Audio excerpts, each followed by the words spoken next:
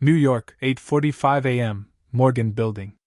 The shiny elevator reflected Bella Carter as she stepped inside. A tight black suit, sharp, high heels clicking on the marble floor with each step sure. The air in this prestigious financial building carried the luxurious scent of cedar and espresso, but Bella had no time to enjoy it. She had come here not to admire but to conquer. The elevator doors opened, revealing an ample, minimalist space. The glass walls reflected the pale yellow light, and the mahogany desks were neatly arranged. Everything was in the style of the powerful financial world. And right in the center of the large conference room, Alexander Morgan sat, his sharp eyes observing everything. She had heard a lot about him before she set foot here. A cold, ruthless CEO, someone who could make anyone fall with just a look. But Bella was not the type of woman to be intimidated. Her footsteps echoed as she entered the conference room. Numbers on the large screens glowed, executives bowing to a single figure, Alex. He sat there, wearing a perfectly tailored black suit, one hand on the table, the other lightly toying with a silver pen. "Carter," he said, his voice low and expressionless. "What do you think of this proposal?" Bella raised her head, her eyes meeting his deep blue ones. Her breath caught for a second, not out of fear, but because she sensed an invisible pressure radiating from him. She took a deep breath, then stepped forward, unflinching. "I think there's a problem," she said, her voice calm. The atmosphere in the room changed instantly. Some frowned, others exchanged worried glances. No one had ever dared to contradict Alexander Morgan. He leaned back in his chair, his eyes darkening dangerously. "What problem?" Bella didn't blink. "This strategy could be highly profitable, but it also comes with great risk. If the market moves, Morgan and Company will suffer serious losses. I can suggest a more effective solution." The room fell silent. A long silence before Alex smiled, a smile that carried no warmth. "Interesting," he said, his voice laced with challenge. "Then, Carter, I want to see your plan in 24 hours. Don't disappoint me." Bella nodded, unflinching. "I won't." But as she turned to leave the conference room, a chill ran down her spine. She could feel his eyes still on her, as if he were analyzing, dissecting, even waiting. 11:30 p.m. The office is quiet. Bella sat alone in the office, the desk lamp casting a dim shadow over the documents before her. The steady tapping of the keyboard sounded, and she bit her lip, concentrating on the financial strategy Alex had requested. The scent of coffee mixed with the light scent of perfume from her skin. She had been here for over 14 hours, but she was not tired at all. Ambition coursed through her veins like an unquenchable fire. Suddenly, footsteps echoed in the quiet space. Bella raised her head. Alex Morgan stood in the doorway, the light behind him making his silhouette look taller and more dangerous than ever. The scent of sandalwood and the light scent of whiskey wafted through the air as he entered. "You're still here," he said, slowly approaching. "I didn't expect a new employee to be so hard-working." Bella didn't avoid his gaze. "I don't intend to be an employee forever." There was a pause. Alex picked up a file from the desk, flipped through a few pages, and slowly set it down. "You have ambition. That's a good thing." He paused, then tilted his head to look at her. "But ambition without fear is a dangerous thing." Bella tightened her grip on the pen. "I'm not afraid of you." He stepped closer. The distance between them closed, his breath fanning over her skin. "You should be afraid, Bella." She looked up, their eyes meeting. The tension was like a string. A second, 2 seconds. Then Alex pulled back, his gaze sharp but somehow darker. "I'll see you tomorrow morning," he said, his voice full of meaning. Then he left, leaving her alone in the office, but not in peace. Bella leaned back in her chair, her breathing ragged. A strange feeling welled up inside her, not fear, but excitement. She had played a dangerous game. And Alex Morgan, he had accepted the challenge. Dangerous game. Morgan and Company. Office, 9 a.m. Bella walked into the office with a stack of papers, her high heels clicking sharply on the cold tile floor. Before she could sit down, A new email from Alex Morgan appeared in her inbox. Subject: Wellington Project, deadline 1 week. Her brow furrowed as she skimmed the first information. Wellington was a massive expansion project with hundreds of pages of complex financial data. It was more than just a report. It was a strategic plan with potential risks. An assignment of this nature would typically take at least 3 weeks, and he wanted her to do it in 7? A chill ran down Bella's spine. This was a test. He was seeing how much pressure she could handle. She glanced at Alex's polished mahogany desk through the office's glass. He was standing there, hands in his pockets, his sharp gaze never leaving her. A smile flickered across his lips at her reaction. Bella tightened her grip on her bag. Test me? Fine, I won't let you down. 11:45 p.m., office lights still on. The sound of the keyboard clicking echoed in the quiet room. The strong scent of coffee wafted through the air, mingling with her light perfume. Bella flexed her wrists, her eyes straining to scan the tangled data. The laptop screen reflected her face. Her eyes were cold, her dark brown hair falling over her cheeks as she focused. The office lights reflected off the large glass, creating an empty and oppressive atmosphere. She hadn't been home in 3 days. Suddenly, the door opened. A tall figure appeared, carrying the scent of sandalwood and light whiskey. Bella didn't need to look to know it was Alex Morgan. You're not back yet? His voice was low, carrying a cold observation. Bella raised her head, her eyes challenging. I haven't finished the project you gave me. I don't like to leave things unfinished. Alex walked in, his Italian leather shoes making a soft sound on the tile floor.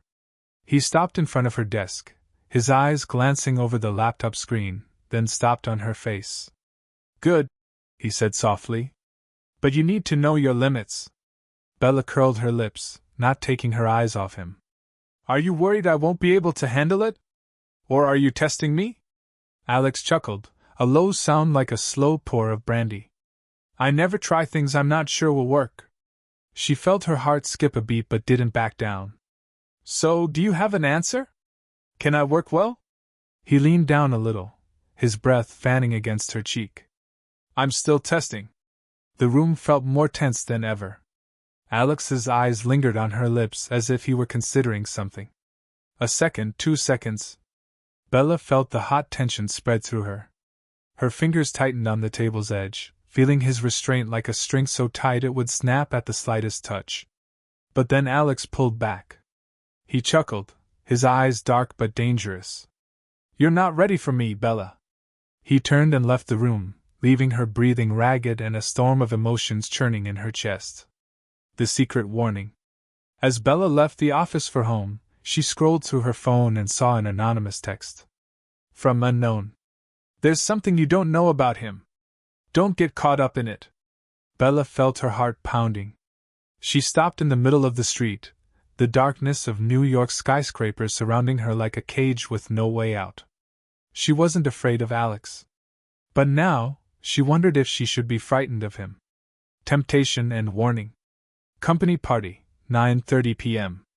The atmosphere in the luxurious hall of the Plaza Hotel was filled with warm yellow lights, bustling laughter, and the sound of crystal glasses clinking in the sparkling space. Bella walked in, attracting all eyes.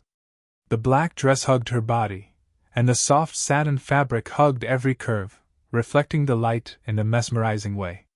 Her skin was white and smooth, standing out in the luxurious atmosphere. The gentle scent of jasmine perfume mixed with the smell of cedarwood wafted in the air. She strode in Louboutin high heels, each step filled with confidence, proud like a queen in the crowd. But her eyes searched for only one person. Alex Morgan. He was standing at the bar, wearing a perfectly tailored black suit, his hair a little tousled on purpose, the top button of his shirt undone to reveal a sharp clavicle. He was holding a glass of whiskey, but his eyes never left hers. Bella felt the heat of his gaze, a jolt of electricity running down her spine. He didn't look surprised to see her, but something in his eyes darkened, something more profound than mere desire. She ignored him, walking over to chat with a male partner. The man had a polished appearance and a charming smile. But as she smiled, a firm hand suddenly grabbed her wrist. "You don't know what you're playing with, Bella." Alex's voice was low next to her ear, his breath fanning the bare skin at the nape of her neck, making her shiver. She turned her head, her gaze challenging. "And what if I wanted to play with fire?" Alex smiled faintly, but there was something in his eyes that was more than anger. It was a warning. "You have no idea how dangerous this game is." Before she could respond, he pulled her out of the banquet hall, leading her into a deserted hallway. The wooden door closed behind them, cutting them off from the world around them. A first kiss, but a possessive one.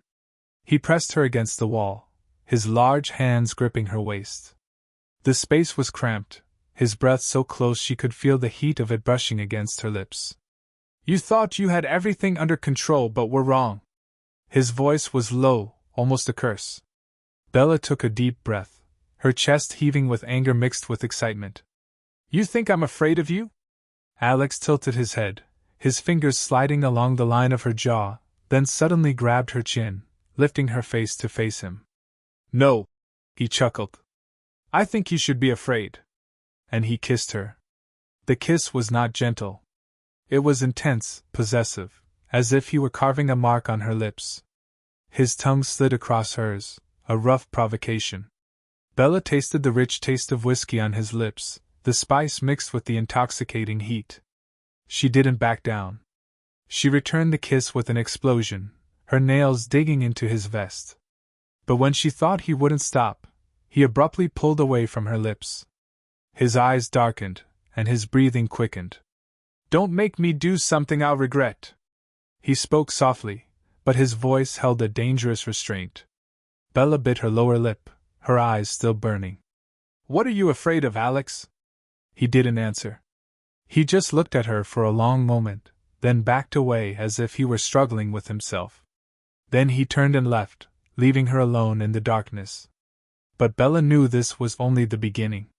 The mysterious warning. The following day, Bella woke up with a strange feeling. Her mind was still lingering on the night before, on that dangerous kiss, on the way Alex looked at her before leaving. But then, she discovered an envelope stuffed under her door. She picked it up, feeling a chill run down her spine as she saw the short, typed words. "Stay away from him, or you will die." Her hand tightened on the paper, her heart pounding. Who sent this? Who was watching her? She flipped the paper over, but there was nothing but a strange symbol, a small red dot in the right corner, like a secret sign. Unable to ignore it, Bella began to search for information about Alex. And what she discovered left her speechless. A woman who had dated Alex had mysteriously disappeared. Without a trace. No explanation. There was only one thing that all sources agreed on. Alex Morgan, the most dangerous man she had ever known. Ghosts of the past. Alex's office, 1:30 a.m. The atmosphere in the Morgan and Company building was eerily quiet. The street lights shone through the glass doors, creating blurry shadows on the walls. Bella took a deep breath, quietly reaching into her coat pocket, feeling her fingertips cool against the key she had taken from Alex's assistant's desk earlier. She knew this was crazy. But she needed to know the truth. The door opened gently, without a sound. Alex's signature sandalwood scent filled the room, mixed with the leather scent of the expensive sofa. Bella quickly closed the door, listening for a moment. No one. He wasn't there. She stepped in, her eyes scanning the vast space. Alex's office was more than a workplace, like a fortress, where he controlled everything. Bella's eyes stopped on a locked drawer. Biting her lip, she quickly knelt and pulled out a small hairpin. Within seconds, the lock clicked open. Inside was a thick, carefully bound file. But what caught her attention was a name. Natalie Carter. Bella's breath caught. She pulled the file out, flipping through the first few pages. Photos appeared. A girl with dark brown hair, deep eyes, a sharp smile. She looked strangely like Bella. Bella's heart pounded in her chest. She continued reading. Natalie Carter. Age 28. Worked at Morgan and Company. Disappeared a year ago without a trace. Bella's hand tightened around the page. She couldn't believe her eyes. Why did Alex keep this file? Why did Natalie look so much like her? Suddenly, the air in the room became heavy. "What are you doing here?" A deep voice sounded behind her. She jumped. Alex stood in the doorway, his shadow looming over her. His deep blue eyes were dark, without a trace of tenderness. Confrontation. Who's in control? Bella slowly stood up, still clutching the file in her hand. She could feel the tension like a string pulled to its limit. "What did you do to that girl, Alex?" Alex didn't answer right away. He strolled toward her, his eyes locked on her like a predator waiting for the right moment. "You think you're in control of this game, Bella?" He stopped only when they were inches apart. The scent of sandalwood from him seeped into her every cell, mixing with the fear and adrenaline surging through her veins. "Answer me." Bella kept her voice steady, though her palms were sweating. "Natalie Carter. She's like me. She worked here. And then she disappeared. Did you have anything to do with it?" There was a deadly silence. Alex stared at her, then tilted his head slightly, a cold smile on his lips. "You want to know the truth?" Bella nodded, though her heart was pounding like it was about to burst out of her chest. The horrifying truth.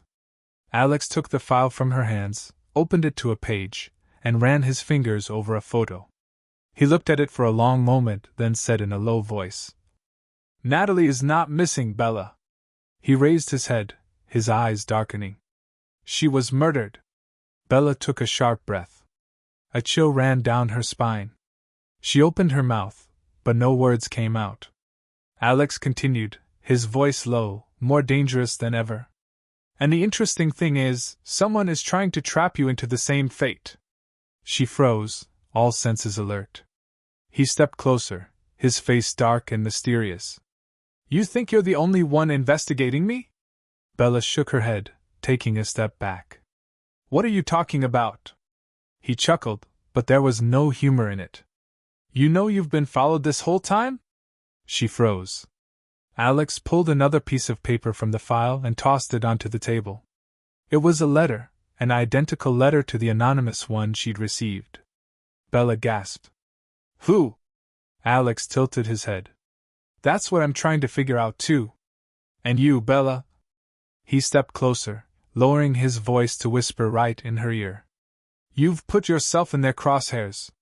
Bella's breathing quickened. Someone was trying to push her into the same path as Natalie. Someone wanted her gone. But who? She didn't know. She knew only one thing: this dangerous game had only just begun. Who's watching? A mysterious car, 1 a.m. A light rain fell on the cobblestone streets of New York, reflecting the dim streetlights. Bella stood by her apartment window, eyes coldly staring at the dark street below. A black, unmarked car was parked across the street, where it had been for the past 3 nights. Her heart was pounding. This was no coincidence. She stepped back, closing the curtains, but her heart was tense. She couldn't shake the feeling that someone was watching her. An invisible shadow had crept into her life since she touched Natalie Carter's file. A warning, the mysterious man. The next day, Bella left work later than usual. The New York air was chilly, her breath forming wisps in the wind. A whisper made her stop as she crossed the street to the taxi stand. "You don't know who he is." She spun around but saw only a man in a black coat standing in the corner. The shadow of his slouchy hat hid his face, but his voice carried a hidden threat. Bella took a step back. "Who are you?" The man chuckled. "He's not who you think he is. Get away from him while you can." Then he disappeared into the darkness, leaving her with unanswered questions. The confrontation between Bella and Alex.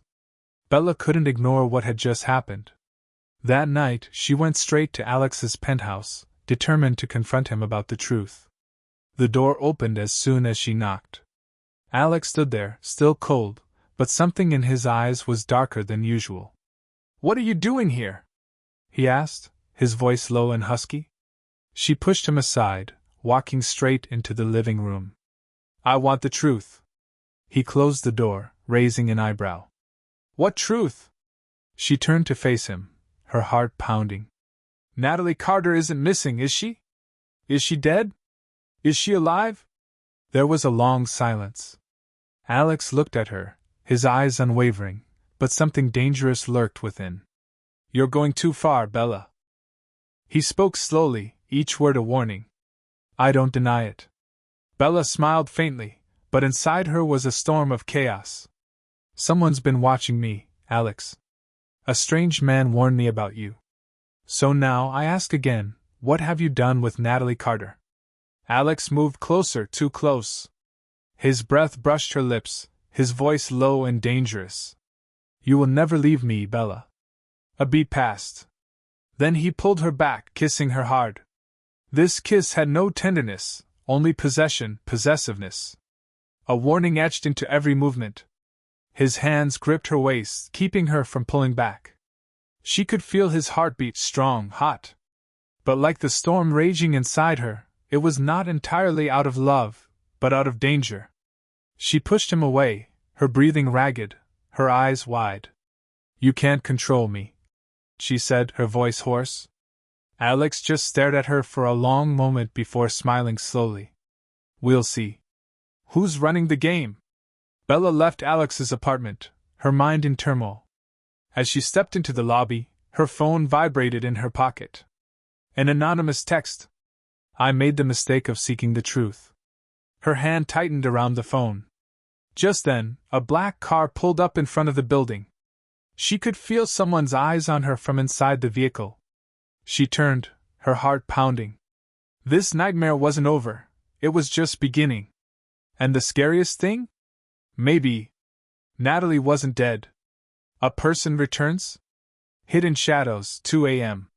Bella sat on her bed, her phone still vibrating softly in her hand. The anonymous text message was still on the screen. You made the mistake of seeking the truth. Outside the window, New York was bustling as usual, but she couldn't shake the feeling that someone was watching her. She pulled the curtains closed, taking a deep breath. Why were there so many mysteries surrounding Alex? And more importantly, was Natalie Carter dead? An unexpected encounter. The next day, Bella decided to look for more clues. She went to a small coffee shop on Manhattan's East Side, where she had read in her file that Natalie had frequented before her disappearance. As she entered, the doorbell rang softly, mixed with the low laughter of the other customers. She chose a secluded corner, ordered an espresso, and began searching her phone. Suddenly, a familiar voice spoke from behind her. Didn't expect to see you here. She froze. Slowly turning around, Bella saw a man standing there, the mysterious man who had warned her about Alex the night before. He pulled up a chair across from her, a faint smile on his face. You're going too far, Bella, he said quietly. And I'm not the only one who knows it. What do you mean? Bella whispered, trying to keep her composure. He leaned forward, his eyes wary. Someone's back. And she won't let you continue investigating. Bella tightened her grip around her coffee cup. Who?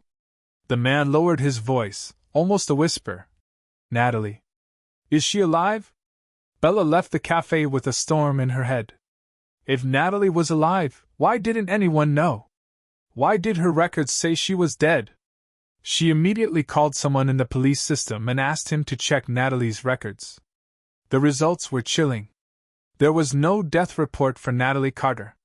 Her name was still in the system, but all missing information was unclear. It was as if someone had erased all traces of her from the public records.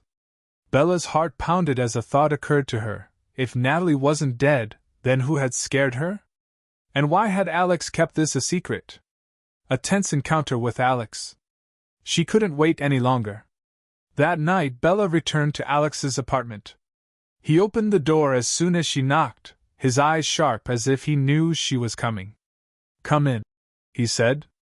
Bella stepped inside the air, which was heavy in the apartment. She turned, staring at him. You lied to me. Alex didn't respond immediately. He just walked to the bar, poured himself a glass of whiskey, and looked at her slowly. About what? She took a step forward, facing him. Natalie Carter isn't dead, is she? The air seemed to freeze. He put his glass down on the table, his eyes dark. Who told you that? Bella felt her breath hitch. The question wasn't a denial. So she's alive? Alex didn't answer right away. He stepped closer until they were so close that she could feel his warmth on her skin. But this time, he didn't attack. He just stared at her, as if considering something. Finally, he said in a low voice, "Do you want to know the truth, Bella?" She swallowed, her heart pounding. Yes. He nodded, then turned and walked to a large locker in the corner of the room. He pulled out a file, not Natalie's, but something else. He placed it on the table and then looked at her. Then look. Bella picked up the file, and her breath caught as she turned the first page. The photo on the page was a picture of her, Bella, but more than a year ago. A year ago, when she had never met Alex. She shuddered. Why is there a picture of me? Alex stood across from her, his eyes dark. Because, Bella, you've been part of this game for a long time. The truth revealed. The hidden room, 11:45 p.m. Bella stared at the file on her desk. The image of herself from over a year ago stabbed into her mind like a cold shock. She couldn't understand why Alex had this photo. And more importantly, what did it mean? Alex stood across from her, his eyes calm but a storm brewing beneath them. Do you understand now why you can't leave? He said, his low voice making her chest vibrate. Bella shook her head, confusion taking over. Why am I a part of this game, Alex? I never even met you at the time.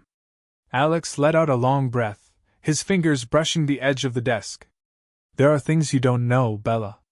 And maybe, it's time you knew. He picked up the file and opened it to another page. The sharp print appeared. Project Spectre, study subject, Bella Carter. Bella felt her blood freeze. Her eyes widened as she flipped through the thick pages. Notes, analyses of her life, where she had worked, who she had met, everything was recorded with terrifying detail. What the hell is this? She whispered, feeling a chill run down her spine. Alex looked straight into her eyes. You're not the only one who's been looking into me, Bella. You've been a part of this game since you entered it. Natalie's fake death, the horrifying truth. Bella swallowed, her hands shaking as she turned to the next page. Natalie Carter's name appeared. Below it was a note. Original goal, trial experiment. She's not dead? Bella whispered, her voice almost cracking. Alex leaned forward, placing his hands on the table. She's not missing. She was chosen. And when she tried to escape the game, they turned her into a ghost. Bella looked up at him, the air in the room heavy enough to make breathing hard. Who are they? Alex smirked a smile that held no joy. The ones who have been watching us from the beginning. They are the ones who control this whole game. And if you're not careful, you'll be next. Bella no longer herself? Bella didn't know what was scarier, the truth about Natalie or that she might be a pawn in this game. Why was I chosen? She asked, her voice hoarse. Alex looked at her for a long moment before answering. Because you're like her. Not just in appearance but in the way you think and the way you react. But there's one different thing, she's trying to escape. You're trying to find out. Bella felt a chill run down her spine. Are you saying I've never had control over my destiny? Alex didn't respond. He just reached up, gently touching her chin and tilting her face up. Will you keep fighting, or will you run like her? Bella shook his hand off, anger and panic flaring. If you knew all this, why didn't you say so sooner? What are you hiding, Alex? Or are you just a pawn like me? Alex narrowed his eyes, his gaze turning cold. Do you think I'm a pawn, Bella? If I'm a pawn, who do you think is controlling this game? A deadly silence fell. Bella realized that this story was more prominent than Alex, more significant than her. And if she didn't find out the truth soon, she might not have another chance. The real controller? The investigation begins, 10 p.m. Bella sat in her apartment, the light from her laptop screen reflecting off her face. In front of her was an electronic file she had just accessed from an anonymous source. Natalie Carter, disappeared on September 14th of last year. There is no official death report. All the clues led to a single name, Spectre Group, a mysterious financial company with ties to many large corporations. But the scariest thing? Spectre Group had no information about its board of directors, no CEO, and no list of shareholders. It was like an invisible organization operating behind the scenes. Bella clicked on a hidden file, her heart pounding as she saw a list of employees who had worked at Spectre Group. There was a familiar name. Alex Morgan. The confrontation with Alex, 11:30 p.m. Bella stormed out of the apartment, the taxi speeding towards Alex's penthouse. The doorman didn't stop her when she entered the building. Alex had expected her to come. The door opened as soon as she knocked. Alex stood there, his white shirt undone, the top button undone, his eyes calm but dangerous. "What is it this time, Bella?"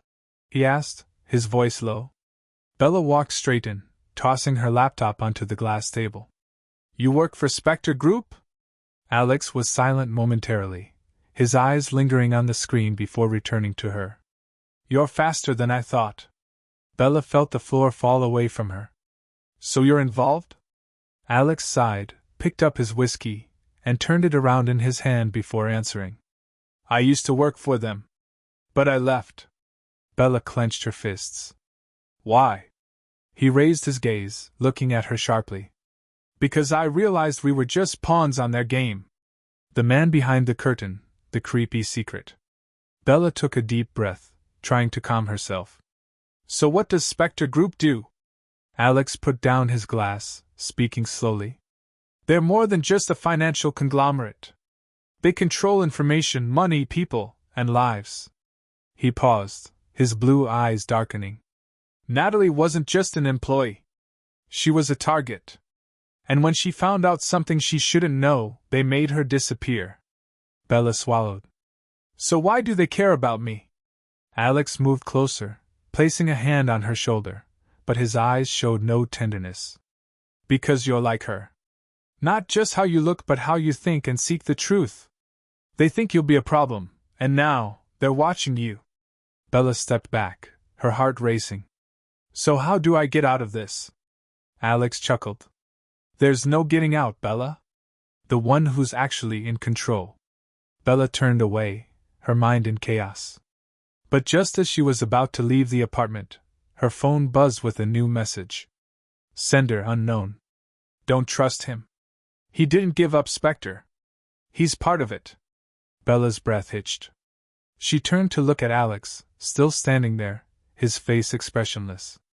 "Why should I trust you?" she whispered. Alex didn't answer right away. He just smiled, a smile that didn't make sense. "Because, Bella, you'd be the first to know if I were the bad guy." The air in the room was so cold that it made her shiver. She had no idea who was really behind all this. But she knew one thing for sure: this game was more dangerous than she thought. Betrayal? Darkness is closing in, 10 p.m. Bella sat in front of her computer screen, her hands moving slowly over the keyboard as she tried to find any trace of Natalie.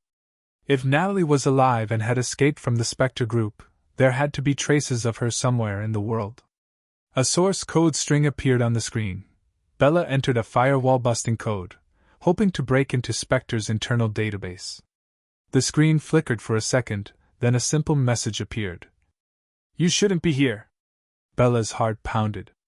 A second later, she received an email from Natalie Carter. There was only one line. "If you want to know the truth, go to 121 Hollow Street, 11:30 p.m. But be careful, Bella. Not everyone wants you to know this." Bella sat motionless for a long moment. This might be her only chance to find out. But maybe it was a trap. Encounter in the dark, 11:30 p.m. Darkness engulfed the hollow as Bella stepped out of the taxi. The street was deserted, the old buildings shrouded in darkness. Only a dim streetlight flickered in the distance. She took a deep breath and walked up to the door marked 121. She knocked lightly 3 times. There was no response. She tried again, harder this time. A creak sounded behind the door, and it opened a crack. A pair of sharp eyes appeared in the darkness. "Come in. Quickly." Bella hesitated for a second, then stepped in. The door slammed shut behind her. The room was dark, except for a dim lamplight that shadowed the old wooden table. Standing before her was a woman, thin but strong, her eyes deep and alert. "Natalie?" Bella whispered. The woman nodded. But instead of joy, her eyes were filled with worry. "You shouldn't have come here." Bella frowned. "I need the truth," Alex said. "Alex lied." Natalie interrupted, her voice cold. Bella's heart stopped. "What did he lie about?" Natalie looked at her, her eyes dark. "He didn't leave Spectre. He never left.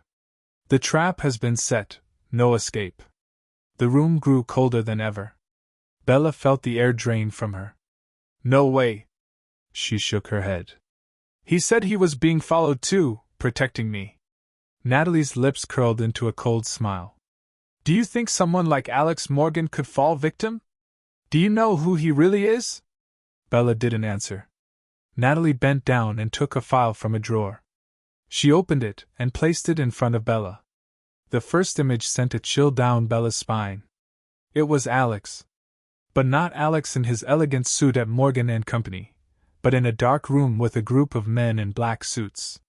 He wasn't the one being chased. He was the one giving the orders. Bella flipped through the pages. The photos, the financial transactions, the phone records, they all pointed to one thing. Alex had never betrayed Spectre. He was one of the people running it. Bella felt everything fall apart. "No," she whispered, taking a step back. "It can't be." Natalie looked at her, her voice filled with pity. "You think Alex loves you? You're just part of the plan. You're just a pawn, Bella. Just like I was." Alex appears, psychological battle. At that moment, the door was kicked open. Alex walked in. His eyes were no longer gentle. He was no longer the charming, dangerous, yet seductive man Bella had known. He looked like a predator. "You've gone too far, Bella," he said, his voice cold. Bella felt her heart pounding in her chest. She looked at Natalie, but Natalie just stood there, her eyes looking at Alex with no fear, only hatred. "She's right?" Bella asked, her voice trembling. "You never betrayed Spectre?" Alex looked at her for a long moment. Then he smiled. A smile as cold as ice. "You're smart, Bella." He stepped forward, leaned down, and whispered in her ear. "But not as smart as me." Bella felt her breath catch. This is no longer a game between a CEO and an ambitious employee. This is a fight for survival. And she is losing. Escape? The trap is closed, 1 a.m. The room seemed to shrink as Bella felt Alex's cold breath right next to her ear. He looked at her, his eyes no longer pretending to be gentle, only controlling and possessive. "You think you can escape me?" he whispered, his voice like a knife cutting into her nerves. Bella clenched her fists, trying to hide her panic. She glanced at Natalie but just stood there, her eyes cold but giving nothing away. Alex backed away a little, a faint smile appearing on his lips. "You never had control, Bella. Spectre chose you from the start. You didn't realize it." Bella's senses were on alert. This was her only chance. She had to run. Desperate escape. Bella didn't think twice. She turned, pushed Alex away with all her might, and ran for the door. He reacted like a predator, his strong arm grabbing her wrist, but Bella didn't stop. She spun around, her heel digging into his leg. Alex backed away for a second, just a second, and that was all she needed. Bella dashed out of the room, running down the dark hallway, her breath coming in short gasps as if choking on fear. She had to get out of this building. But as she reached the fire escape, another door swung open. 2 men in black stood in front of her, their eyes emotionless. Bella had fallen into a trap. Alex knew everything. She turned, her heart pounding in her chest as Alex stepped out of the shadows, his shirt disheveled but his eyes still full of power. He didn't need to chase. He knew she would run. Alex approached slowly, his footsteps echoing in the silence. "How do you think you can get out, Bella?" he asked, his voice warm but cold. "Spectre has planned your every move." She shook her head, breathing hard. "You can't keep me here forever." Alex chuckled, his eyes darkening. "I don't need to keep you. You're the one who can't leave." She froze. "Do you think you can go back to your old life? After everything you've seen?" Bella opened her mouth to say something but then realized he was right. No one leaves Spectre and survives. The final plan? Bella tried to keep her composure. She knew she couldn't escape by force. If she wanted to stand a chance, she had to think differently. She took a deep breath, looking up at Alex, trying to rekindle the danger between them. "You think you can control me forever?" she whispered, her eyes challenging. Alex tilted his head, a small smile tugging at his lips. "I don't need to control you, Bella. Because you'll come back to me." She narrowed her eyes, but before she could react, Alex leaned down, cupping her chin, whispering right against her lips. "And when you realize that, there's no turning back." Bella felt a shiver run down her spine. This game wasn't over yet. A devil's plan? A dangerous chess game, 3 a.m. Bella sat in her room, the dim light from the desk lamp illuminating her face. Her eyes reflected the cold light of a predator planning its next move. She had been naive to think she could escape Spectre. Now she had no choice but to play by their rules. But what if she not only complied but reversed the game? She pulled out her phone, her fingers scrolling through her contacts. Finally, she dialed the number. The other end picked up immediately. "I knew you'd call me soon, Bella." Alex's voice rang out, low but powerful. Bella gripped the phone, keeping her voice calm. "I want to make a deal." There was a pause. "What deal?" Alex asked, his voice devoid of emotion. Bella bit her lip, then spoke slowly. "If you want me to stay, I want power. I want to be on top, not just a pawn." Alex chuckled. "You think you can control me, Bella?" She leaned back in her chair, her eyes darkening. "I don't think so." "I know. A dangerous deal." The following day, Bella went to Spectre's office at Alex's invitation. No one stopped her as if they knew she would return. When she entered Alex's office, he stood there, leaning against his desk, a glass of whiskey in his hand, as if this were a regular meeting. "Speak, Bella," he said, his voice cold. "What do you want?" She approached, not afraid. "I want a place in Spectre. A real place. If I'm going to get caught up in this game, I want to play to win." Alex set down his glass, stepping closer to her, inches away. "And you think I'll let you have it?" Bella didn't back down. "No. But you know I'm worth it. Otherwise, you wouldn't keep me." He was silent for a moment, then smiled, amused. "Okay. We can try." She looked him straight in the eye. "I want my terms guaranteed. If I find out you're going to betray me..." Alex interrupted, leaning in close, whispering in her ear. "I don't betray. I destroy. Remember that, Bella." The plan to reverse the game. Bella knew she had just sold her soul to the devil. But she had no choice. If she wanted to survive, she had to become part of Spectre. But she wasn't here to be a puppet. She was here to take control. But the question was, did Alex see this move coming? Prey or hunter? The game begins 10 a.m. Bella sat in Spectre's vast conference room, the light from the floor-to-ceiling windows reflecting off the polished black wood table. She scanned the faces around her, the mighty men who controlled the underground economy she was now a part of. Alex walked in, his demeanor as if he controlled everything. Everyone fell silent as he approached, his cold blue eyes scanning the room before settling on her. Bella raised her head, her gaze unwavering. She would not let him walk all over her. Not again. Manipulate or be manipulated. Bella had spent the past 2 days studying Spectre, the deals, the names hidden in the shadows. She knew that if she wanted to survive, she couldn't just be a player, she had to be the one to control the game. She pushed back her chair and stood, her voice hard against the room.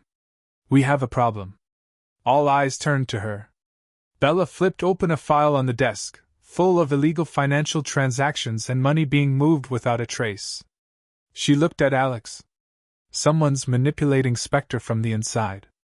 Alex tilted his head, the corners of his lips turning up a little, but his eyes were no longer surprised, as if he had known this all along.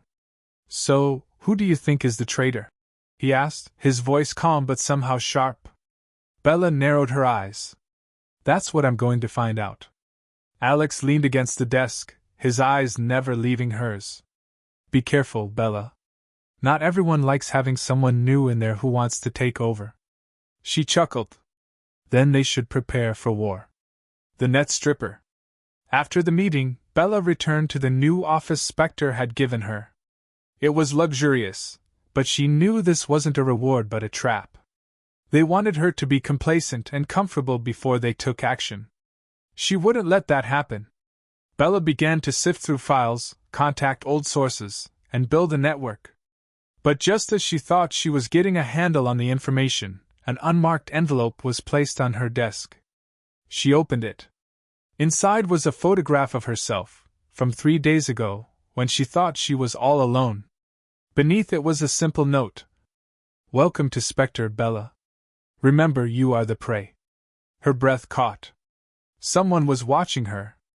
And perhaps Alex wasn't the only one casting the net. The man in the shadows? Suspicions growing. 2 a.m. Bella sat in her apartment, the blue light from her computer screen illuminating her face. Every page she opened made her heart beat faster. She followed a trail of mysterious money, encrypted emails, and unnamed meetings. Every clue led to someone who had never been seen. Someone was manipulating Spectre from the shadows. And the most terrifying thing? That person might never have shown up, but he watched her every move. The prosecutor's move.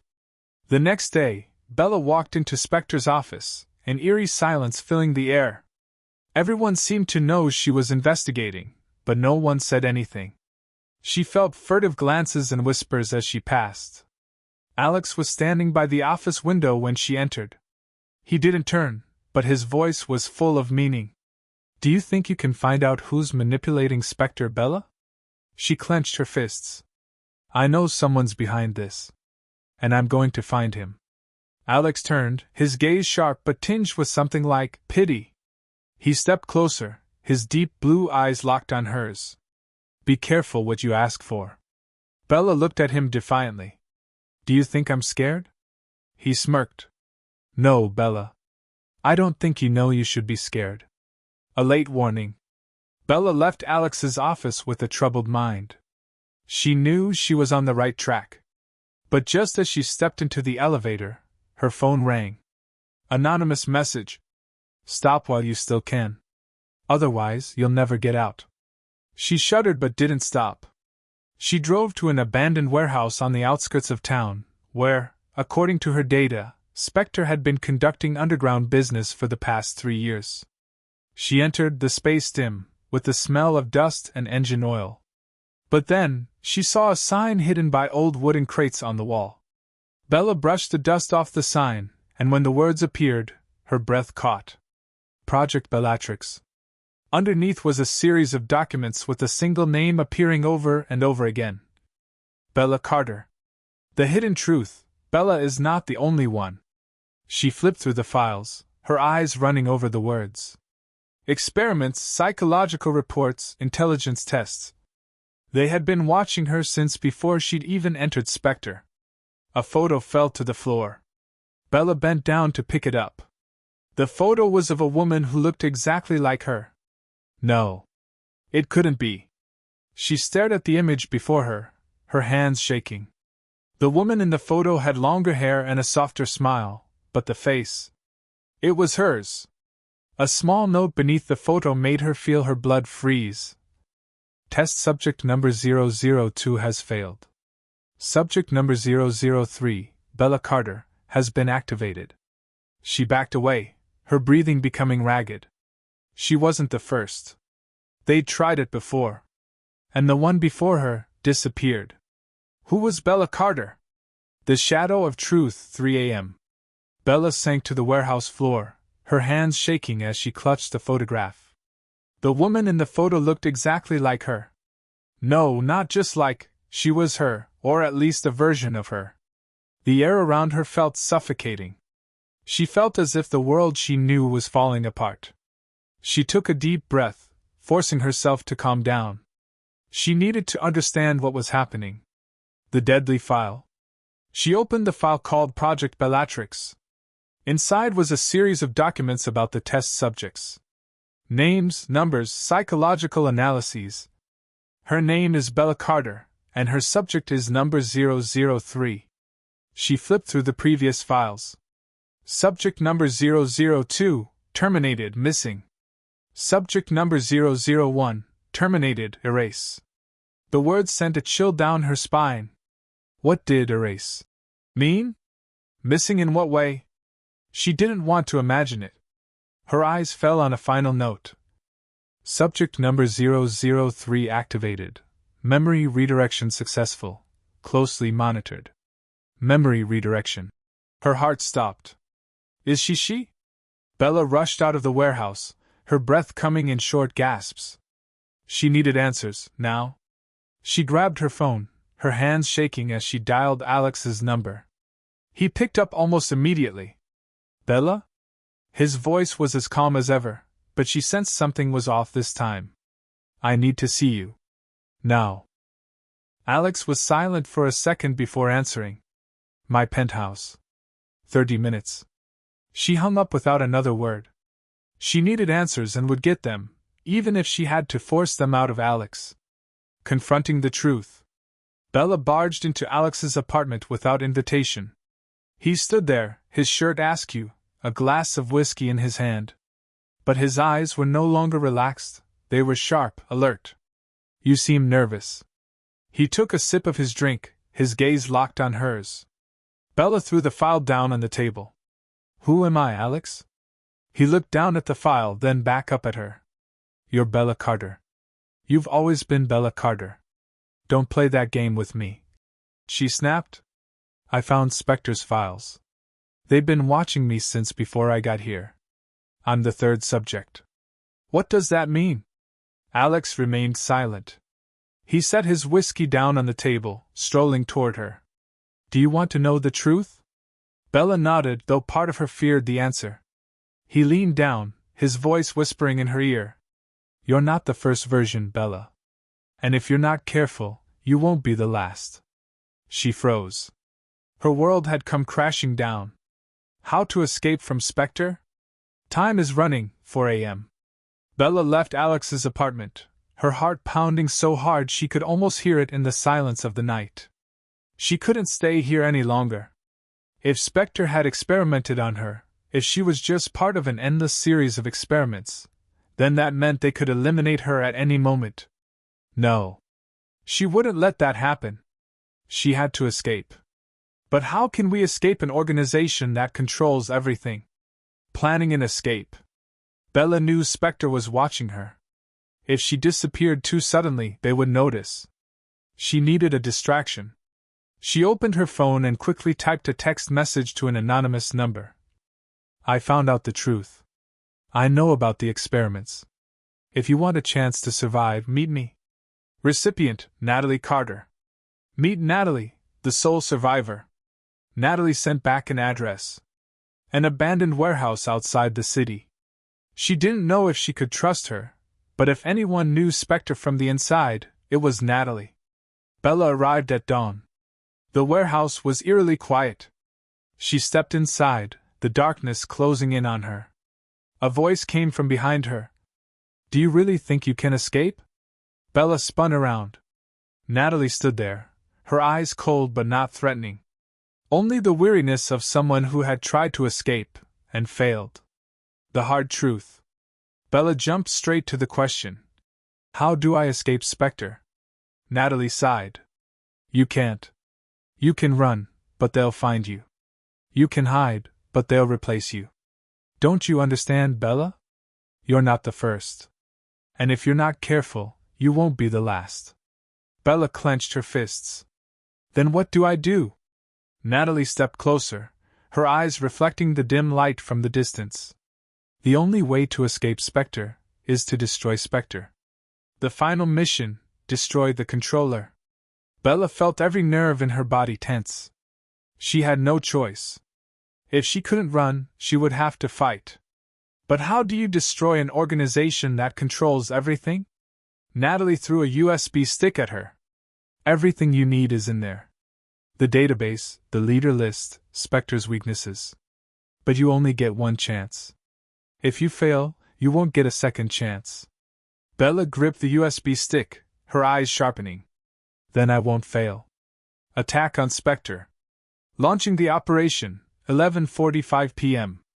Bella stared at the computer screen, blue light reflecting her determined eyes. The USB drive Natalie had given her contained everything she needed, a list of Spectre's masterminds, classified documents, and their fatal weaknesses. She had two choices. 1. Quietly wipe the data, destroying Spectre from within. 2. Strike at the heart of Spectre, exposing the truth to the public. She was not a runaway. She chose to fight. Work with the enemy? Bella needed an ally, but the only one powerful enough to help her was Alex.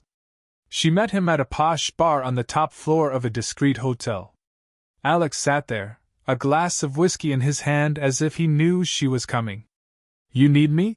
He asked, his voice low and sarcastic. Bella set the USB drive on the table, her gaze unwavering. No. I need Spectre down. Alex tilted her head slightly, her blue eyes sparkling in the light. And you think I'll help you? She smiled, but there was no warmth in it. I know you want Spectre gone too.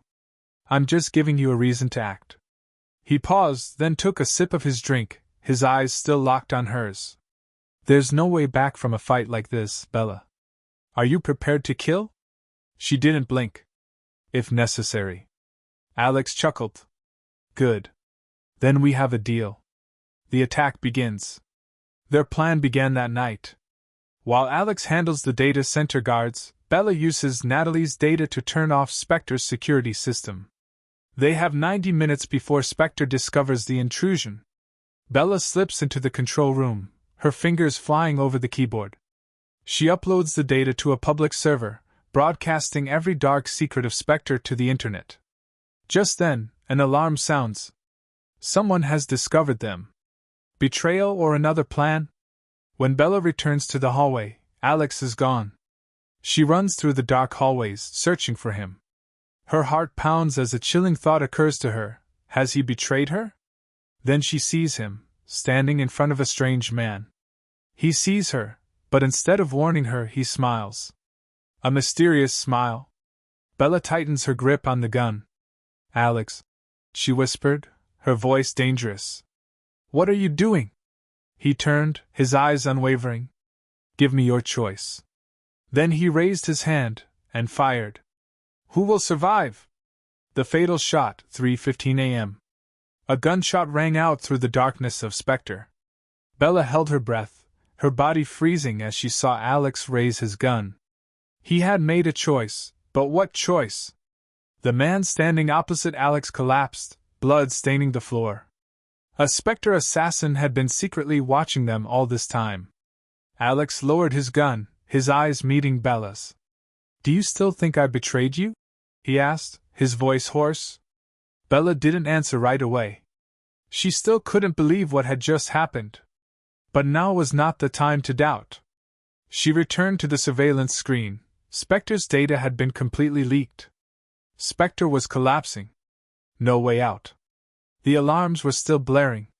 Spectre guards were searching the building. They had 15 minutes before their only escape route was sealed.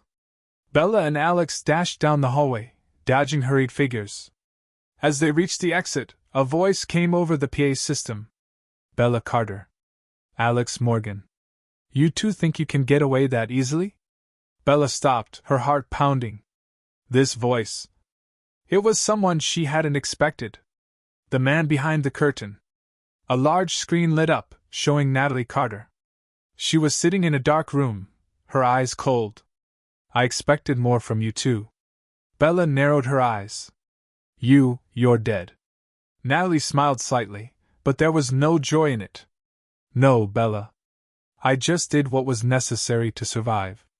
She tilted her head, her eyes dark. You think Spectre fell because I helped? No. I was the one who controlled it from the beginning. A chill ran down Bella's spine.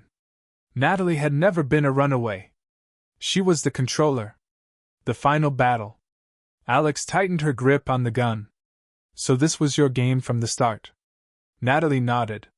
Spectre was weak, rotten from the inside. I just cleaned it up. And now I need you two gone.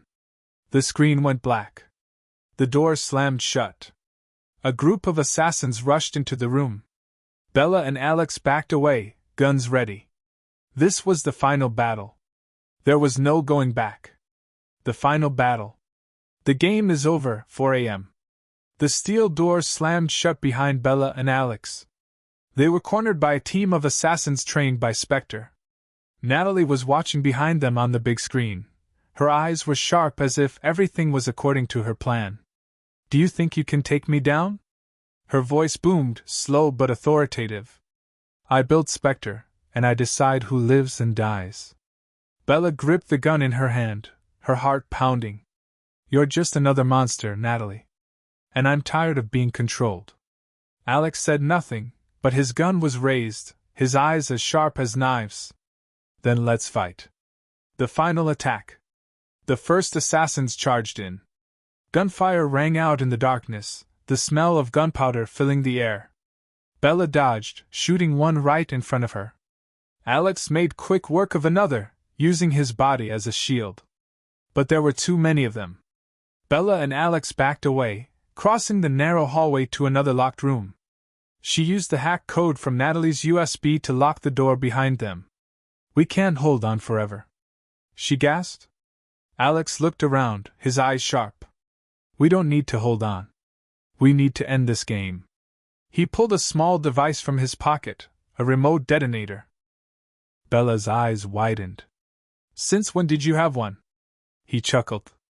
I don't play a game without a backup plan. Destroying Spectre, the last option.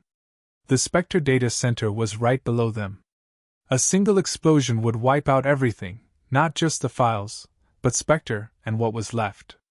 If we detonate, we have no way out, Bella said, her eyes determined. Alex looked at her. Are you ready? She took a deep breath and looked at him. Always. They pressed the button in unison. Natalie, never lose. The alarm sounded. A voice boomed over the speakers. I've been waiting for this. Bella froze. Natalie was still on the screen, but her face wasn't panicked. It was a triumphant smile. You think I didn't think about this? You did exactly what I wanted. And now, I need to reap the rewards. On the screen, Spectre's data wasn't being erased. Instead, it was transferred to a new system, a different, more powerful Spectre. Thanks for cleaning up the old mess for me. Now, goodbye. There was a bang. The end, but who survives? The room shook. Bella and Alex dashed out as the fire consumed them. They ran down the hallway, heat on their skin. But they weren't fast enough. Everything went black. Who is left after all? Spectre ruins, 6 a.m. Smoke and dust enveloped the remains of Spectre headquarters. The sound of fire engines, the rumble of destruction, and the eerie silence after the explosion made the space suffocating. A trembling hand reached up from the rubble. Bella coughed, trying to pull herself free from the shattered concrete. She felt blood trickling down her forehead, a burning wound running down her arm. She turned her head to look. Where was Alex? She screamed, her voice hoarse. But there was no answer. One doesn't die that easily. Bella staggered to her feet, clinging to a scorched wall. She looked around, and a voice rang out just when she thought it was all over. You think we can die that easily? She spun around. Alex stepped out of the shadows, his clothes tattered but his eyes still sharp. He had survived. But what surprised Bella more was that he wasn't surprised. You knew this was coming? She whispered. He shrugged, a streak of blood running down his temple, but his smile remained. I always have a backup plan. Natalie, the real victor? A large screen inside the ruined headquarters suddenly lit up as if pre-programmed. Natalie's face appeared, her hair still silky, and her smile was as if everything was in her hands. Congratulations, my heroes, she said, her voice calm. The old Spectre is dead. But the new Spectre has been born. Bella clenched her fists. You never meant for us to destroy Spectre. Natalie tilted her head. No, Bella. I'm just letting you two do something I don't care about. Clean up the old mess so I can build a stronger empire. The screen went black. Bella turned to Alex. We can't let her win. He sighed, looked at her for a long moment, then said, Then we'll keep playing. Starting from hell. A new game, 7 a.m. Bella and Alex stood in the ruins of the old Spectre, their breaths still ragged from the battle. But they knew the war was never over. It had only just begun. Natalie was gone but not defeated. She had won again. Bella clenched her fists, a sense of helplessness seeping into her every cell. Alex watched her, his eyes expressionless but with something like resignation. So, what's the plan? He asked. Bella took a deep breath. We can't run away. We have to hunt her down. If Natalie thinks she can control everything, she's underestimated me. Alex chuckled. I like that attitude. He pulled out his phone and quickly punched a code into the security system. A map with flashing locations appeared on the screen. Bella frowned. What's this? The new Spectre's trail. If we take down Natalie, we must know where she's going. She stared at him. You had a plan? Alex shrugged. Always have a backup, baby. The insurance begins. Bella and Alex fled the scene, disappearing before the authorities could reach them. They couldn't afford to be caught, couldn't afford to let anyone control the information they had. They knew Natalie wouldn't sit still. She was ready for this fight, and neither were they. Alex drove in silence, his eyes fixed straight ahead, but Bella could feel the focus in his every move. She won't be taken down, Bella said, her voice sharp. Alex nodded. No. But this time, we won't make mistakes. He turned to her, a dangerous smile on his face. This time, we won't just destroy Spectre. Bella smirked. This time, we'll finish her off. New battlefield. Their first target was Berlin, one of the new Spectre's first underground headquarters. If Natalie wanted to rebuild her empire, this was where she would start. Bella tapped the screen to confirm the information. If we hit here, Natalie will know we're watching. Alex laughed. We want her to know. We're not playing hide-and-seek anymore. Bella tightened her grip on the gun. This was no longer a fight to escape. This was a fight to end it all. And this time, there would be only one survivor. Countdown to destruction. Re-understanding point, Berlin, 11:45 p.m. Bella and Alex arrived in Berlin under false identities, carrying only guns, documents, and a dangerous plan. The new Spectre was nothing like the old one. It was refined, rebuilt from the ruins they thought they had destroyed. But this time, they were letting nothing get in the way. Alex peered through the telescope from his 30th floor hotel suite across the street from the building they were targeting. Security has been tripled. Natalie is no fool. Bella crossed her arms, her eyes never leaving the computer screen running the security decryption code. She knew we were coming. So why did she let us in? Alex asked, a cold smile on his lips. The trap is set. When Bella and Alex approached the building, everything went suspiciously smoothly. There was no sign of guards, no alarms. Something's wrong, Bella whispered as she scanned the security system. The front door's unlocked. Alex nodded, still holding the gun. She wants us in. But they had no choice. If this was a trap, they had to go in. Natalie appears, and her trump card. Natalie was already there when Bella and Alex entered the new Spectre Command Center. She crossed her arms, standing in the middle of the large room with a screen that showed a constant stream of code. You're slow, Bella. I've been expecting you, Natalie said, her voice calm as if she had never failed. Bella clenched her fists. You knew we'd come. Natalie nodded. Of course. But I wasn't just waiting for you too. Another door opened. And Bella froze. Out of the shadows stepped a man she thought she'd never see again.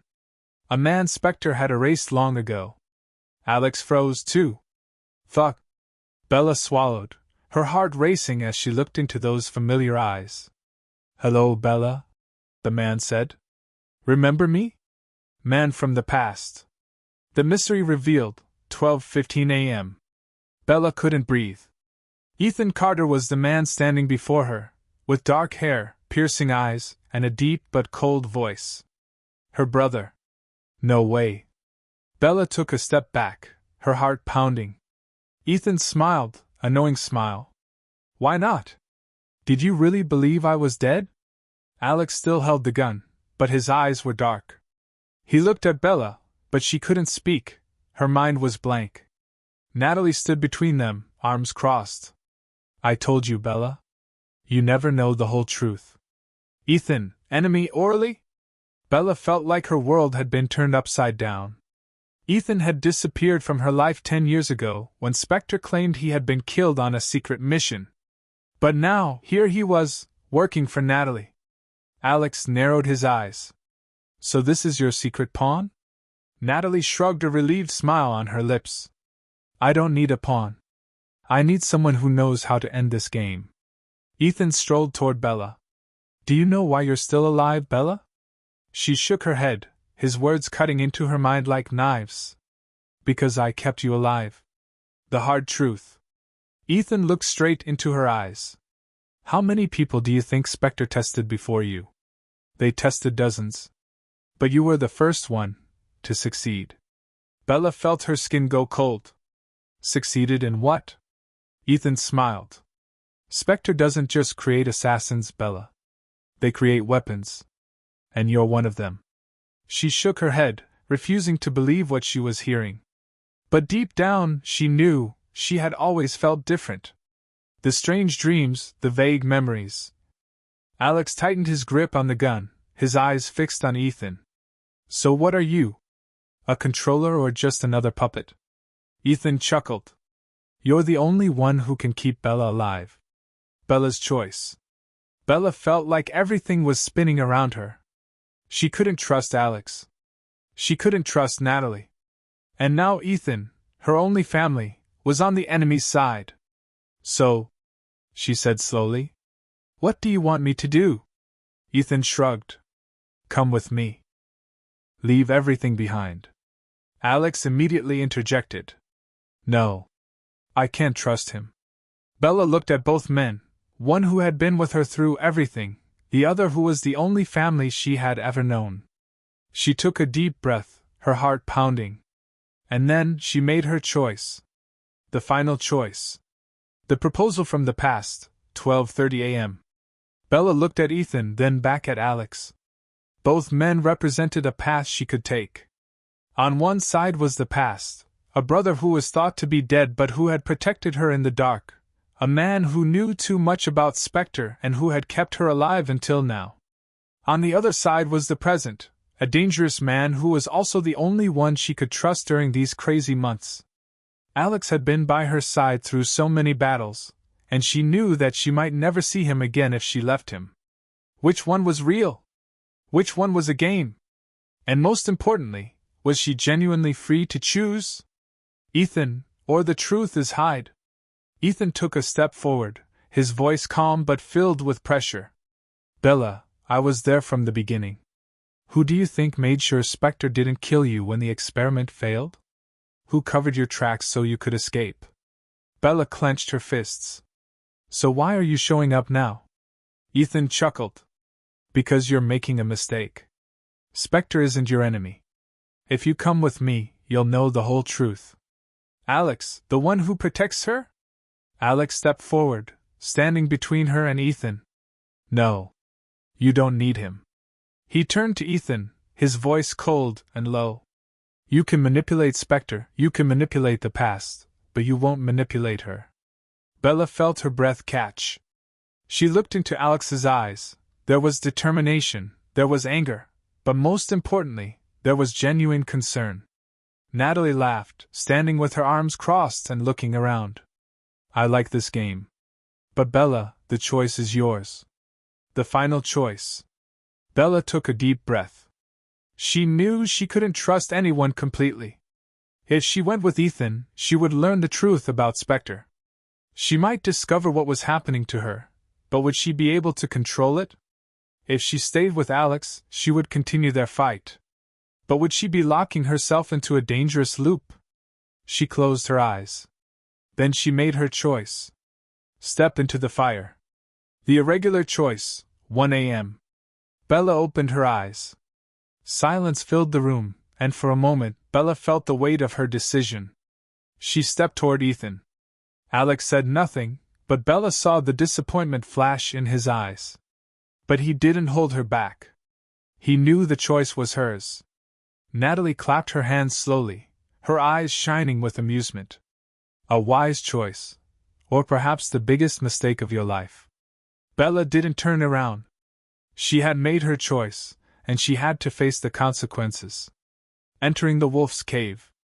Ethan led Bella to a building deep underground, a secret facility known only to those in power within Spectre. Bella felt her throat dry at the sight of steel walls, endless hallways, and locked doors, and she didn't know what lay behind them. Ethan led her into a dark room with a screen that projected data continuously. You'll want to see this, he said, pointing at the screen. Bella stepped closer, and as soon as the image appeared, she felt like she had fallen into hell. The horror truth. On the screen were a series of videos of previous versions of herself, women with the same face and eyes, but not Bella. They had existed. Spectre had erased them. Bella stepped back, feeling sick. What is this? Ethan looked at her, his eyes devoid of pity. The truth. Spectre didn't just experiment on one person. They created dozens of Bella Carters before they found the perfect one. Bella felt her world fall apart. You're not the first, Bella. And if you're not careful, you won't be the last. The only way out. She took a deep breath, trying to calm herself. So what do you want me to do? Ethan shrugged. Work with us. Accept your role in Spectre. Or... He looked at her, his eyes sharp. Or you disappear, like everyone else before you. Bella knew she couldn't trust Ethan. She knew she was just a pawn in a larger game. But if she didn't play, she would be swallowed up. She closed her eyes. And then she made her decision. Counterfeit. The resistance begins 3 a.m. Bella looked at the screen, where images of her previous versions were playing back. She wasn't the first. And if she didn't act, she wouldn't be the last. Ethan stood there, waiting for her answer. So, what will you do? His voice was calm, but Bella knew he was testing her. Spectre never gave anyone a real choice, either she obeyed or disappeared. But Bella had never been one to be subdued. She clenched her fists. I will cooperate. Her voice was firm, but inside she had another plan. A dangerous plan. She needed time. If Spectre thought she was tamed, she could gather more information, find a weakness. But more importantly, she needed an ally. Alex. Bella didn't know if he would trust her anymore after she decided to go with Ethan. But she had to try. Using Spectre's internal system, she sent a coded message to a device that only Alex could receive. I'm not under control. I need you. Be ready. The first strike. Bella was taken into a secret underground laboratory run by Spectre. She was a volunteer, but she knew they were waiting for the opportunity to turn her into the perfect tool. As Ethan led her down the long hallway, she peeked at the security system. She had only one chance to escape, and she wouldn't let it slip. They reached a locked room where Natalie was waiting. You're on the right track, Bella, Natalie said, her eyes gleaming with absolute control. You could be the future of Spectre. Bella smirked. Or I could be the one to finish it off. Before Natalie could react, the lights went out. A small explosion sounded in the distance. Alex had arrived. The first step of the counterattack. In the chaos of darkness, Bella took her chance. She struck Ethan with a swift blow, snatched his access card, and dashed toward the exit. Alex appeared from the opposite hallway, gun ready. I guess you need an exit. You're always right. Bella gasped, but her eyes burned with determination. We have to end Spectre. Alex nodded. Then let's begin. The final battle. The return of the death, 4 a.m. Bella and Alex raced through the dark corridors of Spectre Base, the sirens echoing in the air. Every door was locked, they had nowhere to go. Alex tightened his grip on the gun, his eyes sharp. We only have one chance. We end it all right here. Bella nodded, her heart burning with determination. Spectre had ruined her life. Now, it was time for her to destroy them. Confrontation with Natalie and Ethan. When they reached the control center, Natalie and Ethan were waiting. Natalie stood tall, her lengthy hair falling over her shoulders like a mighty queen. Ethan had his arms crossed, his eyes still dangerously calm. So you think you can win? Ethan asked, his voice cold. Bella stepped forward, unflinching. Don't think. I know I can do it. Natalie chuckled. That's brave, Bella. But you're forgetting something. This is my game. As soon as she finished speaking, the floodlights from above turned on. They were surrounded. No choice. Alex reacted instantly, pulling Bella down as a barrage of machine guns rained down on them. They slid into a small passageway, hiding behind a steel wall. Bella looked around, her mind racing. They couldn't run, they could only fight. She turned to Alex. What about the bomb? He nodded. But we need to get to the control center. Bella gritted her teeth. Then we'll have to go through them. The last force. Ethan stepped toward them, gun in hand. Bella, don't do this. You can have it all, the power, the truth, the future. She looked him straight in the eye. My future is mine, not Spectre's. She pulled the trigger first. Ethan froze as the bullet hit his shoulder, blood spilling onto his shirt. He didn't fall, but his eyes were filled with shock and pain. Natalie stepped back, her eyes flashing with anger. You chose this path, Bella? Then you will die with it. She ordered. A line of bodyguards rushed in. The final battle. Bella and Alex charged into battle, bullets whizzing past their ears. One by one, they fell, streaks of blood streaking the cold steel floor. Bella felt like each shot was a part of her revenge. Spectre had ruined her life, and now she would erase it from the face of the earth. Alex activated the bomb's timer. 3 minutes, and then it's over. Natalie cornered and hissed. You two can't escape. If I die, you die too. Bella stepped forward, the gun in her hand aimed straight at Natalie's forehead. I don't need to escape. I need to make sure you're gone. Hell falls. Hell's greetings, 4:03 a.m. Bella looked at the countdown clock, less than a minute left. Thick black smoke filled the hallway, the smell of gunpowder mixed with the smell of burning. Warning lights flashed red, reflecting off the cold steel floor. The gunshots had stopped, now there was only the silence of approaching death. Alex tugged on Bella's hand. We have to go! She shook her head, her eyes still on Natalie, kneeling on the floor. Her eyes were filled with hatred but also a hint of horror. You think you can end me like this? Natalie hissed. Bella leaned down, her face showing determination. No. You ended yourself. She backed away, the gun still pointed at Natalie. See you in hell. Fleeing from destruction. Alex tugged on Bella, forcing her to turn and run. They dashed down the hallway, their footsteps echoing in the air, the final warnings ringing. 30 seconds. They reached the elevator, but the system was locked. Bella gritted her teeth. Is there another way? Alex pointed to a small exit at the end of the hallway. The underground tunnel. Let's go! 15 seconds. They dashed down the iron stairs, each step echoing like a fatal countdown. The air was suffocating, but they had no time to stop. 5 seconds. They dashed through the last iron door and immediately felt the terrible pressure of the explosion behind them. Spectre collapses. The Spectre base shook as if the very ground itself were screaming. A deafening explosion shattered the air, sending them into the cold concrete.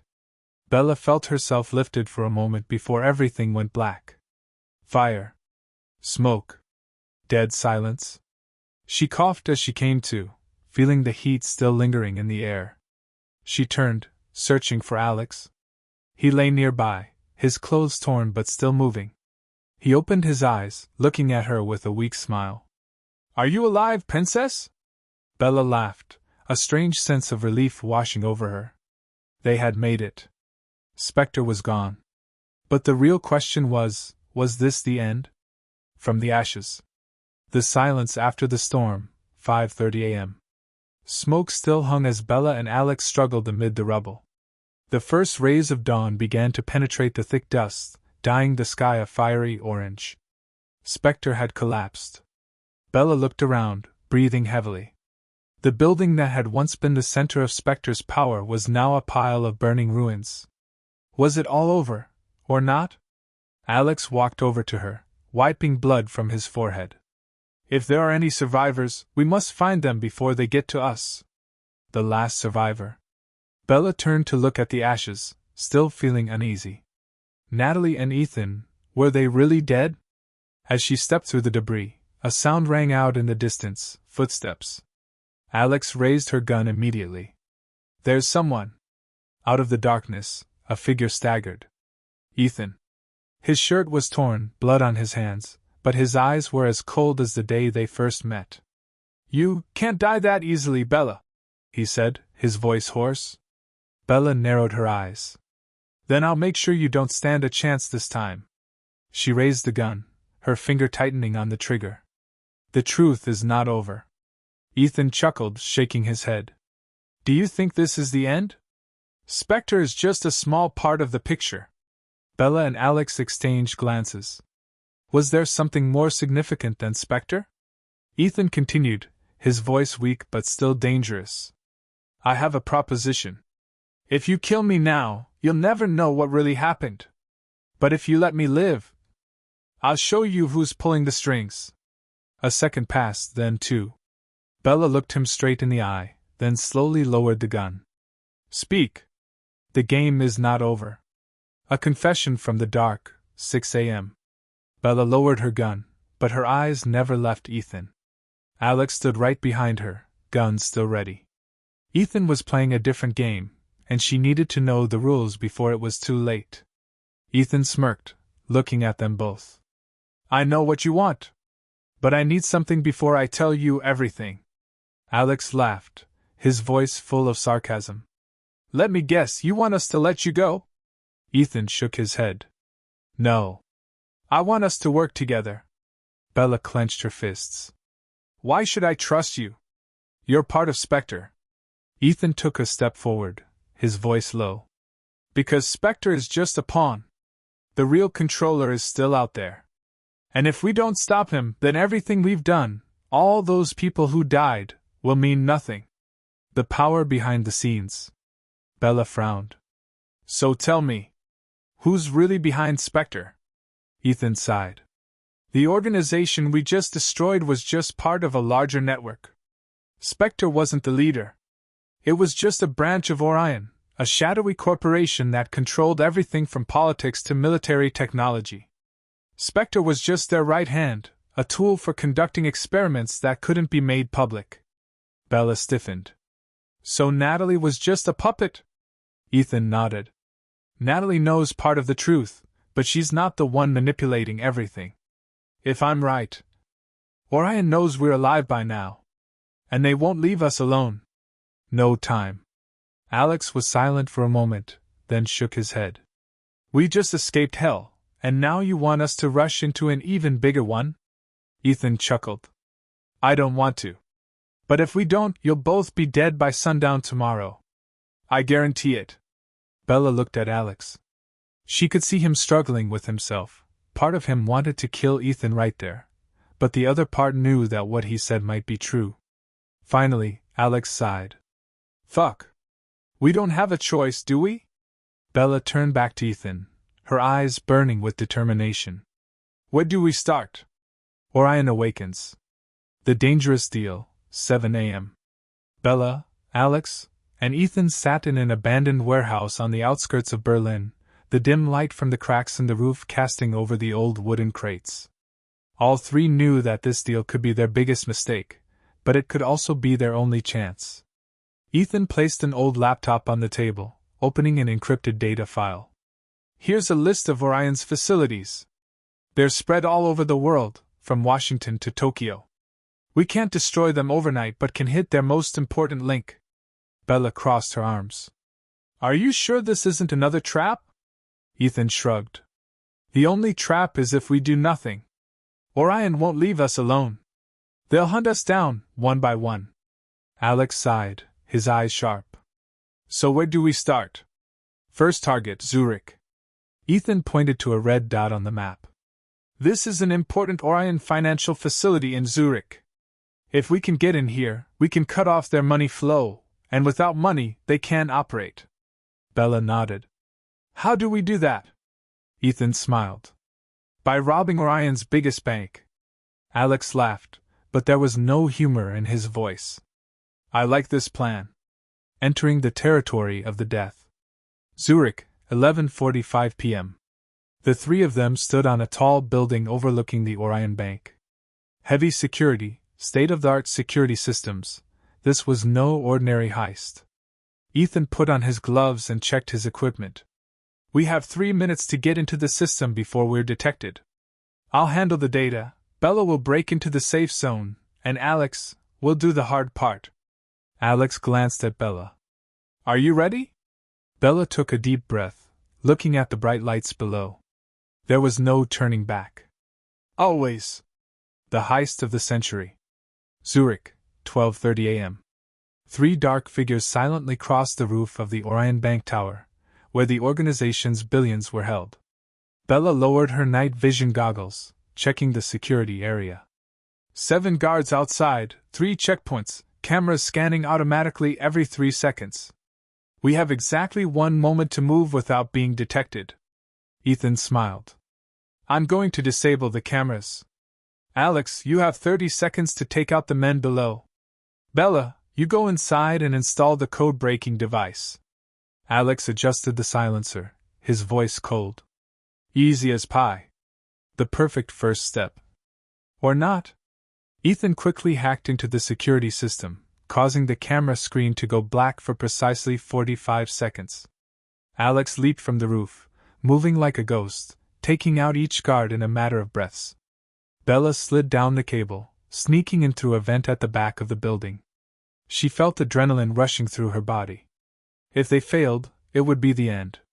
She hurried to the server center, plugged in the code-breaking device, and started the data copying program. 3 minutes, she called into her earpiece. Ethan silently monitored the system from afar, but suddenly, his screen turned red. Shit, they know! Ethan exclaimed. The security system has activated full lockdown mode. The game shaper. Red lights flashed throughout the building, alarms blaring. Orion soldiers appeared from every direction. Bella clenched her jaw, her fingers never leaving the keyboard. She needed another minute to finish the data extraction. Alex pulled out 2 guns, firing at the attackers. We need a plan B now. Ethan yelled through the headset. Bella, can you finish before the deadline? I need 30 seconds. You have 10 seconds, or we die here. Bella gritted her teeth, trying to speed up the download. 10%. 20%. 40%. Suddenly, she sensed another presence in the room. She turned. A man in a black suit stood right in front of her, a shiny pistol in his hand, his eyes filled with murder. Do you think you can take Orion without consequences, Bella? His voice was low and dangerous. The chessboard. The determiner, 12:45 a.m. Bella stood still, her heart pounding as she looked at the man before her. He was tall, his black suit immaculate, his gray eyes cold as ice. The gun in his hand was pointed at her, but it was his presence that truly made Bella feel dangerous. Bella Carter. His voice was low, emotionless. I've been looking forward to meeting you. She narrowed her eyes. And I wasn't looking forward to you. He chuckled. Orion has been watching you for a long time. You think you can destroy Spectre, and no one will notice? Outside, Alex and Ethan fight for lives. Alex knelt behind a concrete wall, the pistol in his hand empty. Ethan was beside him, drawing a dagger from his belt, ready to fight. We're almost cornered, Ethan whispered. Alex gritted his teeth. Bella needs more time. We can't leave her alone. In the distance, a group of Orion soldiers were approaching, guns ready to fire. Ethan took a deep breath. Then we'll do the craziest thing I've ever thought of. He rushed forward, blocking their path. Inside, the chessboard officially begins. Bella kept her face calm even as her mind raced against time. So, who are you? The Orion operator? The man tilted his head, his eyes dangerous. I'm just one of the operators. But for you, I'm the one who decides whether you live or die. He strolled closer to her, keeping the gun pointed at her chest. You have two choices, Bella. Work with Orion, or end it right here. Bella chuckled. There's a third. Really? He raised an eyebrow. She nodded. I'll kill you right now. In a flash, Bella struck, snatching the gun from his hand. He was surprised but not alarmed. Instead, he smiled, a terrifying smile. Your biggest mistake, Bella. Is the game over? The chessboard is set, 12:50 a.m. Bella held her gun tight, her finger on the trigger. The man before her still had a dangerous smile, not flinching. She could kill him right now, but why wasn't he afraid? Don't you understand, Bella? He said slowly, his eyes glowing in the darkness. This has never been a fight you could win. The door behind her swung open. A group of Orion soldiers poured in, weapons aimed at her. Alex and Ethan, a race with death. Outside, Alex and Ethan were facing a situation that was getting worse by the day. The Orion forces closed in, bullets whistling past their ears, explosions shaking the building. Alex ducked behind a wall, his face covered in blood and sweat. Where's Bella? Ethan gritted his teeth, shooting down a soldier before replying. She's still inside. If we don't get there in time. They looked at each other, and then dashed toward the main door. Bella, the last choice. Bella took a deep breath. She knew she was surrounded, but one thing she realized, he was keeping her alive. You're not killing me right now. Why? She asked. The man laughed. Because you're still valuable to me. But if you refuse to cooperate. He waved his hand, signaling the Orion soldiers to lower their guns. You're a powerful pawn on this board, Bella. But you must decide now. Help me rebuild Orion, or be consumed. Bella looked at him, then glanced at the door. Alex and Ethan were coming, but would they make it in time? The last choice. Pressure from both sides, 12:55 a.m. Bella was caught between two paths, one of uncertain resistance, the other of accepting to enter a game whose rules she didn't know. The man before her remained calm, as if he had anticipated her reaction. You know, Bella, he said slowly. You can fight us, but you won't be able to protect those two. She gritted her teeth, her eyes darting toward the door, where Alex and Ethan were rushing toward. If she didn't make a decision now, they would all die. The dangerous deal. Bella took a deep breath, steadying herself. She looked straight at the man before her, her eyes cold. What do you want from me? He smiled, a smile of power. I want you to change the game. You're not just a pawn, you can be a real player. She felt her heart rate increase. She didn't want this choice, but it might be the only way to survive. Alex and Ethan, race against time. Where is she? Alex roared as he shot down an Orion soldier blocking their way. Ethan glanced through the half-closed steel door. She's still in there, but… Alex didn't wait for him to finish. He lunged forward, but at that moment, an explosion rang out. Thick smoke filled the hallway. Ethan pulled Alex behind a wall to avoid being blown away. They both coughed as they tried to see through the smoke. Fuck! Bella! The choice has been made. As the smoke began to clear, Bella emerged from the room. She no longer looked panicked or afraid. Instead, her eyes were determined. Alex looked at her, his eyes filled with disbelief. What did you do? Bella swallowed. She knew her answer would change everything forever. I chose. The chosen one. Crossing the line, 1:05 a.m. The air in the room was thick. Alex stared at Bella, his eyes dark. What did you do? Bella straightened her back, her voice unwavering. You chose the only path for all of us to survive. Ethan chuckled, wiping the blood from the corner of his mouth. So you've sold us out? Bella clenched her fists, her eyes boring into his. I'm not betraying anyone. But if we want to survive tonight, we must obey their rules. Alex shook his head, his voice hoarse. You let them control you. No, Bella replied, her lips curling into a cold smile. I'm taking back control of the game. New front. The figure in the black suit stepped forward with a knowing smile. I know you're the right choice. Bella didn't turn to look at him, but her voice was firm. I'm doing this my way. Alex clenched his fists. So what's your plan, Bella? She turned to him, her eyes sharp. We overthrow Orion from within. Ethan laughed, but there was no joy in it. It sounds like you just signed your death warrant. Bella shrugged. No. I'm just starting this game. The new game begins. Entering the wolf's cave, 2 a.m. Bella followed the man in the black suit into Orion's central tower. The glass walls reflected the glittering city lights, but it was eerily quiet inside. She had indeed entered enemy territory. The man stopped before a large steel door, scanned his fingerprints, and turned to look at her. From now on, you are part of Orion. Remember that. Bella smiled slightly but knew deep down that this was not submission, this was an intrusion. Alex and Ethan, out of control. Elsewhere, Alex sat against the wall, his eyes vacant.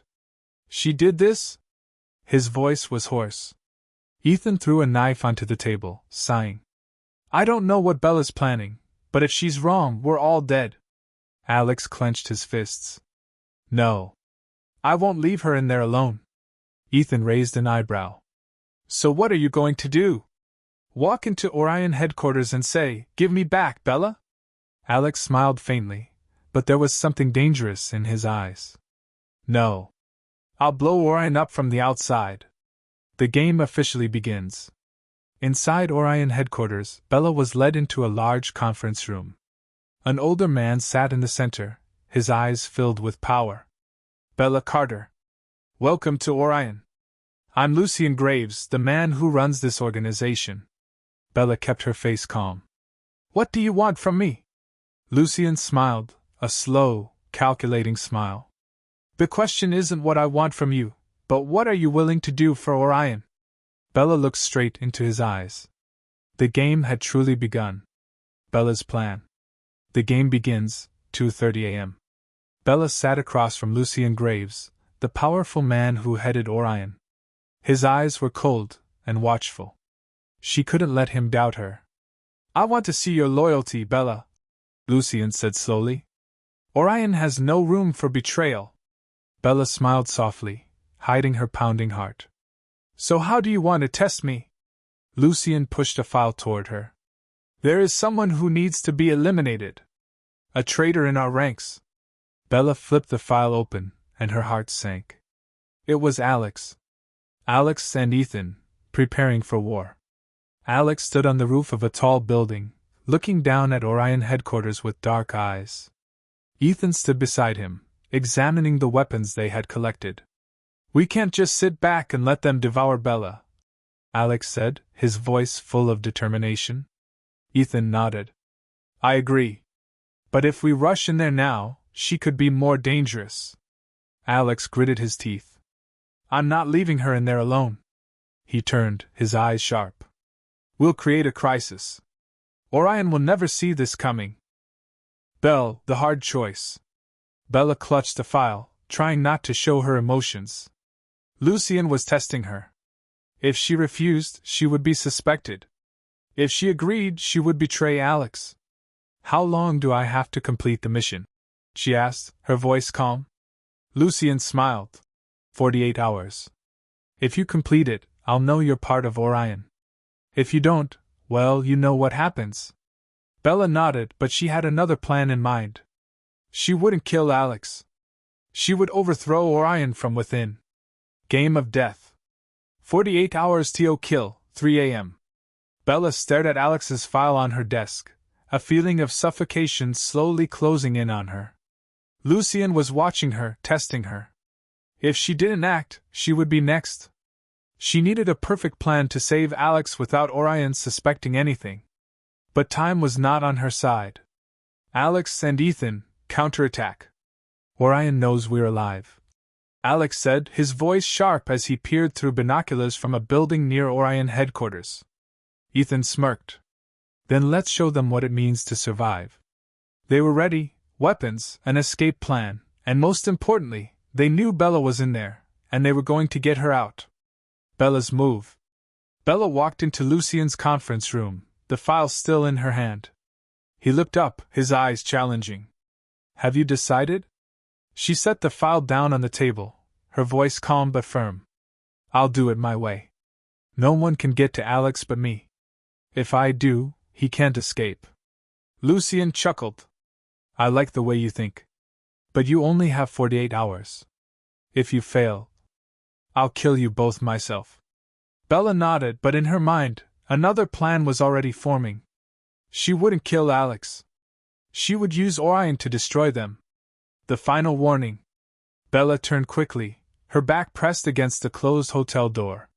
She could hear her heart pounding in her chest, each beat like an alarm.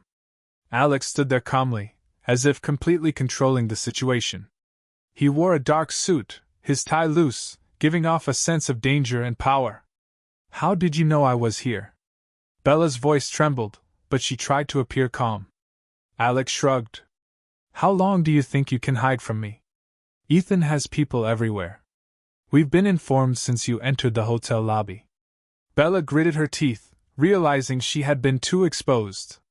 She had thought that choosing a remote location would ensure temporary safety, but Alex and Ethan seemed to have predicted every plan. She didn't know what else to do but take the risk. So, what do you want? She asked, her voice calmer. How can you be sure I have nothing to threaten you with? Alex moved closer, the spicy scent of his cologne mixed with the faint smell of whiskey. His face was close enough that Bella could see every sharp line, his eyes cold and calculating. A smart girl like you wouldn't go in empty-handed, he said slowly. But we can make a deal. Bella knew that making a deal with Alex was never safe. He was the kind of guy who could smile at you and then push you off a cliff. But she didn't have much choice. What deal? Alex smiled slowly, knowingly. You give me everything you have, the data, the evidence, the things you stole from our system. In return, you'll be spared, and maybe you'll still be of value to me. Bella laughed, but it was a strained, lopsided laugh. Do you think I'm that easy to bribe? If I gave it all up, you'd kill me right away to shut me up. Not really, Alex replied, but he didn't deny it outright. I respect your abilities, Bella. We've come this far, which means you're smart enough to be mine. The question is, do you want to? Bella bit her lip. The information she had was her only defense. Giving it to Alex meant giving herself away. Ethan parked outside the hotel, his eyes narrowing as he surveyed the old building. He'd broken an unspoken rule between him and Alex. Instead of waiting for instructions, he decided to come here first. If Alex has found her, he's probably in there, Ethan muttered. He hung up, putting the phone in his pocket. Ever since Bella's disappearance, he'd been uneasy. This unease wasn't purely professional but also a little personal. Ethan thought back to the day he'd first met Bella. Her eyes, arrogant and intelligent, made him unable to look away. He always thought she was an enemy, but there was no denying an inexplicable attraction between them. Ignoring the chaotic thoughts, Ethan quietly entered the hotel. A cold chill ran down his spine as if he had a premonition of something dangerous about to happen. In the cramped hotel room, Bella squinted, trying to stay calm. She took out her phone and unlocked it. If I give you a copy of the data, will you leave me alone? Alex looked at her, the smile at the corner of his lips growing sharper. I want to trust you, but we need some form of assurance in this situation. I want to see the original. Not just the copy. Bella knew that couldn't happen. Because the original wasn't just in her laptop, she had sent them to various safe boxes online, waiting for a click to release them. She had set the trigger to go off if she didn't log in every 6 hours, and all the information would be leaked. She stepped back, putting some distance between herself and Alex. She felt that his threatening energy would overwhelm her if she got too close. Alex. She tried to lower her voice. Leave me alone, we can talk. You'll lose everything if you make a big deal out of it. Alex leaned forward, his arms outstretched. His eyes studied her as if they were piercing her thoughts. Bella, he said, his voice low and husky. You think you have the upper hand, but remember, every scheme has a price. I know you're playing tricks with the safe box. But I've also planted people in places you don't expect. One move and everything could disappear with you. Do you want to destroy each other? Bella bit her lip, her hands clutching at the hem of her shirt. Or do you want to keep a chance for peace? Ethan stood outside the door, listening to Alex and Bella's conversation. Through the crack in the door, he saw Bella tense up, her hand still gripping the phone like a weapon. As for Alex, he stood tall and powerful. However, Ethan himself noticed a hint of tension in Alex's eyes.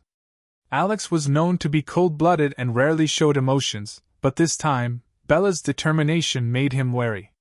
Ethan didn't know why he hesitated. He could push the door open and, together with Alex, subdue Bella in seconds. But another thought flashed through his mind. He wanted to hear what Bella had in her hands because that information might change the situation completely. Bella took a deep breath, deciding to take a risk. I want you to show me what Henry Carter was involved in. Why was his name on the shady transaction list? Alex looked surprised for a moment, then returned to his calm face. I have no obligation to explain anything to you. But if you don't, I'll be more suspicious. And you know, I'm not stupid.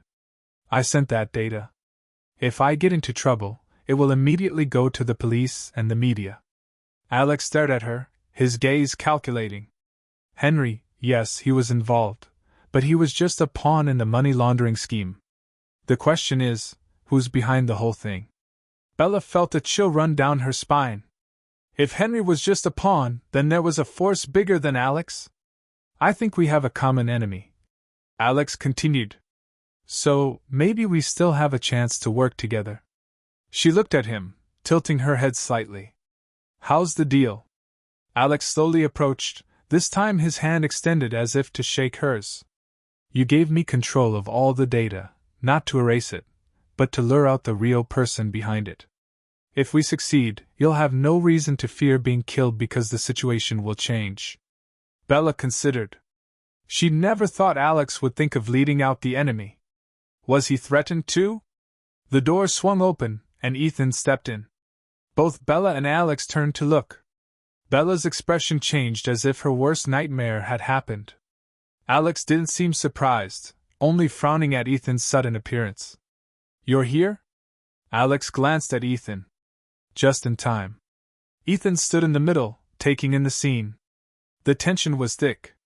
He knew Alex was in a negotiation, but he also had something to verify. Bella? Ethan said, his voice laced with concern, something he hadn't expected. What are you doing? Do you think you can escape? With those documents, you're a target for both sides. Bella stared at Ethan. Her eyes flashed with pain and anger. Do you think I have no other choice? If I don't do it, I'll be killed. If I do it, I have a chance to live.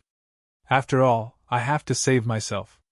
Ethan was silent for a few seconds. He knew Bella was right. In this dark world, everyone had to fight for survival.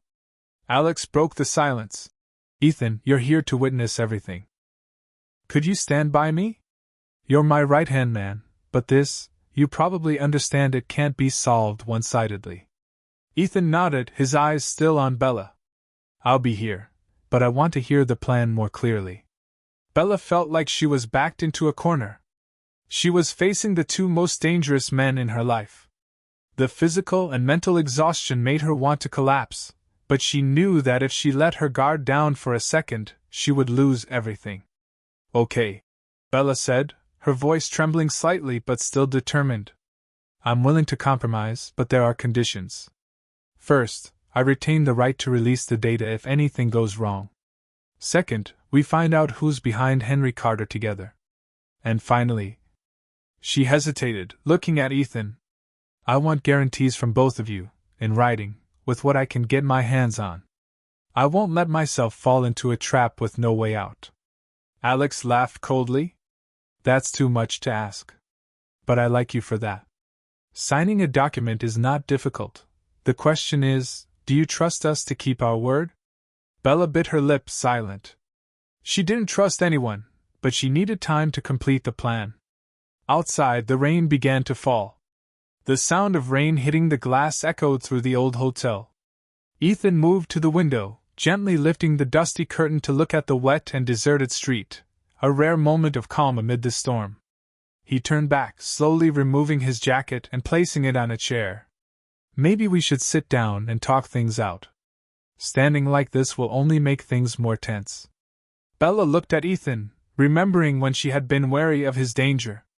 But now, his eyes were not completely cold, but rather something that seemed sympathetic or at least hesitant. "I suggest we change places," Ethan continued. "It's not safe here. Bella, you could be discovered at any moment. If we want to cooperate, we need a more private place." Alex frowned but nodded. He waved to Bella. "But before I leave, I need something from you." "What?" Bella warned. Alex gestured to the laptop open on the table, its screen displaying a series of code and document windows. "I need you to stop all automatic spread. Or at least move the activation time forward a few days." Bella wanted to refuse, but Alex held up the tablet. It showed a surveillance camera, a middle-aged woman Bella recognized as her aunt. She had visited her a few months ago. "Your aunt is out for a walk," Alex said, cruelly calm. "We could strike at any time." Bella's throat tightened. She realized she had been too careless in revealing her real name and family information. "I like you, Bella. But don't make me do anything bad." Alex's gaze remained icy. Bella clenched her hands into fists. After a few seconds, she gritted her teeth and typed in the command to pause the broadcast. "Done," she said, her voice dry. Ethan, Alex, and Bella left the hotel in the rain. They got into Ethan's sleek black car. The driver was silent, only giving Ethan a brief nod before starting the vehicle. In the car, Alex sat in the back seat with Bella. He leaned back, his gaze never leaving her. Bella looked out the window nervously, but an invisible space between them was waiting to explode. Ethan looked through the rearview mirror. "We're going to a safe place. The house on the river in the suburbs. It has a locked room and a good security system." Alex nodded. "That's fine. That's where we can hide for a while and discuss how to lure the mastermind out." Bella said nothing, but her mind was racing. She knew this was only temporary. She still had to find a way to protect herself and her aunt. She could not determine her greatest enemy, Alex, Ethan, or the mysterious force behind Henry Carter. The rain drizzled outside, each drop rolling down the windshield, reflecting the dim street lights. 3 people with 3 goals were caught in a survival game inside the car. It was dark by the time they reached the house by the river. The lights inside were dim, reflecting off the dark water. The area was deserted, with only the wind whistling through the trees. "Come in," Ethan said, pushing the door open for Bella and Alex to enter. The house was spacious, designed like a small villa with luxurious furnishings, but it exuded the coldness of a place without people. A few black men stood guard, silent as statues. Alex gestured for them to leave. "No one is to enter without my permission," he said. Bella sat on the sofa, carefully keeping her back to the wall. She looked at Ethan, then turned to Alex. "So, shall we officially sit down and negotiate?" Alex nodded, but before she could say anything, the door opened. A woman with brown hair and a sharp face walked in. Bella recognized her as Lydia, Henry Carter's right-hand woman. "I heard you were looking for me?" Lydia smiled, stepping closer to Alex. "Or should I say, you're looking for my boss?" Ethan was startled, but Alex kept his composure. "You know more than I thought, Lydia." Lydia shrugged. "We know your every move." "So does Bella." She glanced at Bella with a half-amused and contemptuous look. "How did you escape our net?" Bella was silent, fear rising in her heart. Perhaps her plan had fallen into the hands of Alex, Ethan, and Henry Carter. "So who are we?" Alex asked, his eyes flashing with suspicion. Lydia laughed. "You'll find out, Alex. But first, my boss has a final warning for Bella. Either stop digging for information, or you'll die." The room was silent. Bella could feel the fear spreading through her veins. The seconds ticked by as if counting down to a tragic end. Bella knew her counterattack had just begun, but enemies were everywhere. Alex and Ethan were not precisely allies, as they could betray her at any moment. Henry Carter, or the force behind him, was even more dangerous. She looked up at Lydia, then back at Alex and Ethan. Would they dare to work together to protect her, or would she face everything alone? She suddenly remembered the card on the bouquet of crimson roses. "Congratulations, Bella. The game is almost over." But who had announced it? Was it the real person behind Henry Carter who had sent the warning? In the darkness, there was only the sound of pouring rain and Bella's pounding heart. Her counterattack was in motion, but would Alex and Ethan wait patiently, or would they strike before she could finish? Everything was still a mystery. A new turn. The rain outside the house's window by the river continued to fall, creating a sad, mournful sound.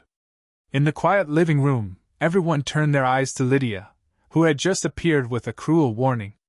Bella, Alex, and Ethan stood on the defensive, each with their concerns. Lydia glanced around the room, the dim light sharpening her brown eyes. For the first moment, Bella felt Lydia was a different version of herself, bright, bold, and willing to take risks. However, the difference is that Lydia is acting for Henry Carter, while Bella is trying to escape the shadow of that dangerous force. "You showed up unexpectedly, Lydia," Alex said slowly, his arms crossed over his chest, his demeanor full of authority. "But not beyond my expectations. What do you want here?" Lydia smiled, stepping closer. "I'm just here to deliver a message. My boss doesn't want to waste more time. This is Bella's last chance. If she backs out, maybe we'll go easy." "You said maybe twice?" Ethan interrupted, his voice skeptical. "I don't think Henry Carter is that generous. If Bella steps away, will he let her go?" Lydia's lips curled slightly. "That's your business. She's too deep. With the documents she has, no one can guarantee anything, not even me." Bella clenched her fists, glancing at Alex and Ethan. She noticed a strange sympathy between them for the first time, a shared suspicion of Lydia's presence. "So what's Carter's real plan?" Bella asked, trying to suppress her fear. "Is he manipulating the financial world and the Mafia, or is he just trying to take down Alex?" Lydia's eyes flashed mischievously. "Whatever you think, as long as you stop the investigation. My boss doesn't care why you want to expose everything. He wants to make sure his secrets don't come to light." "And if I don't?" Bella asked, defiant. Lydia's expression was frosty. "Then don't blame us for taking action." Silence fell. Lydia and Bella looked at each other like a spark had been ignited between them. Perhaps because they both knew they were on opposite sides of the conflict, this was just the beginning. Ethan cleared his throat, breaking the tension. "You brought a warning. What are you going to do now? Just stand here and watch us?" "I'll be on my way," Lydia said softly. "But before I do, I want to remind you, Bella, if necessary, find a way to make peace. I can see that you don't want things to end in blood. After all, some of the people involved aren't as dark as you think." The sentence seemed vague, but Bella felt it contained an implication. Lydia turned, walked gracefully, and disappeared through the door, stifling the air. The rain seemed to become heavier, pounding against the eaves. Standing in the room, Bella almost forgot that she was soaked from the run along the hotel and the way here. She suddenly realized that her whole body was shaking, from the cold, fear, or conflicting conflicts inside her. Alex crossed his arms, his eyes coldly turned towards Bella. What? Are you still going to deal with us, or will you deal with Carter? Bella glared at him. I'm not choosing sides. I want to protect myself. If you have plans to take down Carter or the forces behind him, that's none of my business. But I know he is a threat to all of us. Ethan agreed, nodding slightly. Carter is not the only one. Our data shows that he is the front line of a larger organization. That makes Alex and I extremely cautious. Alex looked at Bella, a faint smile on his lips. You still need us right now, just as we need you. What you have could be used as bait to lure Carter, or whoever is behind him, into revealing himself. Bella lowered her head, her hands clasped together. She remembered what Alex had said about luring the enemy. A question echoed in her mind: should I trust Alex? Could I trust someone who had driven me to my death so many times? The three moved to a secluded room on the second floor, with a sofa and a small table in the middle. Ethan put Bella's laptop on the table, then went to the liquor cabinet to get some glasses. You need to warm up, he said shortly, pouring some whiskey into the glass. Drink this if you don't want to get a heat stroke from the cold. Bella reluctantly picked up the glass. She took a small sip, the spicy flavor spreading in her mouth. Before she could exhale, Alex sat beside her, his eyes scrutinizing her. Come on, Bella, he said, lowering his voice. Tell me how many layers of security you've hidden around your data. I need to know the true scale of your weapon. Bella put down her whiskey, looking Alex straight in the eye. I have at least 3 cloud storage accounts, each with a mechanism to automatically release the data periodically. The data will be released immediately if I don't log in every 6 hours. Plus, I sent some of it to a trusted friend overseas. Ethan and Alex exchanged glances. They both knew Bella was being overly defensive. So if you have a problem, the data will leak out, which means Carter will be exposed, Ethan summarized. But it also means we can't control the story. Bella nodded. That's right. I'm not stupid enough to tie myself up. But if we work together, I can temporarily disable the distribution system on demand. Then you have to trust us, Alex replied, his voice still cold. Because if we wanted to, our people could find and destroy all those cloud accounts, all the people you trust. And then you'd be nothing but prey. Bella clenched her fists, trying to suppress the trembling. Don't threaten me, Alex. We're on the line, at least until we take down Carter. After that, who knows? When the atmosphere calmed, Ethan sat down, placing all 3 whiskeys on the table. He cleared his throat, trying to appear calm. I propose this. We put our differences aside for now. Bella can keep the backup system in place but turn it off for 24 hours so we can put our plan into action. In return, Alex and I promise not to harm you. Bella crossed her arms, glancing at the 2 men before her. Verbal commitments aren't enough for me. I need some form of proof or some bond. Alex chuckled. You want paperwork again? After all, our commitments or your promises mean little in this world without the power to protect yourself. Ethan frowned. There has to be something to reinforce trust, at least temporarily, Alex. If we don't sit down together, Carter will take advantage of the loophole and take all 3 of us down. Alex was silent, seemingly reluctant. Finally, he put down his whiskey and reached for a satellite phone in his pocket. Okay, let's make a contract. I'll give you information about Carter's mastermind, which I've been working hard to investigate but haven't made public. You can consider this a key so that if I turn against you and you release it, I'll suffer too. Bella paused. She hadn't expected Alex to reveal his secret willingly. Okay, tell me. Alex touched the phone screen, opening a file. He held it out to Bella. On the screen appeared a series of profiles, headshots, financial charts, and arrows pointing to the same name, Paolo Mancini. Who is this guy? Bella asked. Italian Mafia boss, Alex said curtly. I discovered that Carter has close financial ties to Mancini. They share part of an international money laundering network. If Carter is just a mask, then Mancini may be the real monster. Bella looked at the photo of Paolo Mancini, a middle-aged man with handsome but cold eyes. His lips were pursed in a half-smile as sinister as a venomous snake. You can understand, Alex continued. Carter is just a local representative of Mancini's larger organization. If Carter is exposed, Mancini will be ready to eliminate him to cover his tracks. And of course, we won't be able to escape. Bella took a deep breath. So, you've investigated this far. Suppose we use my data to threaten Carter. Will Mancini show up? Possibly, Ethan interrupted. And that's the most dangerous thing. If Mancini shows up, we're poking a giant hornet's nest. Bella exchanged glances with the two men. She hadn't expected things to get so deep into the international mafia. This went beyond her initial plans to get revenge on Alex and Ethan or save lives. Okay, she said, her voice low. So now we have the same goal, to keep Mancini from acting and to get out of Carter's clutches. I'll suspend the data release for 24 hours, but only if you two can keep me and everyone else I care about safe. Ethan nodded. You need to give us a list of those people. We'll assign people to monitor and protect them. Bella hesitated, then sighed softly. Okay, I'll send you the list. But if one is harmed, I'll release the data immediately. Alex smiled. Once we're on the same page, we won't have time to harm you either. Your existence is now an advantage for both of us. After everyone had reached a preliminary agreement, the room returned to silence.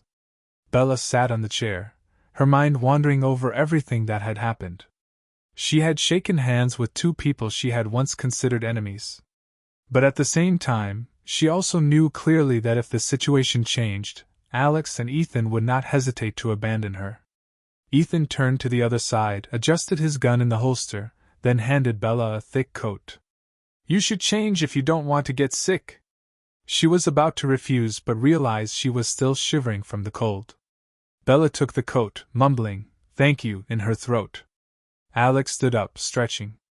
We need to discuss the plan's details, but let's wait until tomorrow morning. You can rest here tonight. I'll have someone guard outside. No one dares to bother you. Bella looked at Alex, then at Ethan. She couldn't fully trust them, but this was the only way. Okay, she said softly, her voice weary. We'll talk about it tomorrow. As night fell, the house by the river was engulfed in the sound of heavy rain. Bella lay on her bed in an unfamiliar room, her mind reeling with new images and information. All around her was tension, suspicion, and looming death.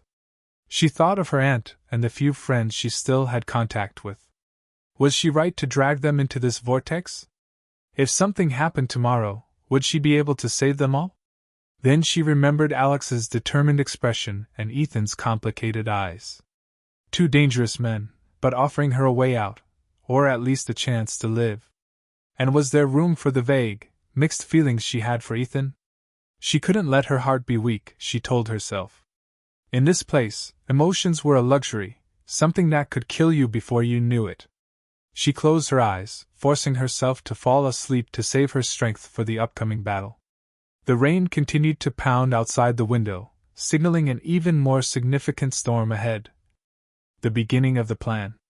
The rain that had been falling all night finally stopped, giving way to a gray sky heavy with morning moisture. Bella turned over, startled awake in an unfamiliar room.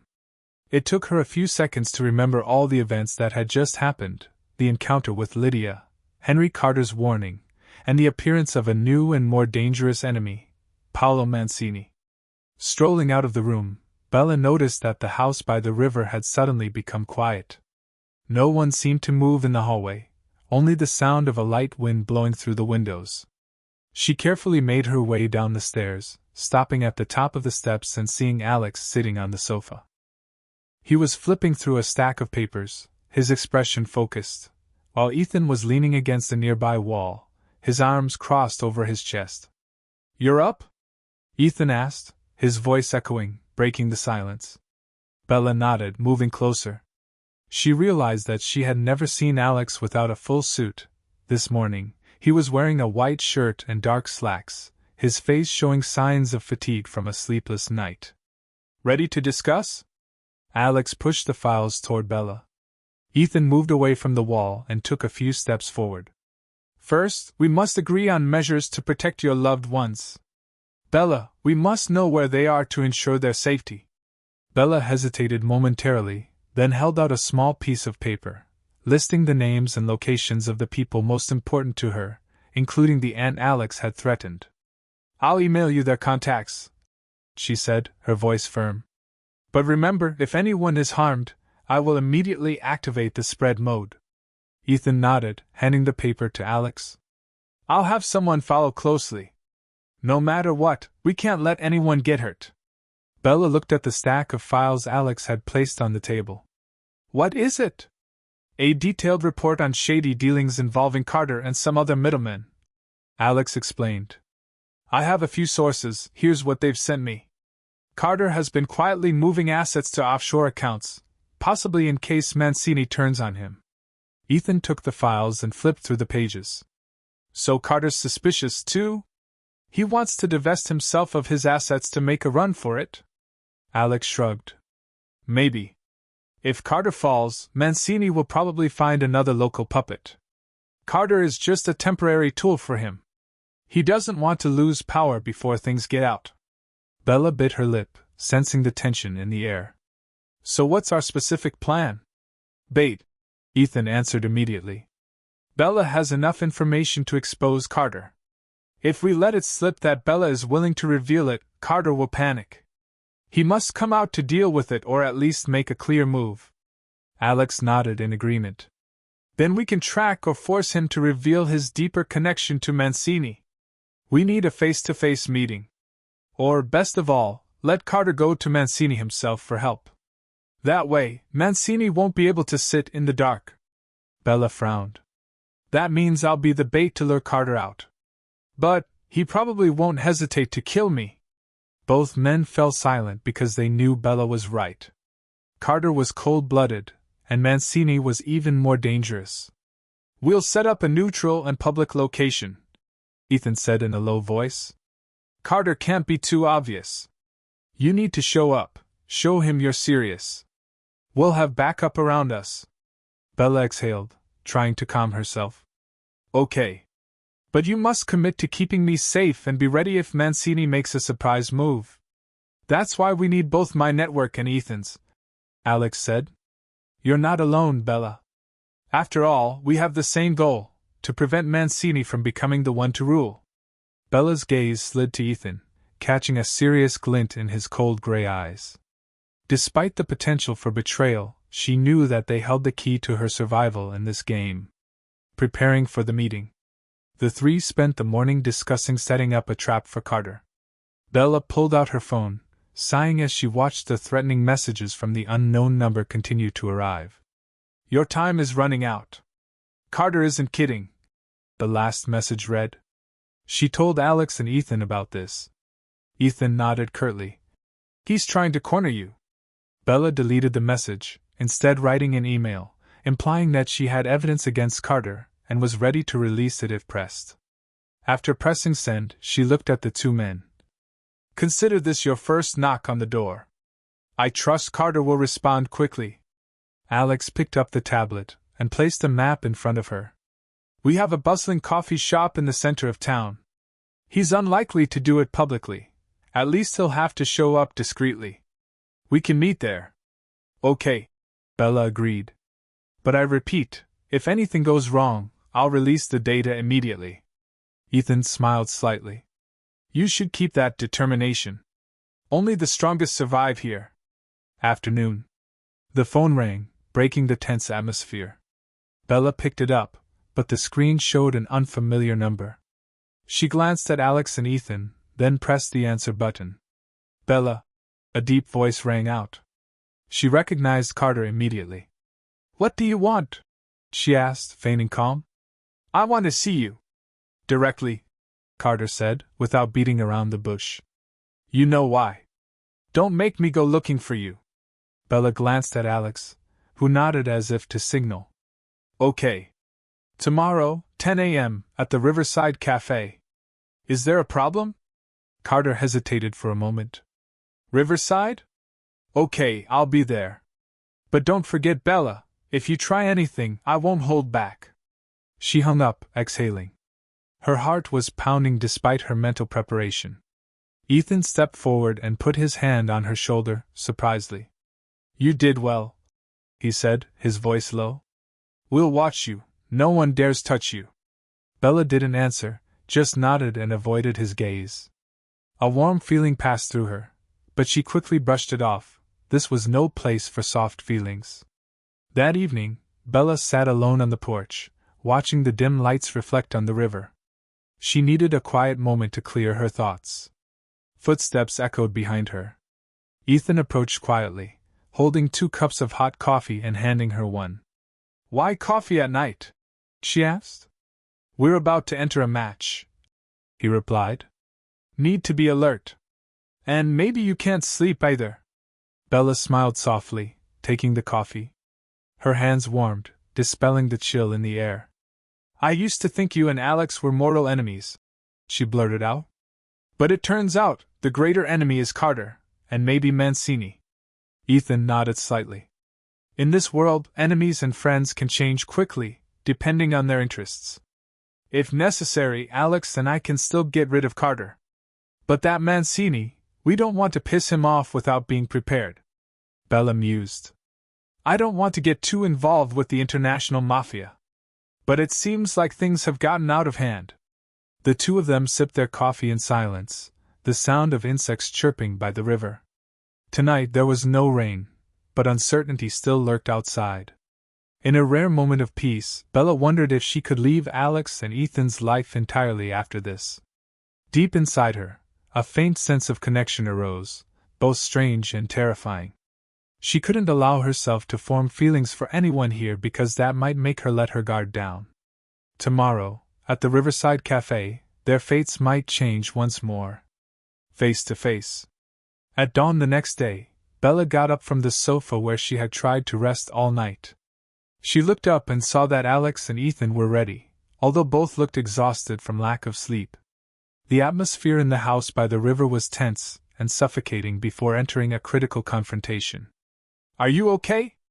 Ethan asked, his voice low. His eyes held a rare hint of worry. Bella nodded, running a hand through her hair. Okay. Let's go, or we'll be late. Riverside Cafe. The cafe was located by the river, true to its name, with a terrace overlooking the water. It wasn't too crowded in the morning, but it was busy enough that Carter would have difficulty making a direct attack. That was why Alex had chosen this location. Bella walked in, her heart pounding. She looked around carefully, immediately recognizing the thin but cold figure of Henry Carter sitting in the corner.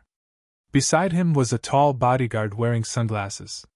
Carter's gray hair reflected the morning light, standing against his jet-black suit. Ethan stepped aside, playing the role of a coffee customer at a table near the window. Alex chose to sit at the bar on the other side, holding a newspaper covering half of his face. Everything was arranged so Bella looked like she had come alone, while they silently set up their battle formation. As Bella approached the table, Carter raised his head. His sharp eyes scanned her from head to toe as if to assert control. You're bolder than I thought, Bella. She forced a smile, sitting down opposite. You're no less bold to show your face like this.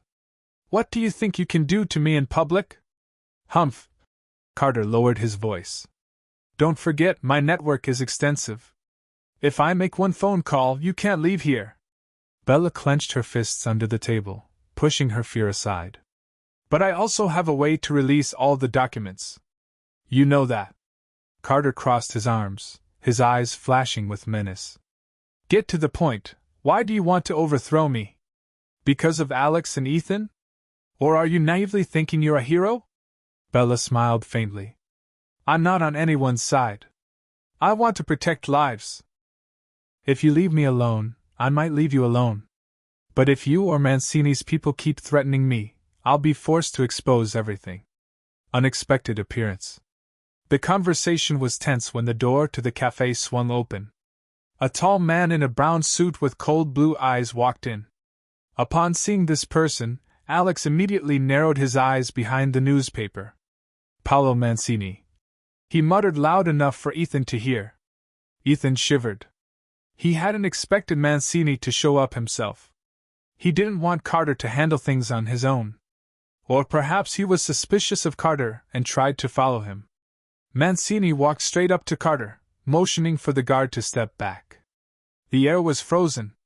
Bella froze, feeling her breathing become labored. Henry, Mancini said in a low voice, in an Italian-accented English. Aren't you going to introduce me to this lady? Carter exhaled, clearly a little frightened. Mr. Mancini, this is Bella, the one with the data we need to deal with. Mancini turned to Bella, his eyes sharp. You're the one who's been driving Carter crazy these past few days? I've heard a lot about you. A young woman, but reckless. I'm impressed. Bella took a deep breath, keeping her composure. And you're Paolo Mancini, the one behind it all. I assume you're here to settle things? Mancini laughed, but not warmly. Oh, I'm not behind it all. I'm just doing business. What happens to Carter, Alex, and Ethan, that's their business, as long as the common good isn't affected. Alex and Ethan exchanged silent glances. This situation had deviated from the plan. Mancini's presence was too unexpected. Carter's secret. While Mancini sat down next to Carter, Bella felt caught between two blades. Pressure from both sides surrounded her, but she still had to maintain a rugged appearance. Suddenly, Carter leaned forward, his voice harsh. Mancini, stop beating around the bush. I know you don't want to waste time either. This girl knows a lot of dangerous things about me, as well as your network.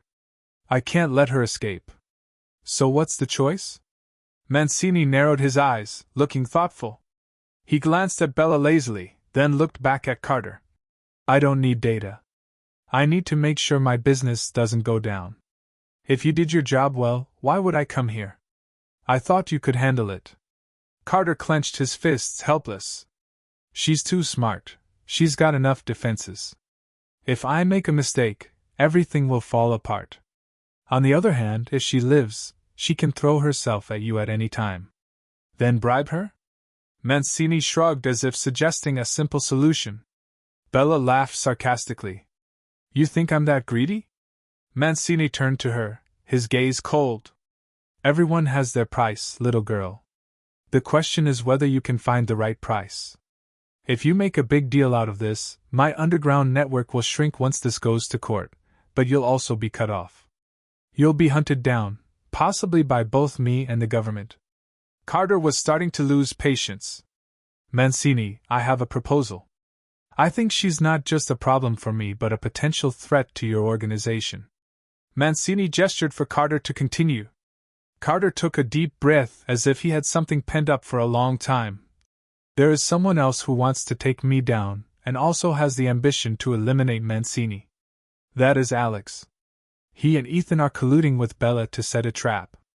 If I can get Bella to show evidence of the connection between Alex, Ethan, and some previous payments, then you can take that opportunity to take control of everything. Bella felt a chill down her spine. It turned out that Carter knew Alex and Ethan were secretly playing tricks. He even wanted to provoke Mancini to act first instead of just focusing on Bella. She glanced at the counter where Alex was sitting. She knew he had heard everything, too. Mancini looked straight at Bella. So you guys are plotting against me? You and Alex, Ethan, all of you? Bella pursed her lips. No.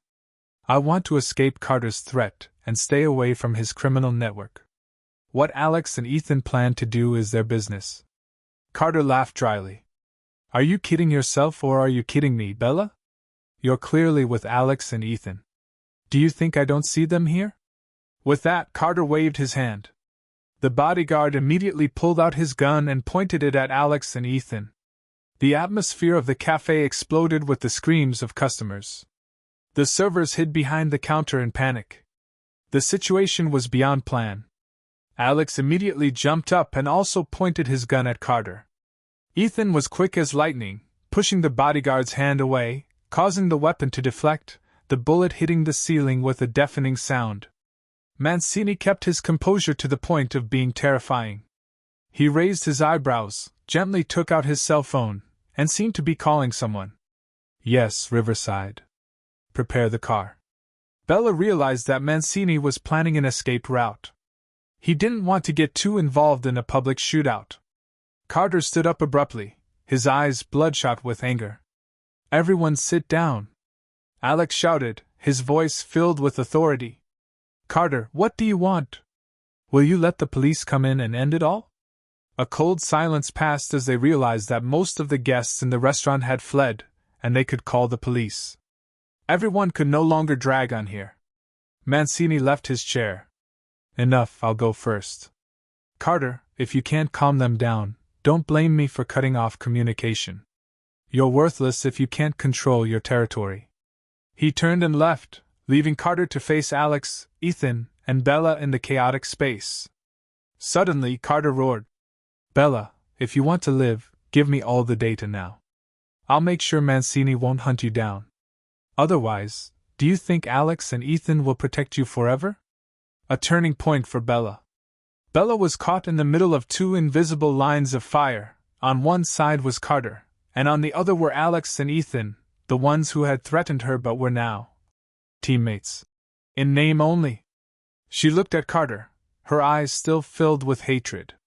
You will kill me as soon as you get everything. No. Carter raised his hand, smiling coldly. You can keep some of it as insurance as long as I am sure you are not strong enough to destroy me. Alex moved closer to Bella, his arm almost touching her shoulder to reassure her, but he held back. Bella, don't listen to him. Carter never keeps his word. Ethan rushed forward, his gun still in his hand, his eyes wary of the bodyguard. Yes. We have another plan. Carter can't do anything if the data is leaked. He needs you, you don't need him. Bella took a deep breath, her heart pounding like it was about to burst out of her chest. She knew this moment was the decisive one. If she gave the documents to Carter out of fear, she might be safe for a while.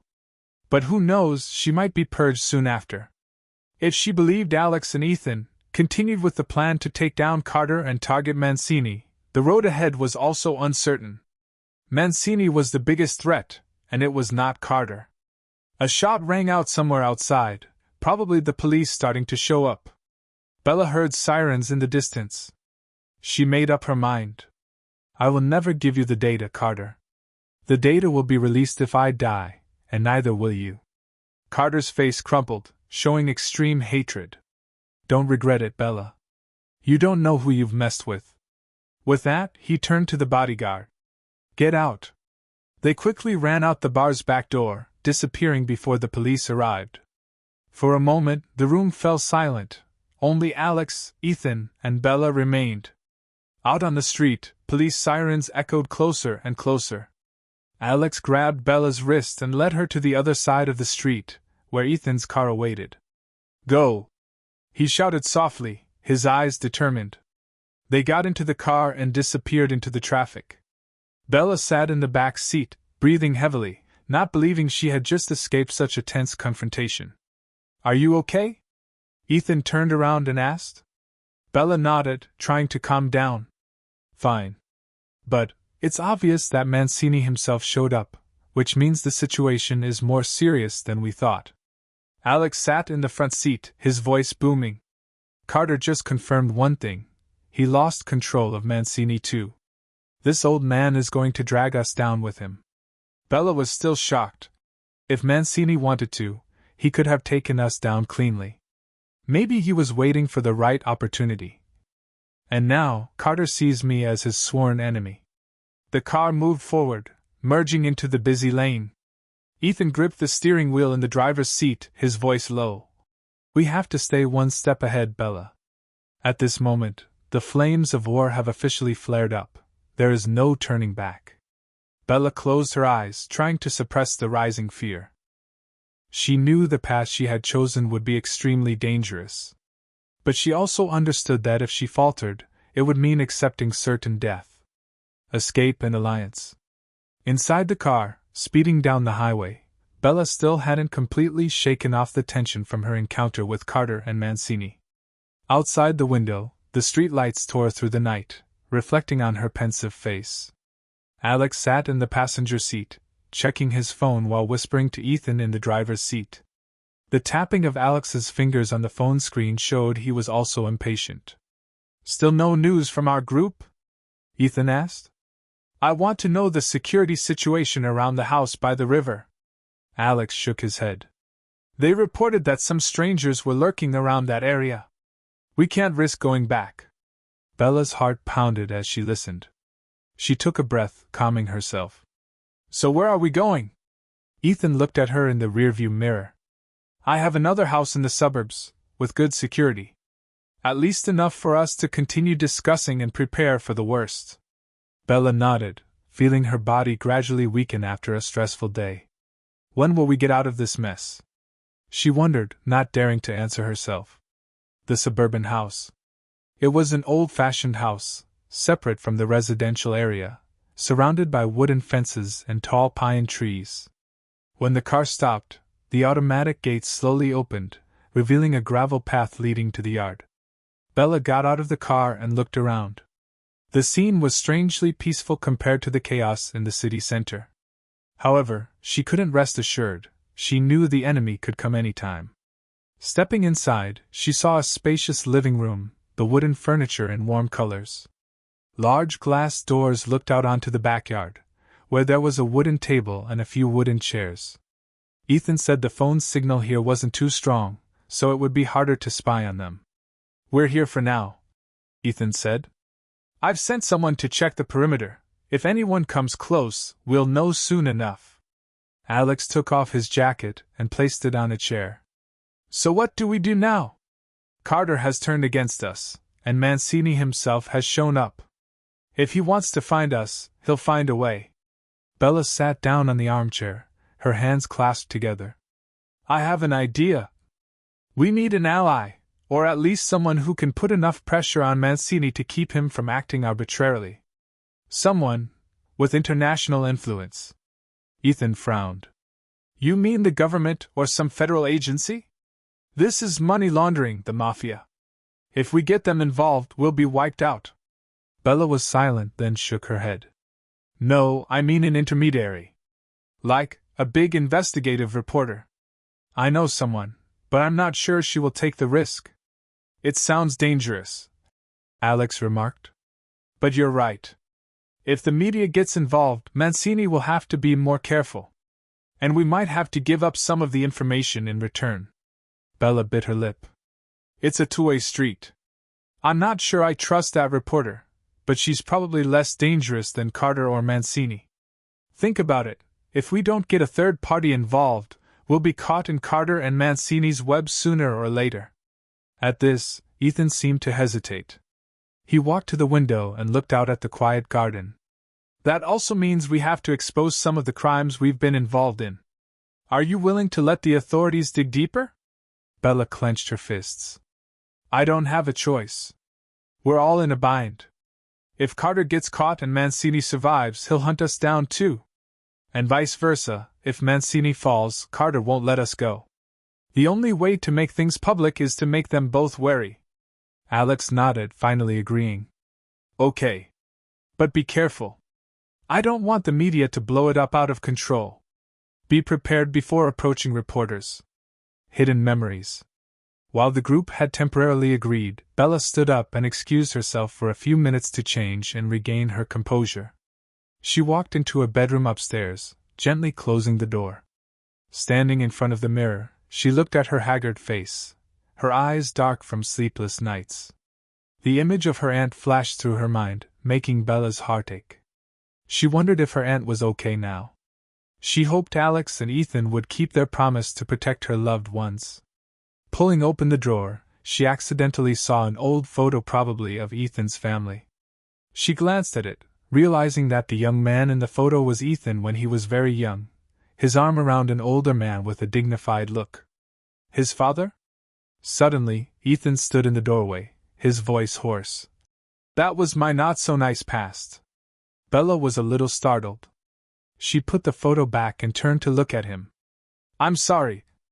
I didn't mean to intrude. Ethan shook his head, stepped inside, and closed the door behind him. It's okay. My father was an arms dealer. He was murdered when I was 18, and the person behind it all was connected to Mancini's organization. That's when I started this path to find out the truth. But then life dragged me into a spiral of violence. Bella fell silent, realizing Ethan carried a pain as deep as hers. So, you're still looking for revenge? Ethan shrugged, his eyes sad and rare. That was before. Now I want to stay alive and, if possible, end this spiral of death. A moment of silence. Bella felt a vague connection spark. She knew that, in this unpredictable world, any harmony could be a double-edged sword.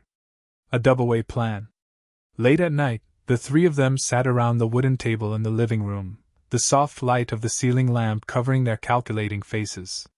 Bella held the contact list of an investigative reporter she knew, Julia Lee, who had exposed many significant corruption cases. If she listens, we can create a media sensation enough. But she might also require more evidence to confirm it. Ethan poured a glass of water and placed it in front of Bella. Then give her some data about Carter's money laundering transactions. The part related to Mancini, we have to keep, at least to negotiate. Alex tapped the table. Agreed. But we must meet Julia in person, in a safe place, away from Carter or Mancini. Just give her a secret time and place. Bella pursed her lips. I'm not sure Julia is trustworthy enough. But anyway, this is a way out for us. Carter and Mancini won't dare to act rashly if they know the press and public opinion are lurking. The tension was still waiting to explode. Although they had agreed, no one forgot the risks ahead. If Julia revealed too soon, Carter and Mancini would find every way to silence her. If she refused or was bribed, we were done for. A turning point in the relationship? After finishing the arrangements, Bella retreated to her room, intending to rest so that she could contact Julia tomorrow. But when she reached the hallway, she saw Alex standing there, seemingly waiting for her. Are you okay? He asked, his dark eyes shining with concern and suspicion. I saw you and Ethan talking for quite a while. Bella frowned slightly. We just talked about old things. Nothing important.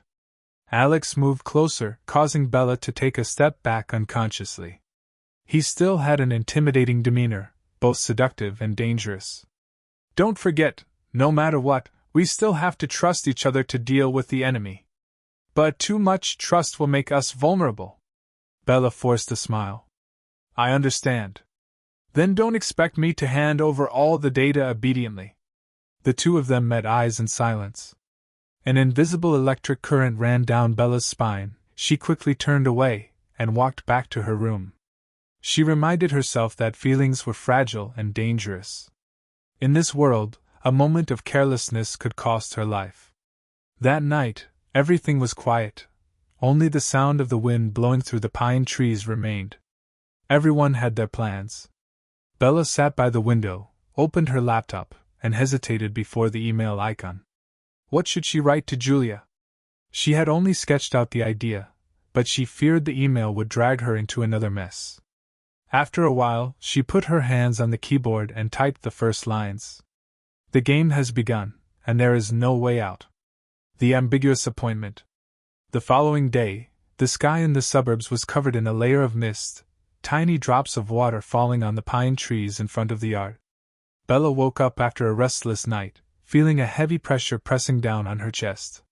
Today, she would have to meet Julia Lee, an investigative reporter who could either be a helping hand or an unpredictable risk. She went downstairs and saw Alex and Ethan talking at the dining table.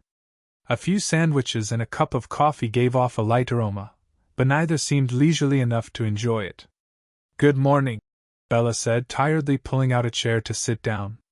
Alex nodded, turning to her. I just told Ethan to arrange a car and an escort. This time you meet Julia, but we will follow closely.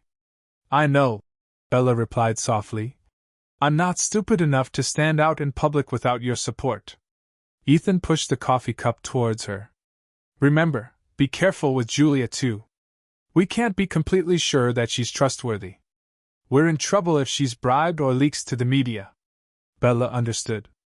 She took a deep breath and lifted the coffee cup to sip. The bitter taste crept across her tongue, reminding her of the harsh reality. A date with Julia Lee. The location was set at a small restaurant near the city's edge, not too busy, but not too deserted either. Bella chose a corner table out of sight, placing a simple glass of water in front of her. She glanced at her watch, her heart pounding. Why isn't she here yet? Bella muttered softly. Outside, Alex and Ethan stood a few meters from the restaurant, pretending to be two passers-by, ready to intervene if anything happened. They had arranged for people to lie in wait around, trying to minimize the risk of exposure. Suddenly, the restaurant door opened. Julia Lee appeared slim, her hair tied up, and she carried a large handbag. She glanced around the room and then caught sight of Bella smiling politely. Bella, Julia said, sitting opposite. Long time no see. I knew something big was happening as soon as I saw you. Bella forced a smile in response. That's right. I need your help. Julia raised her hand to order a cup of coffee, then turned back, her face serious. You said there was special news involving financial criminals and the international mafia? I have to hear it. Bella's heart was pounding. She took a small USB from her handbag and gently pushed it towards Julia. This is a piece of data proving that a man named Henry Carter is involved in large-scale money laundering. If you want to verify it, it might take a few days. Julia frowned. You want me to investigate this case and expose Carter in the newspaper? It would be hazardous, Bella. Especially when you said you were involved with the Mafia. Bella took a deep breath and nodded. It's because it's so dangerous that I need you. You're the only person I trust who isn't bribed by money or pressure. Julia was silent, her eyes thoughtful. She held the USB, turning it around in her palm, considering.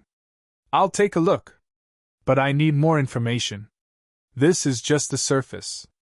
Carter seems to have connections to a larger organization? Bella nodded slightly. A character named Paolo Mancini, of Italian origin. We don't have enough evidence to name him, but Carter is the lead. If it's exposed, Mancini will have difficulty getting away. Julia let out a sigh. To be honest, Bella, if I get involved, I might be hunted down too. You should know that. I know, Bella said hoarsely. But this is the only way to cut off their influence permanently. As for me, I'll find my way out. Julia thought for a moment, then smiled faintly.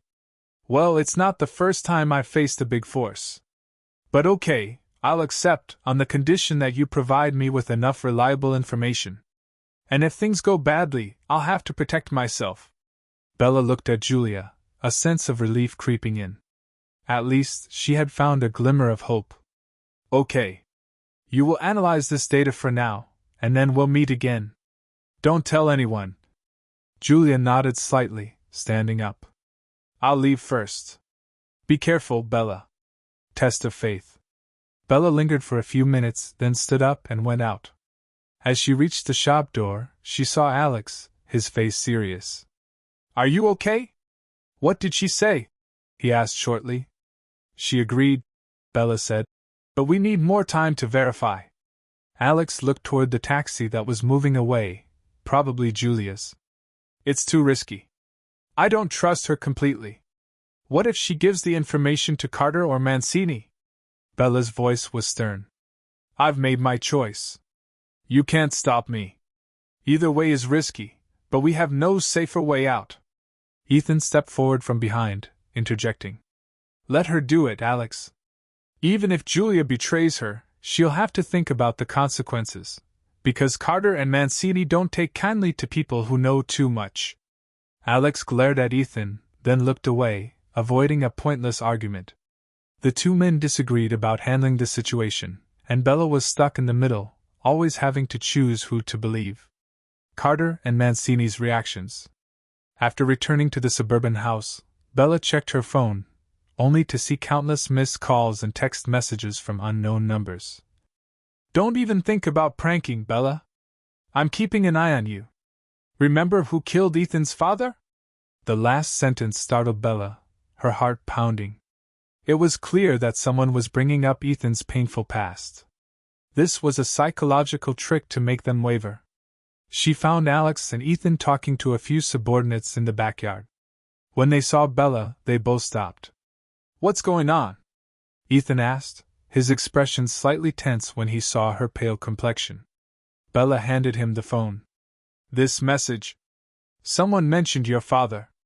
Ethan read the message, his lips pressed together, his hands clenched into fists. "They want to reopen old wounds, to make me lose my temper." Alex looked over, his voice low. "It's Carter or Mancini trying to play on our psychology. They want us to split up or panic." Bella touched Ethan's arm lightly, though hesitantly. "We won't let them have their way." Ethan nodded, his eyes determined. "Yes. I won't stop until I see Mancini fall." The past resurfaces. At night, when Bella went out into the garden, she saw Alex standing alone, facing the starry night sky. The wind blew gently, making his hair sway. "Why are you here?" Bella asked, moving closer. Alex was silent for a moment, then answered softly. "This place reminds me of a bloody hit. I lost a loved one because of the drug ring Mancini was involved in." Bella was silent, realizing that Alex had a past wound no less than Ethan. She felt like there was an invisible thread connecting them all, people living in a violent world, carrying pain that they didn't know where to vent. Alex turned, his dark eyes flashing with confusion. "I don't know where I'm going in this war. But once I step in, I have to survive. I hope you understand, Bella. I act for myself more than you or Ethan." Bella nodded, her heart in turmoil. "I understand. And I, too, have to protect myself first. But now, we have a common enemy." They stood there, silent, each chasing their train of thought. The cold wind blew, carrying the scent of pine, like a warning that the peace here was only temporary. The great storm had not passed yet. The danger of being exposed. Late at night, Bella received a text message from Julia. "Your USB is valuable. I found out a lot of terrible things. However, there are signs that someone is following me. I will find a way to avoid it. See you later." Bella gripped the phone tightly, her heart aching. Perhaps she had dragged Julia into danger. But whether they wanted to or not, they had to move forward. There was no turning back. She was about to tell Alex and Ethan when the phone suddenly rang loudly, a video call from an unknown number. Her instincts told her this was not a good thing. But she still had to press the accept button. The screen turned on, showing Carter's face, a cold smile covering it. "Bella, do you think an alliance with a damn reporter will save you? Trust me, the path you are on will become narrower and narrower until you fall into a black hole. Look." He turned the camera, showing a middle-aged man tied up, blood flowing from his temple. Bella was shocked to realize he was Alex's acquaintance, one of the security guards guarding the old house.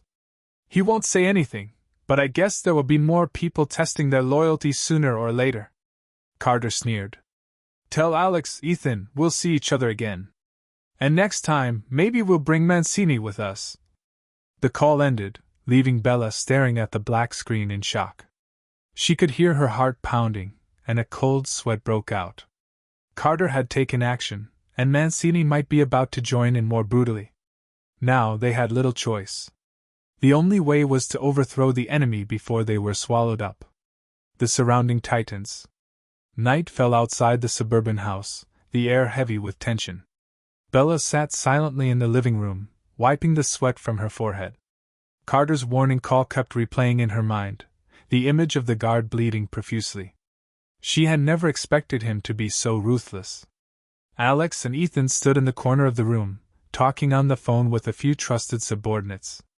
Both were seething with anger, especially Alex, who knew his subordinate had fallen into Carter's hands. "We have to rescue your people quickly," Bella said, trying to keep her voice calm. "He's not just threatening, he can also extract important information." Alex hung up and turned around. "Yes. He has some secrets related to my financial network. If Carter gets them, He'll give them to Mancini or use them to manipulate us. Ethan crossed his arms, eyes still glued to the phone screen. But it's tough to approach Carter right now. He must have mobilized more underlings to surround the area. Bella bit her lip. We need a more sophisticated plan than just storming in. What about Julia? Has she reported anything? Alex looked at her, shaking his head. She just said she was analyzing the data, telling us to be patient. But this situation can't wait for some news article or report to air. Ethan frowned. Then we have to save the people first, then figure out the next step. Outside the house, the space was eerily quiet. Dark clouds gradually hid the faint crescent moon.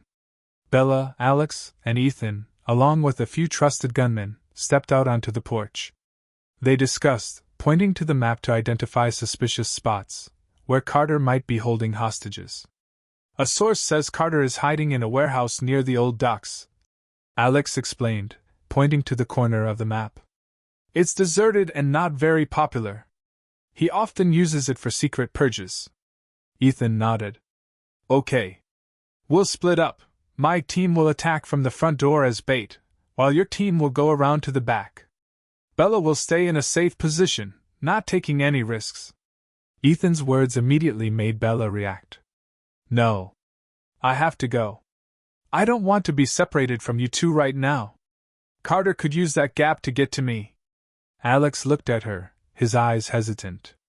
Okay, but you must promise to stay behind the defense line and not rush to the front line.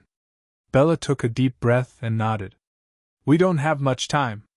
We'll do it tonight. Undercurrents rising. The car rolled down the narrow road to the old docks, headlights illuminating the dilapidated buildings marked by time. The wind blew in from the river, carrying the pungent smell of stagnant water, creating a chilly atmosphere. Alex's team split into two cars, Ethan driving the front while Alex and Bella sat in the back. Bella tried to push away her confusion inside the vehicle and focus on the mission. Just follow me closely, Alex whispered. Don't let me out of your sight. Bella nodded, not wanting to argue at this moment. She felt Alex's breathing even out, but she could still hear her own heart beating strongly. They were rushing into the wolf den, and no one knew what awaited them. The rescue plan? Their team stopped a few hundred meters from the warehouse. In the distance, a dim light shone through the broken windows. A few jet-black cars were parked here and there, confirming Carter's presence. Ethan started to step out of the lead car, talking to Alex over the radio. Okay, I'll approach the front door, pretending to negotiate. Alex and Bella go around to the back door. When they leave their defensive positions, you rush in to save the people. Alex answered. Understood. Bella looked through the glass, her heart pounding. She knew Ethan was risking his life to distract the enemy. The car door opened, and Alex pulled her forward quickly in the dark, following the ruined wall, careful to avoid being detected. A few of Alex's men moved first, silently taking out the two guards in the hallway. Inside, intermittent screams and the sound of metal clanging echoed. Bella was horrified, guessing that the hostages might be being tortured. Alex signaled her to stop by a rusty iron door. Wait here. If anything happens, retreat outside and hide. Bella nodded, although unwilling. She was aware of her role. Intelligence and conflict. A gunshot rang out from the front of the building, signaling that Ethan had taken action. Sure enough, Carter's men rushed towards the main door, allowing Alex and the others to sneak in. Alex pushed open the iron door, discovering a narrow hallway leading to a dark warehouse. He had just turned the corner when a figure suddenly rushed forward to attack. The two sides fought fiercely. Bella held her breath, pressed against the wall, listening to the sounds of struggle, the other man's hissing, and then silence. Alex returned, panting, holding a bloody knife in his hand. Go on, he signaled. Moving further, they could hear the hostages' faint cries. Several of Carter's men were guarding, some with guns. In another hidden corner, Bella secretly caught a glimpse of a figure Carter. He stood with his arms crossed, his face cold, as if he had predicted the raid. Mancini was nowhere to be seen. Perhaps he had not appeared yet. Very good, Alex. Carter said, his voice hoarse. I didn't expect you to come in person. Or are you here to make a deal? Alex pointed the gun at Carter. Return my men, or else don't blame me. Carter laughed dryly. Don't be stupid, Alex. I'm holding him to force you to show your face. Aren't you joining hands with Bella, that annoying brat, to take me down? Carter turned around and fired a warning shot into the ceiling, causing some debris to fall. Bella was startled and tried to retreat, but remembering Alex's words, she gritted her teeth and held her position. Amidst the tension, gunfire rang out from the front. Ethan and his men had charged, catching Carter's men off guard. In the chaos, Alex rushed towards the hostage, cutting through the ropes. Run! He roared, pushing the man towards the exit. The dark side of trust. But Carter wouldn't let them go quickly. He raised his gun and aimed it at Alex, shouting, You can't escape! Do you think you can be safe by cooperating with that Bella bitch? She has a secret behind her that you don't know about. Carter's words made Alex pause. What did you say? Bella felt her heart ache. He wanted to separate her from Alex. She was about to step out, but before she could act, Carter smiled wickedly. Ask her. Her background isn't simple. Her father had close ties to Mancini before he was purged. Maybe that's why she holds a grudge and wants to overthrow the entire network. Bella's face paled. That was the biggest secret she kept, even from Alex and Ethan.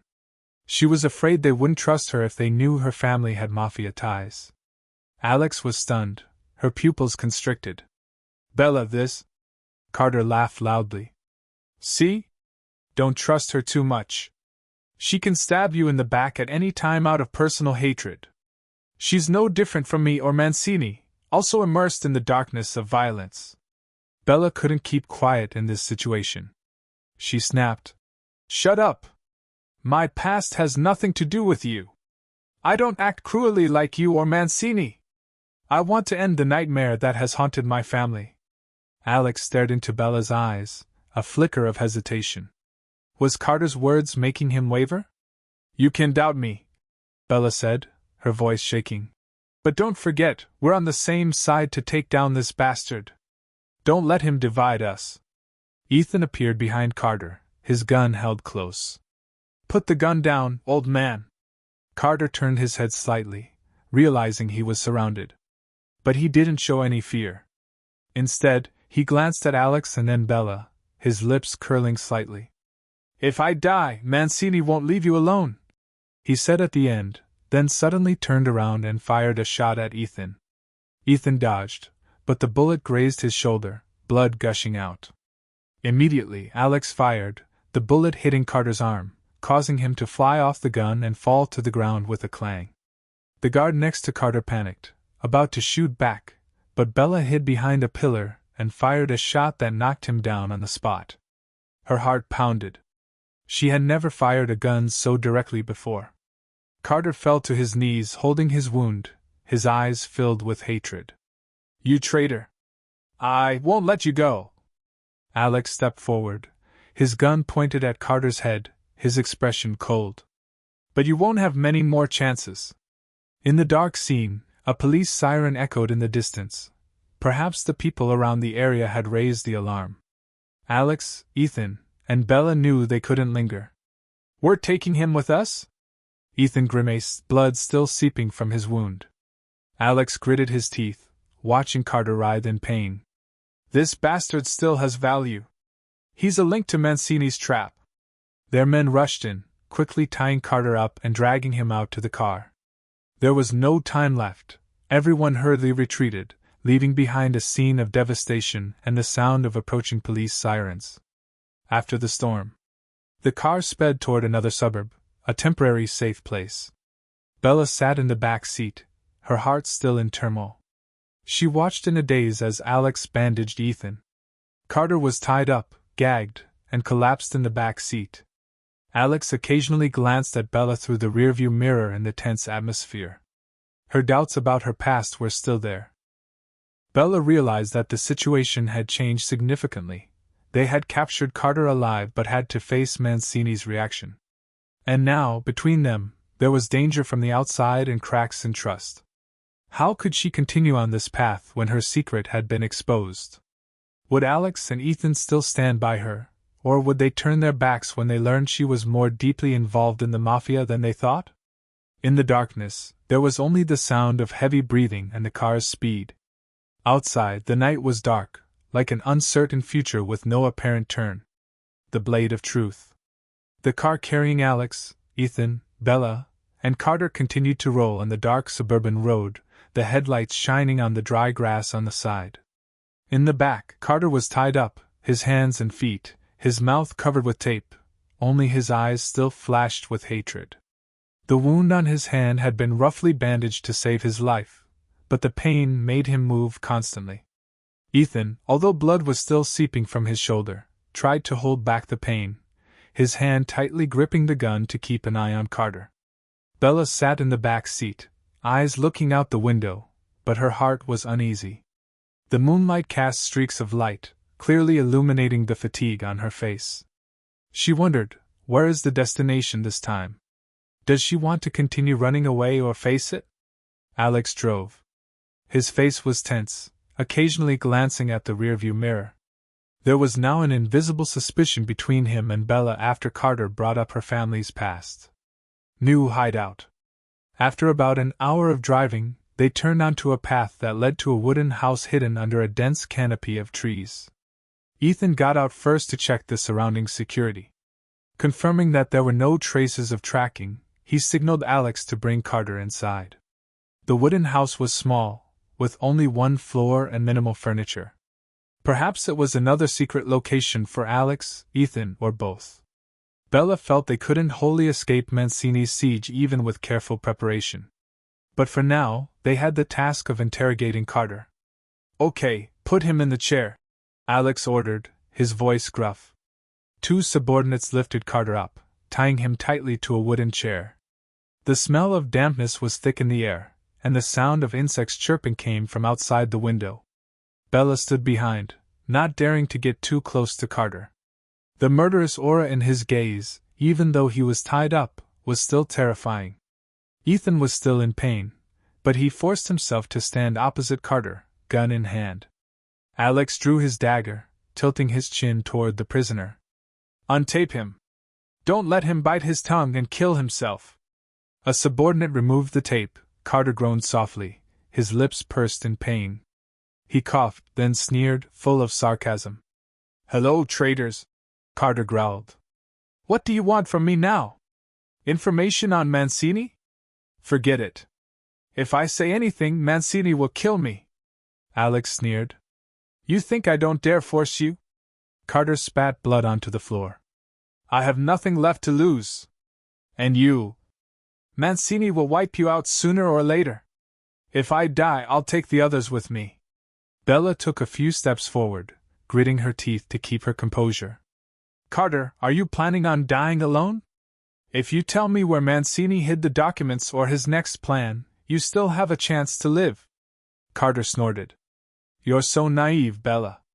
You think that if you kill me, Mancini won't find you? Your father also made enemies with him, to the point of suffering a tragic end. Are you foolish enough to follow in his footsteps, or do you actually want revenge?" Bella paused for a moment, the old pain coming back. She tried to swallow. "I don't need your advice. Cooperate or die, Carter!" Interrogating Carter. The dim yellow light shone down on Carter's dark face, highlighting the veins of anger. While Alex continued to question, Bella noticed Ethan's face pale from the wound, but he still gritted his teeth and endured. "What is Mancini plotting?" Alex asked, his voice full of menace. "Why did he show up in person? Does he want to take over the territory or have a bigger plan?" Carter gritted his teeth. "I don't know everything, but Mancini certainly didn't stop at money laundering. He wanted to expand his drug and arms business, even into politics. Compared to him, Alex, you're just a small fry." "What about the bigger organization behind him?" Bella interjected. "Is Mancini just someone else's henchman?" Carter laughed, though blood was on his lips. "I can't be sure. But if he is, it's only a high-level mafia in Europe. He's allied with many international bosses. Can you overthrow him with just a few pieces of data? Dream on. Alex held the knife to Carter's throat. You think I wouldn't dare cut your throat right now? Carter laughed contemptuously. Try it, you'll be the next ones in the body bag. We'll all die together. The air was thick. Bella felt Alex's hand tremble slightly. He was pushed to the limit, especially when Carter tortured his men. Ethan stepped forward and grabbed Alex's shoulder, his voice low. Calm down. Kill him now, we will lose the clue. Let him live, we still have a chance to negotiate. Alex glanced at Bella, then lowered the knife, although his eyes still had no less murderous intent. Carter smiled slightly, looking triumphant. The crack in trust. After a brief interrogation, Alex had 2 of his men guard Carter in a locked room. Bella returned to the living room, looking at Ethan sitting on a chair, his hand on his injured shoulder. She quickly grabbed the first aid kit. Let me help you, she said, her voice softening. Ethan hesitated for a moment, but then let her remove the bandage and apply medicine. The bullet grazed his shoulder, cutting the flesh deep enough to bleed, but not touching the bone. Ethan gritted his teeth, trying not to let out a groan. Bella carefully bandaged it. I'm sorry, you got hurt because of me. Ethan smiled faintly. We're all in the same boat. Anyone can die at any moment. For a moment, Bella looked deeply into his eyes, seeing his resilience and exhaustion. She sighed involuntarily. Suddenly, Alex walked in, his face burning with anger. Bella, you're hiding who your father is from us, right? Bella was stunned. She knew Alex would ask. Her fingers trembled, the bottle of antiseptic almost falling. Yes. My father did business with Mancini, she said, her voice low. But he disapproved of his brutal illegal activities, so he wanted to withdraw. Mancini brutally eliminated my entire family. My mother and my brother all died in that warehouse explosion. Only I survived. Ethan was stunned. He had never heard Bella go into such detail. Alex clenched his fists, his eyes hard. So you came back for revenge? You used us as a tool to take down Mancini? Bella swallowed, nodding slightly. Yes, I want revenge. But I have no intention of betraying you too. I need your help to end this nightmare. Ethan turned away, not saying anything. Alex exhaled, then lowered his head as if trying to contain his anger. Okay. After all, we're on the same page. But if you hide anything else, I won't give in anymore. Bella was sad, knowing that Alex was standing on a thin line between believing her and doubting her. I won't lie anymore, she said firmly, though her eyes were still painful. Julia and the media race. In the heavy atmosphere, Bella's phone rang. She quickly picked up the phone, recognizing Julia's breathless voice. Bella, 2 strange guys just followed me. I had to hide in an old apartment building. But these guys won't let go. Do you have anyone who can help? Bella panicked. Don't hang up. Did they recognize you as a reporter? Julia said quickly. They must be suspicious. I temporarily fooled them by saying I was lost, but it won't be fooled for long. By the way, your data is really too big, enough to reach many forces. If it's released, both Carter and Mancini will be exposed. Bella glanced at Alex and Ethan. Stay safe. I'll tell Alex and Ethan to get someone to pick you up. However, it's too dangerous to come out now. Julia gasped. I know, but we don't have time. Carter. Mancini. They seem to be checking every lead. I'll try to stay hidden and devise a plan to release the evidence. If I delay, I'm afraid I won't be able to keep my life.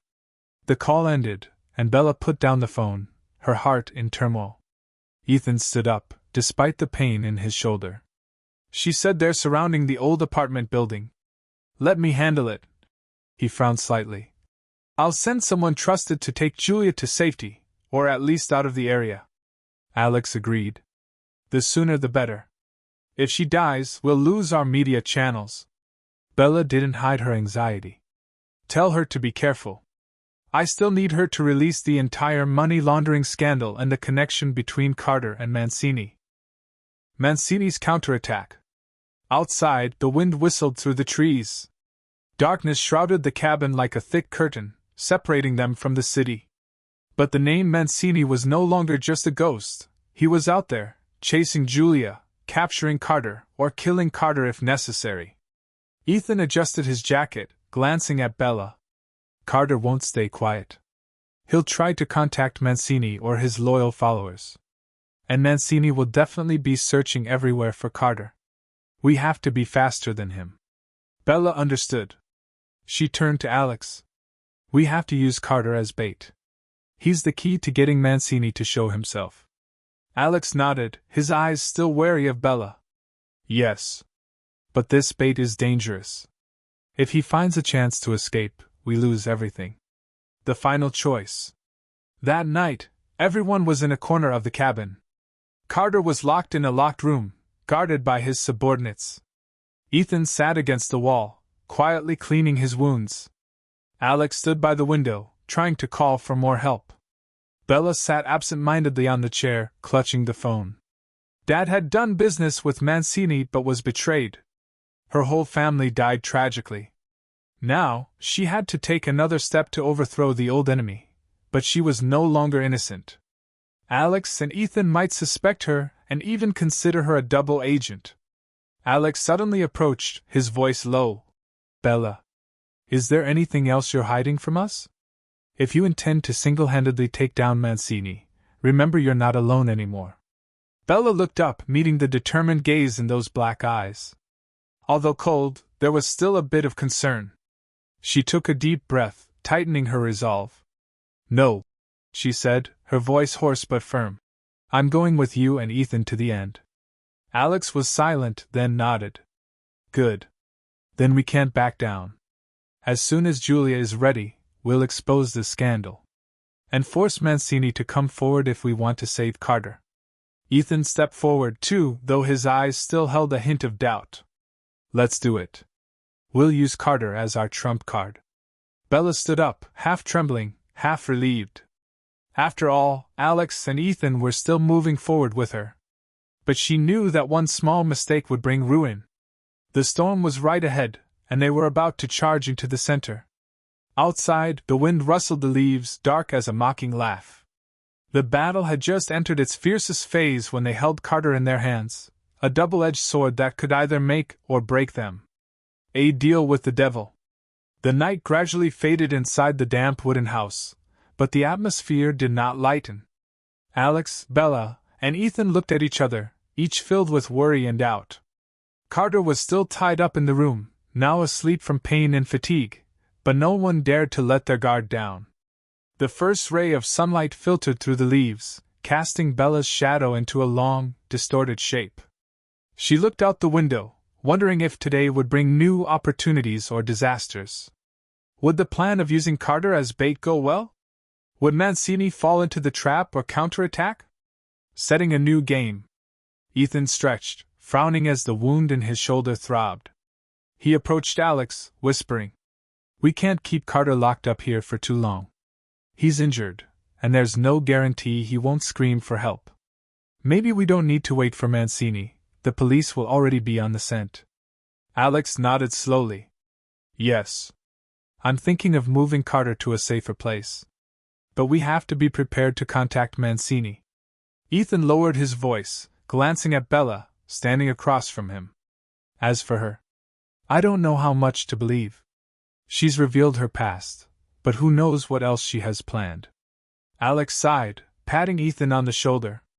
Don't let internal strife ruin our plans. We have to stick together at least until we take down Mancini. Bella takes the initiative. While the two men were talking, Bella had made an important decision. She stepped forward, interrupting the conversation. I'll be the one to contact Mancini, she said, her eyes determined. Carter's right, my family is involved with him. Mancini has known me since I was a child. If he's still a little wary, he might respond. Alex narrowed his eyes. Do you think Mancini will soften because he knew your father? No, Bella said, but he might be curious. Besides, we have Carter, his right-hand man, in the area now. Mancini will want to negotiate, or at least listen to his terms. I'll send a signal to lure him out." Ethan nodded slightly but also looked cautious. "How do you plan to send a signal?" "He wouldn't leave any means of contact." Bella opened her phone, scrolling to an encrypted email address. "This is the secret channel my father used to send information to Mancini. I believe he's still watching it, even if he doesn't use it often. If I write a few symbols, he'll recognize the sender as related to my family." There was a moment of silence. Alex and Ethan exchanged looks and then agreed. "Okay, let's try," Alex said. Carter initiates the plot. In the locked room, Carter slowly regains consciousness from the pain. He hears the faint discussion outside, guessing Alex's group wants to see Mancini. A sly smile forms on the corner of his lips. "Let me see if Mancini considers me a useless pawn." He mumbles, his voice hoarse. "If you come, remember to take advantage of the situation. I won't die alone." He sits still, arranging the pieces in his mind. He knows Alex and Ethan need him alive, but he's afraid he'll play tricks. And Mancini certainly doesn't want to lose Carter, or at least not let the money laundering secret get out. Is there a way to turn things around? He continues to think. The old meeting place. Bella leaves the cabin, looking for a place with better phone reception to send an email. Alex and Ethan follow closely, along with a few gunmen. After about 20 minutes of driving, they stopped at a small, deserted roadside cafe. At a table in the corner, Bella turned on her laptop and logged on via VPN and private encryption, careful not to be tracked. She composed a short message. "To the man who met me when I was 10. The fate of my family, you may remember. I now have what you need and know you want what you lost. Carter is with me. If you want to settle the score, reply. Signed B." Bella attached a few pictures that proved Carter was tied up but not where he was being held. She typed in a secret signal a string of characters reminiscent of the aliases her father had used. When she was done, she took a deep breath and pressed send. "I send it. Now all we have to do is wait," she said, her voice shaking slightly. Ethan glanced at the screen. "Hope he takes the bait. If not, things will get more complicated." Instant response. They returned to the car, intending to leave, when Bella's phone began to vibrate. Less than 10 minutes later, she received a reply email, a sign that Mancini was watching her closely. "I recognize your father's alias, my dear. Curiously, you dare to come back to me. Carter is just one of my pawns, but I will listen to your suggestions. Don't be foolish. P. Mancini." Bella read it aloud to Alex and Ethan. She felt a chill run down her spine. He'd responded quickly. Mancini was still in touch, or at least he wasn't surprised. Alex chuckled. "He doesn't seem to value Carter. But if we're clever, he'd rather get this pawn back than let it fall into the hands of the police." Ethan gritted his teeth. "So what next? A face-to-face meeting? It's dangerous. But we can't drag this out forever." Bella closed her laptop, her eyes determined. "Yes, let's make a bet. I'll send him a letter asking him to choose a neutral place to meet. Of course, we'll surround him. We must make him believe we only want to exchange Carter for safety." Alex nodded, but the corners of his lips were cold. "Agreed. But remember, Mancini is a real devil. He can set a trap at any time." Alex's dark sighed. Arriving at the cabin, Alex went straight to the room where Carter was being held, his face stern. Ethan and Bella didn't stop him, knowing he needed to talk privately. Closing the door, Alex pulled out a knife and waved it before Carter. "You should understand your situation now. Mancini said you're just one of many pawns. Do you think he'll come to save you?" Carter sneered. "I don't care. Just stab me if you dare." Alex responded with a punch straight to the stomach, making him groan and grimace. "You think I don't dare kill you? I've killed people worth more than you." He leaned forward, panting. "You aren't much better than Mancini. You bastard. Your whole family climbed over dead bodies to get up. The words seemed to stab Alex in the heart. His face darkened, his hands shaking, the knife pressed against Carter's neck. A thin line of blood oozed out. In Alex's eyes, a flash of pain mixed with cruelty. "Don't talk about my family. I'll kill anyone who insults them," he growled. Outside, Bella heard Carter groan, worried, pushing the door open. "Alex, stop. He's trying to provoke you." Alex took a breath and pulled back the knife, his eyes still dark. Then he turned and walked away, leaving Carter laughing contemptuously. Julia's progress. Late in the evening, as the sky was getting dark, Bella received a call from Julia. The reporter's voice was tense. "Bella, I've escaped my pursuers for now. But they're searching around my apartment. I have to evacuate immediately. Bad news, my office has been hacked, and my computer and documents have been ransacked. Luckily, I backed up my data elsewhere." Bella rubbed her temples, her heart pounding. "Don't go back there. Find a safe place, or let us arrange a hiding place for you. Maybe Mancini sent someone." Julia gasped over the phone. "I guess so. I've prepared a rough draft of Carter's money laundering story. If you want, we can tease some of the information to the public to pressure them. But then, you have to be ready to face the backlash." Bella looked at Alex and Ethan, relaying Julia's message. Alex thought momentarily, then nodded. "Let her post apart. Let Mancini know we are not just talking. That will be the official greeting." Ethan agreed. "Also, avoid Mancini from daring to kill Carter or us, because if he does, the money laundering will be noisier." Unrest in the group. The second night passed in the cabin. Everyone had trouble sleeping. Ethan was exhausted from his injuries, family memories still haunted Bella, and old sins and hatred for Carter tormented Alex. The following day, when Bella had just dozed off for a few minutes, she was awakened by a noise in the cell. She rushed out and saw one of Alex's subordinates lying on the ground, bleeding from his head. Carter was still tied up, but it seemed like he had used some trick to make the other guy fall and hit his head. "Damn it!" Alex hissed, running to check on the subordinate. Fortunately, he was only unconscious, not in mortal danger. Carter sneered, his voice thick with hatred. "Don't hope to keep me locked up forever, you son of a bitch." Ethan looked at him, holding the gun straight. "If you keep acting up, I'll break your legs." But Bella intervened in time. "Hitting him now is counterproductive. Increase the guard and tie him up tighter. Save this guy for the negotiations with Mancini." The final turn. At noon, Bella's email notified her of a new message. Everyone gathered around her. She opened it, reading each word. "You want to see me, girl? Tomorrow night, 8 o'clock, at the abandoned factory near the border. Come alone. Bring Carter. And don't play tricks. Confronting me will only end in disaster. P. Mancini." Asterisk. Mancini's arrogant words cut through the air like a knife. "He wants you to come alone?" Ethan frowned. Bella clenched her fists. "He's not stupid enough to meet all of us. But he also knows we won't leave you alone. This is a challenge." Alex frowned, thoughtful. "Okay. We'll set up a battle formation if that's the only option. You come as requested, but we'll be hiding, ready to counterattack." Ethan nodded silently, his expression serious. "One mistake, and we're dead. But if we keep hiding, Mancini will have more time to tighten the siege." Bella looked around, knowing they had reached the point of no return. "Yes. Tomorrow night, everything will be decided. We have no other way out, whether it's negotiations or a shootout."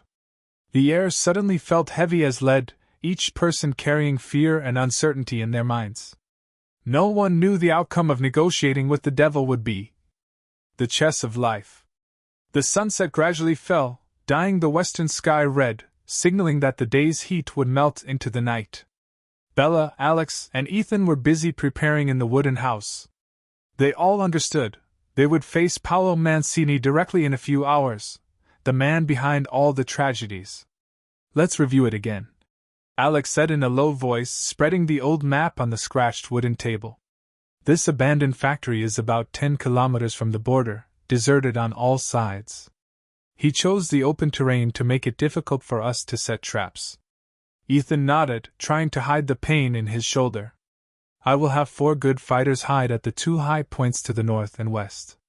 Alex, you put more people at the main gate if Mancini brings troops to attack. Bella stood by, feeling her heart tighten as she saw the satellite image of the factory. The sight of rusted chimneys and crumbling concrete walls was a grim reminder of a restless night. I'll drive Carter. As a hostage, she said, her voice choked. Mancini wants me to come alone, but of course, you and Ethan will be there secretly. We have to be careful. Ethan looked at her, thoughtful. Mancini is more dangerous than we think. If he knows you're the daughter of the old trader, he can use that grudge to manipulate you. Bella bit her lip. I know. But this is the only way to lure him out. Julia will drop another piece of evidence when he shows up, making him afraid to act openly. Alex clenched his fists. Okay. Let's go. We only have a few hours before the appointment. The journey to the factory. As the convoy left the cabin, darkness began to fall. Bella's car was in the lead, Carter in the back seat, handcuffed, rope tied around his body, duct tape over his mouth.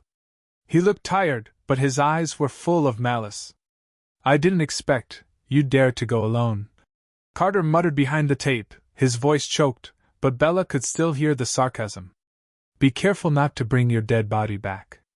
Bella didn't reply, she just tightened her grip on the steering wheel, concentrating on driving.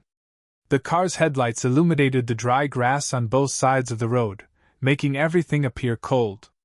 Not far away, Alex's SUV drove parallel, keeping enough distance to keep an eye on it. Ethan's car carried the rear support team, Ethan's deep voice constantly updating the location on the radio. The scene was like a battalion rushing into battle. After tonight, everything could change forever. Bella took a deep breath, trying to fill her chest with courage. Father, please bless me. The abandoned factory scene. At precisely 8 p.m., Bella turned onto the road leading to the factory gate. The large, cracked concrete wall, the rusty iron gate, and the faded old sign painted a haunting scene. The factory seemed to writhe in the darkness, exuding a deathly atmosphere. Stopping right in front of the gate, Bella turned off the engine. She glanced at the mirror and saw that Carter was still tied up. A few seconds passed heavily. There was no sign of Mancini. But suddenly, from the side of the factory, a strip of headlights shone, followed by 2 shiny black cars. Bella's heart tightened. Mancini, you're here. The car door opened, and a rough man got out. He held a flashlight and shined it straight into Bella's car window, blocking her view. A deep voice rang out. Get out of the car, Bella. Don't resist. She unbuckled her seat belt, slowly opened the door, and appeared calm. The night wind blew into her face, cold. The man motioned for her to come forward. Where's Carter? Bella glanced toward the back seat. In the car. I need to see Mancini. Don't think about robbing him now. The man snorted and snapped his fingers. From the back of the car, Paolo Mancini, dressed in a black suit, his gray hair combed neatly, his face austere but still exuding the air of a man who had experienced life. He glanced at Bella coldly. I finally meet the trader's daughter. Mancini laughed, his voice soft but sharper than a knife. I thought you were dead with your family. Bella gasped, her hands clenched. I'm not dead. And you know why I'm here. I want a settlement, or a trade, Carter, for my safety and the safety of everyone involved. Mancini lifted his chin, looking disdainful. I didn't come to bargain with an ant. But Carter is a worthless man. I'll be in trouble if he gives away the money laundering secret. Whether he lives or dies is a small matter to me. Bella's eyes flashed with anger.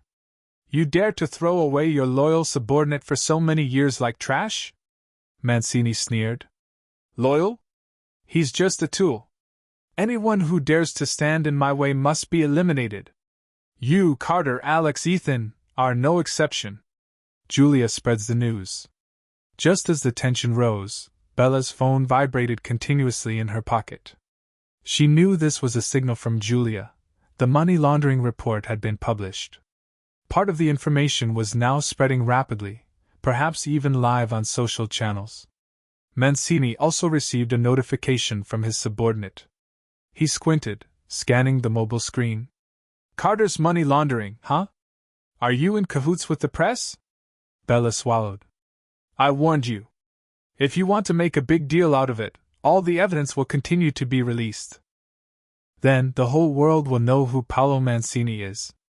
A flash of anger flashed in Mancini's eyes, but he tried to keep his composure. What do you want now? Bella raised her head, her expression determined. I want to end this cycle. Release Carter? I can give him to you or the police. But if you hurt me or anyone around you, believe me, you'll blow yourself up. Mancini chuckled coldly. You're a quick learner. Threatening me with your open card. The nervous encounter. The big guy gave the signal, and two other men surrounded him with guns, pointing them straight at Bella. She kept her calm, knowing Alex, Ethan, and their team were lurking around, ready to fire. Carter was still sitting in the car, struggling, his eyes wide open. He realized that the situation could be worse if Mancini considered him a useless pawn. He went into a frenzy, repeatedly slamming himself into the seat. Mancini waved his hand. You didn't think I came alone, did you? I have snipers everywhere. Don't expect Alex or Ethan to ambush me. As soon as his voice ended, a volley of gunfire rang out from the gate, a sign that the two armies had begun to clash. Bella inhaled sharply, her heart pounding. Stop! She shouted, her eyes darting around, but Alex was nowhere to be seen. What do you want? You want us all to die? Mancini didn't bother to reply, pulling out his gun and aiming it at Bella. Maybe I should finish off the traitor's heir now. Inner battle. The gun in Mancini's hand flashed coldly. Bella glared, sweat pouring down her temples. What should she do? Pull the trigger first, or stand still and die? Images of her murdered family flashed through her mind, the raging fire, the heart-rending screams. No! I can't die here! But she was also afraid that if she fired, the gunfight would explode fiercely, putting Alex and Ethan in danger.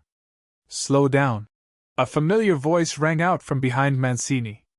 Alex appeared, gun pointed at the head of one of his subordinates, forcing him to stand as a shield. I don't mind killing this pawn, Mancini, Alex said curtly. Put down your gun.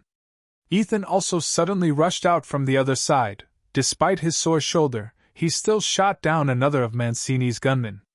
The chaos became more intense. Mancini gritted his teeth, his eyes bulging. Well done, Alex. Do you think you can beat me?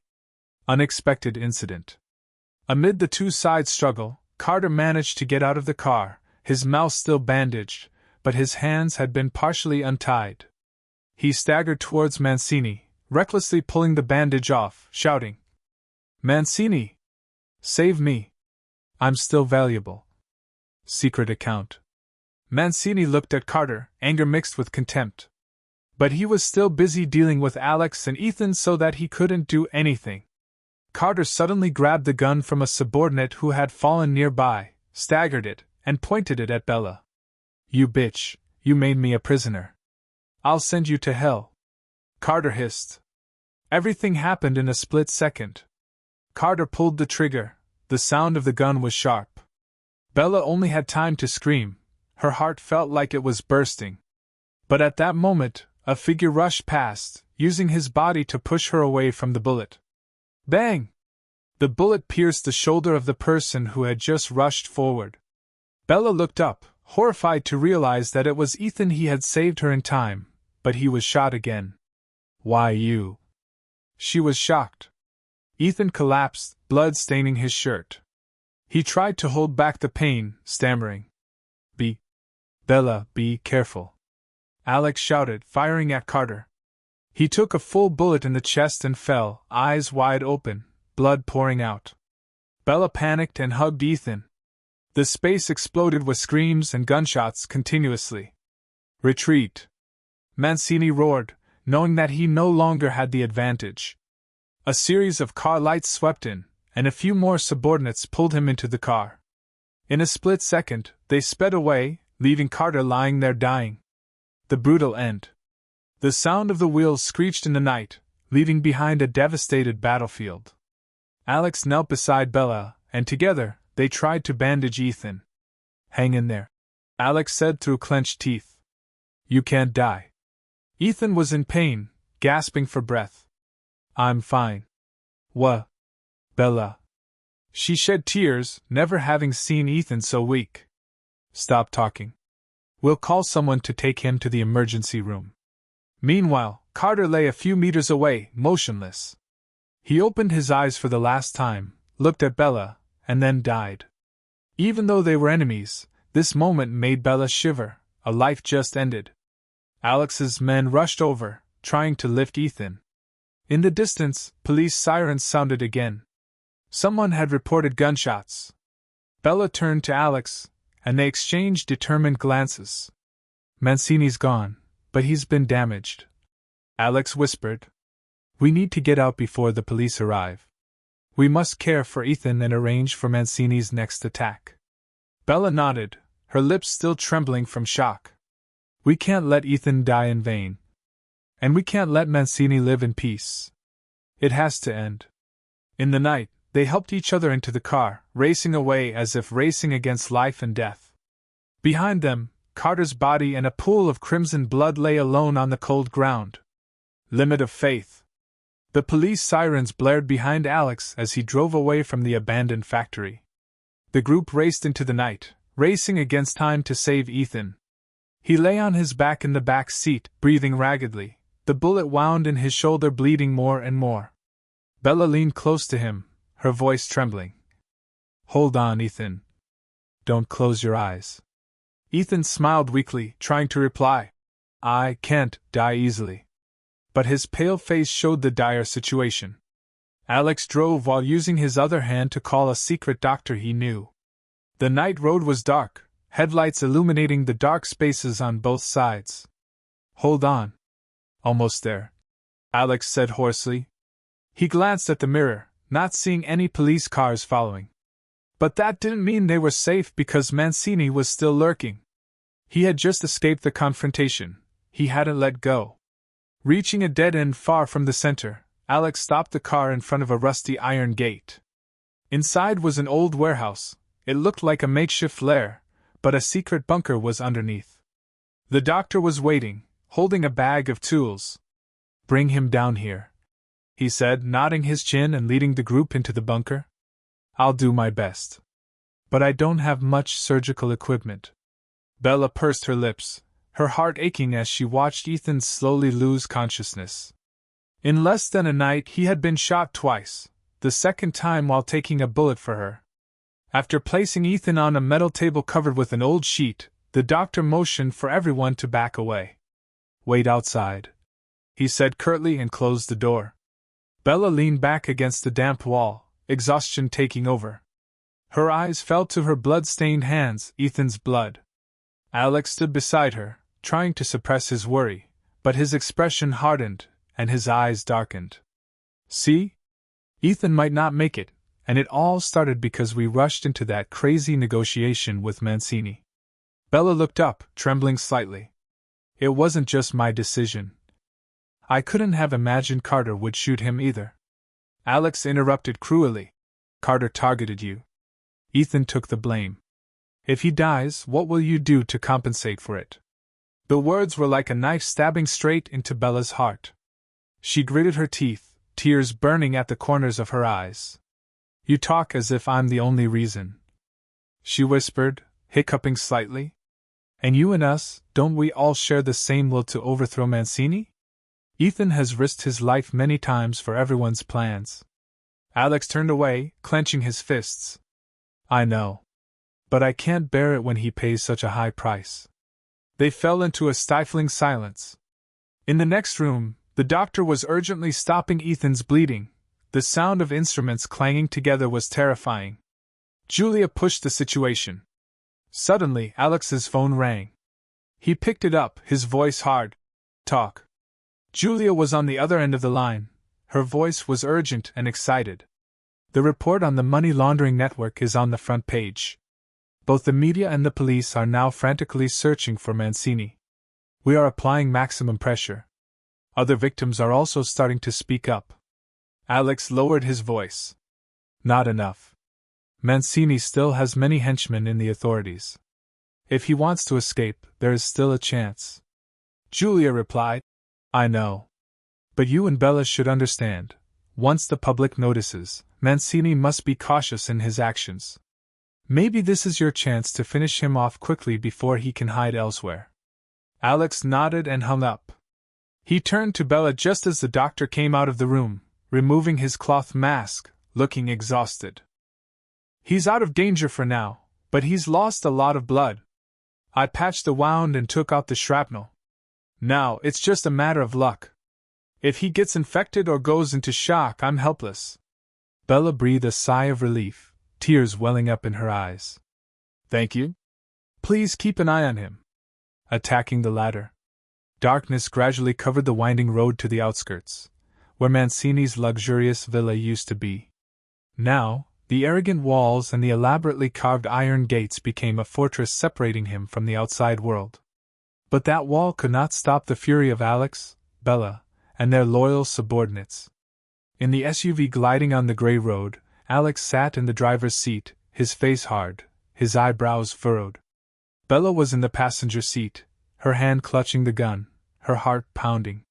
Since leaving the bunker, they had not spoken a word to each other.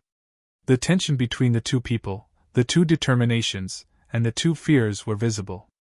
We're getting close, Alex suddenly said, breaking the silence. According to the scouts, about a dozen gunmen are around this area. Mancini must be mobilizing all his remaining forces. Bella nodded slightly, glancing at the rearview mirror to see her team's car behind her. The headlights swept across the trees, like knives cutting through the darkness. As long as he's breathing, he's still a threat. I have to see him fall, she said softly, her lips pursed with hatred. Alex looked at her. I know. But don't let hatred cloud your judgment. We still need him alive long enough to reveal the list of people involved in the ring. If we kill him, more people might escape. Bella took a deep breath. Don't forget, Ethan is also hanging on the line between life and death. I can't take any longer. A trace of regret flashed in Alex's eyes. Yes. I don't want to lose anyone else either. Step into hell. Everyone stopped the car a few hundred meters from the villa's fence. The faint yellow light from the yard showed, proving electricity was still inside. The musty smell mixed with the scent of night grass made the air stifling. The wind blew gently, but it seemed like it was holding its breath, waiting to explode. Bella and Alex gathered a team of about 8 people. Everyone was armed with guns, dressed in dark clothes, ready to break in. Their eyes were determined as if they knew this trip would not promise a return. There are at least 2 guard posts upstairs. A subordinate pointed at the sketch. We can split into 2 groups. One group will distract the main gate, and the other group will climb the wall from behind. Alex turned to Bella. You follow me up the wall. We will attack when the other team opens fire at the gate, forcing them to split up. Bella tightened the straps of her backpack, which contained magazines and some support equipment. I'm ready. The opening shot. As the clock struck 9 o'clock in the evening, the group attacking the main gate signaled to start. A series of bullets tore through the silence, making the dogs bark loudly. Inside the villa, the lights were on, the alarm blared. Go! Alex ordered. With Bella and 3 subordinates, he quietly slipped around the back wall into the night. With the lights focused in front, they quickly approached the inner garden. The wall was high, but there were many spots, enough to climb. Alex climbed up first, waving his hand to signal safety. Bella followed, her heart pounding madly. On the other side, the lights moved chaotically. The Mancini group frantically ran to the gate.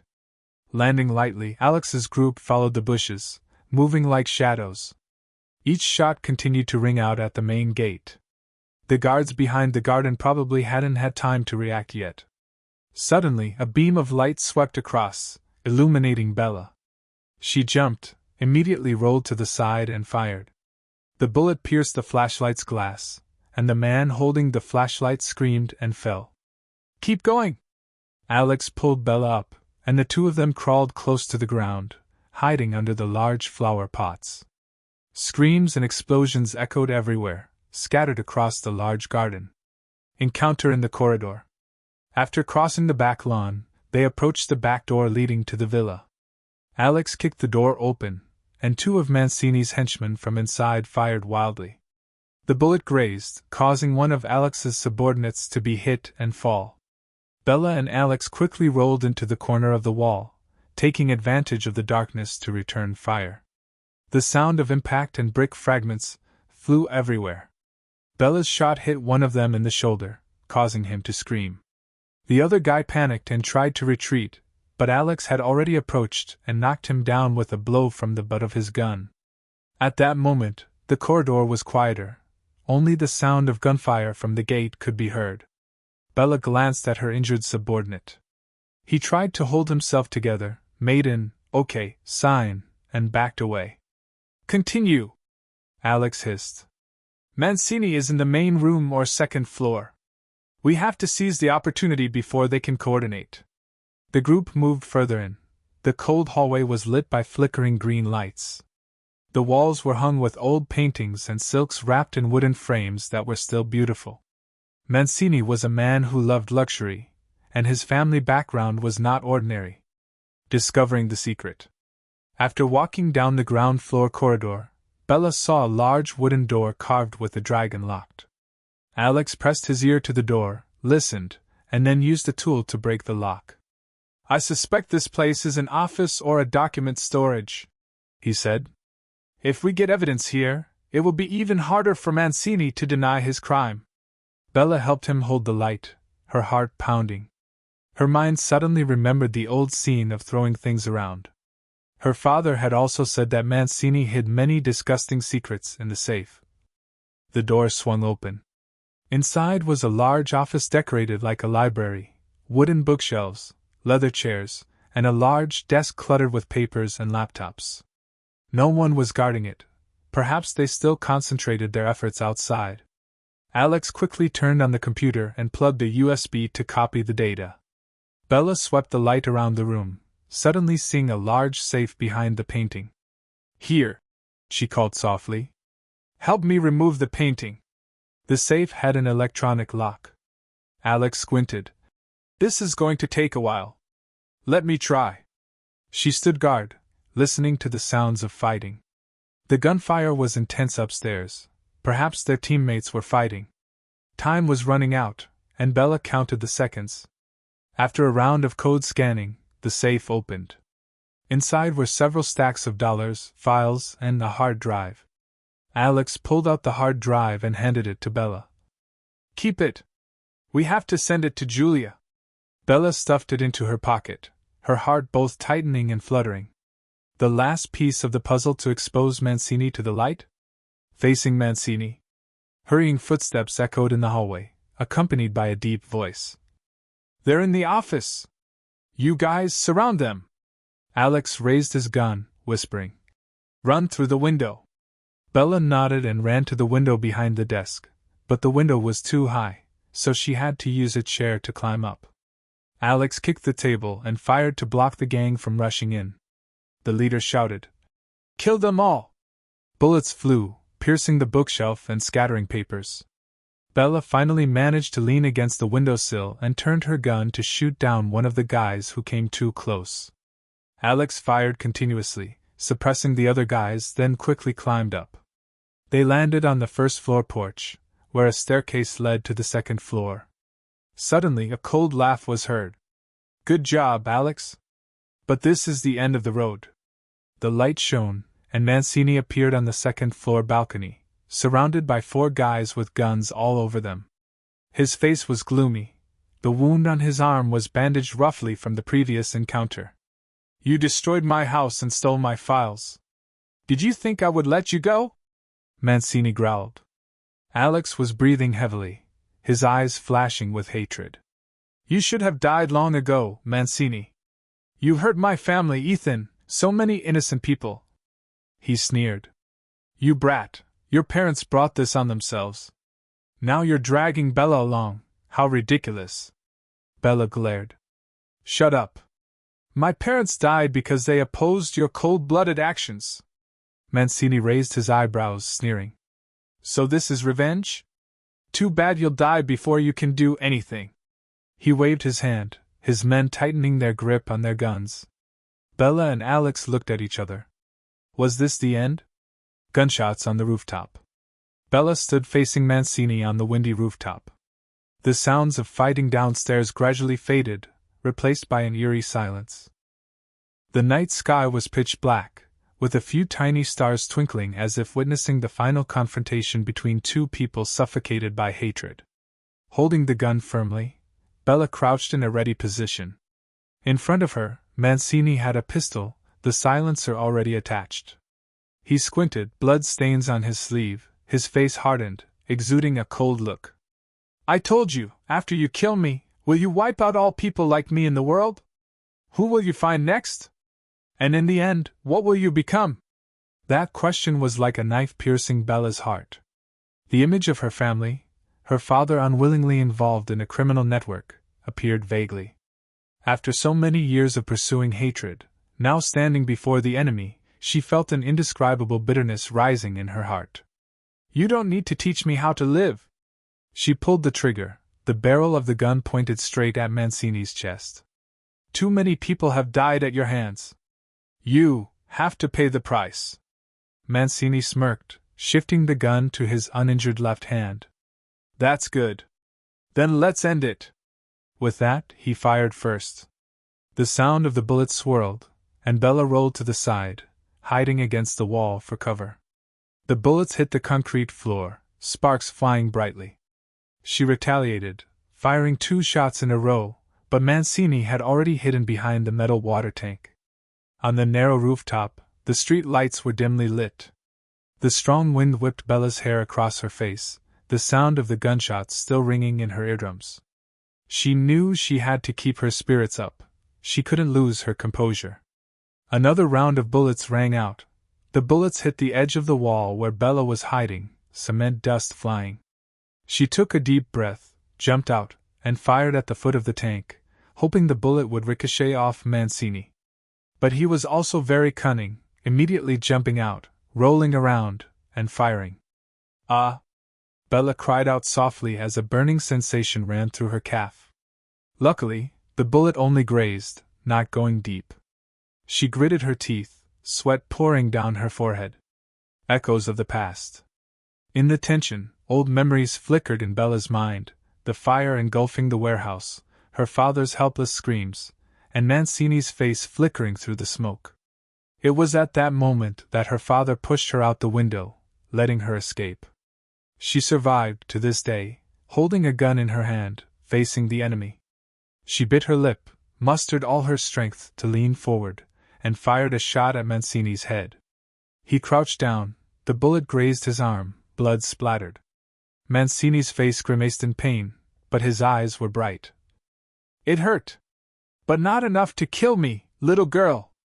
He kicked away the metal pieces falling in the yard, rushing forward to close in on Bella. She jumped back, reflexively pulling the trigger, but the empty gun only made a dry click. I've fired too many shots. Mancini laughed loudly. Are you out of bullets? He slammed the butt of the gun into Bella's shoulder. A sharp pain shot through her arm, and she stumbled back. He was about to punch her again, but she quickly turned around and dodged. But her enemy was not easy to escape. Mancini lunged forward, grabbing Bella's hair and pulling hard. Is this over yet? She gasped, her hand reaching for the loaded gun, but it was useless. No! She screamed silently, her whole body aching. Mancini's brutal face was right in front of her. His breath was full of blood. When despair flashed. In the moment when everything seemed to be over, another volley of bullets tore through the air, forcing Mancini to let go of Bella. He stopped, turned around, and cursed. Damn it! Who else? Bella seized the opportunity, retreating from him, struggling to escape his cold hand. Blood was flowing from her head. She felt dizzy but still managed to stand. From the rooftop stairs, a limping figure appeared, Alex. He leaned against the railing, his shoulder bandaged in blood, holding a short-range rifle in his hand. His eyes were blazing with murderous intent. "Get your hands off Bella, you scum!" Mancini snapped. "You're still alive? Good!" He fired at Alex, who fell and slid. The bullet grazed his head, almost killing him. Bella gritted her teeth, rummaged through her backpack, and pulled out a spare magazine. She quickly loaded the pistol and turned back to support, firing, forcing Mancini to retreat. He fired back in a frenzy but was caught between two attacks. The metallic sound was deafening, the rooftop was full of bullets. Hot shell casings rolled around his feet. Alex took advantage of Mancini's moment of carelessness, pulled the trigger, and shot him in the leg. He staggered to his knees, roaring in pain. Bella stepped forward, took a breath, and aimed the gun straight at her head. Sweat mixed with tears ran down her cheeks, her heart pounding as if it were about to burst. This was the chance for revenge she had longed for. To shoot or not to shoot? A life or death choice. Mancini's eyes still showed no fear. He gritted his teeth, panting, blood staining the cement floor. "Kill me! You will become the next demon!" Bella's hand trembled. Hesitating momentarily, she felt like the whole world was holding its breath. Alex also stepped forward, his voice cold. "He must die. But we need him alive to reveal the others. Julia and the police are waiting for a confession. If we kill him, I'm afraid many other crimes will be buried." Mancini sneered, spitting blood on the ground. "I will never confess. Shoot whatever you want." Bella remembered Ethan, his fragile life, and every face of suffering caused by Mancini. She exhaled, her hand squeezed the trigger. Pop! A shot hit Mancini's shoulder, making him scream and drop the gun, blood gushing out. "Now you will have to live, to pay for your sins," she said, tears rolling down. "You don't deserve to die easily, Mancini." He fell to his knees, breathing hard, his eyes vicious but helpless. Alex nodded and turned to wave to his subordinates, who had pulled him up to the roof. "Tie him up, gag him. Call someone to take him away. The police will be here soon. He can't run." After the storm, the gunfire below the villa gradually faded. Mancini's remaining subordinates had been subdued or fled. The grounds were littered with shell casings, and the smell of gunpowder was pungent. Bella sat on the terrace, feeling her body was exhausted. Alex, who was seriously wounded in the shoulder, leaned against the railing, his face still burning with fire. Under the dim light, they looked at each other without any fierce suspicions.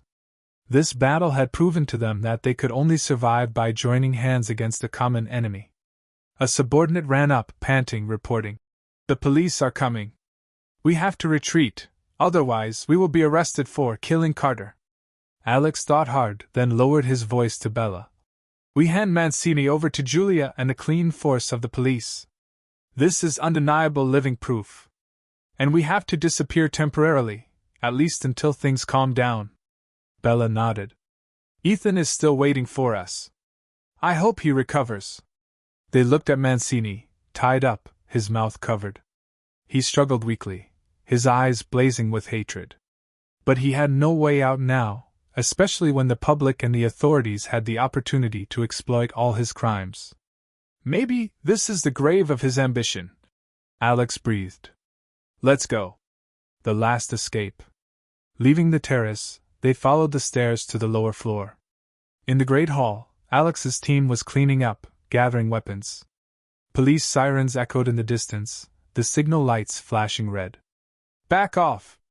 Alex shouted, and everyone quickly dispersed through the back door. No one wanted to run into the chaotic police force, possibly getting caught up in Carter's mess. The iron gate was still wide open, and their car slid through the obstacles, disappearing into the night. Mancini lay on the cold tile floor, his hands tightening on the ropes. Sooner or later, the patrol cars would come in, catching a crime lord shot and wounded.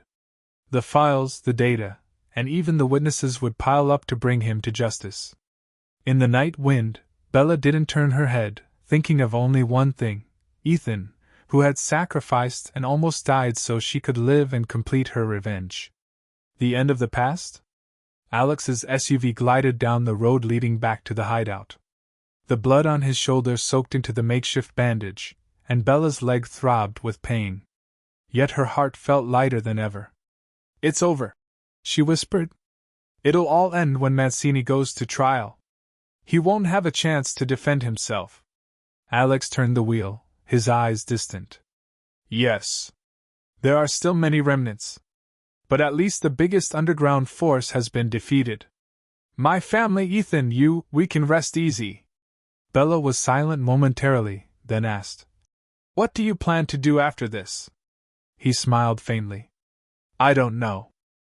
Maybe withdraw from everything or find a new path. I've lived for hatred for the past few years, and now I have to learn to let go." "What about you?" She hugged her injured arm, her gaze lost in the stars outside. "I want to be with Ethan if he recovers. As for revenge, that's done. I have to live like a normal person, without resentment." Alex nodded slightly, his eyes seemingly filled with regret and serenity.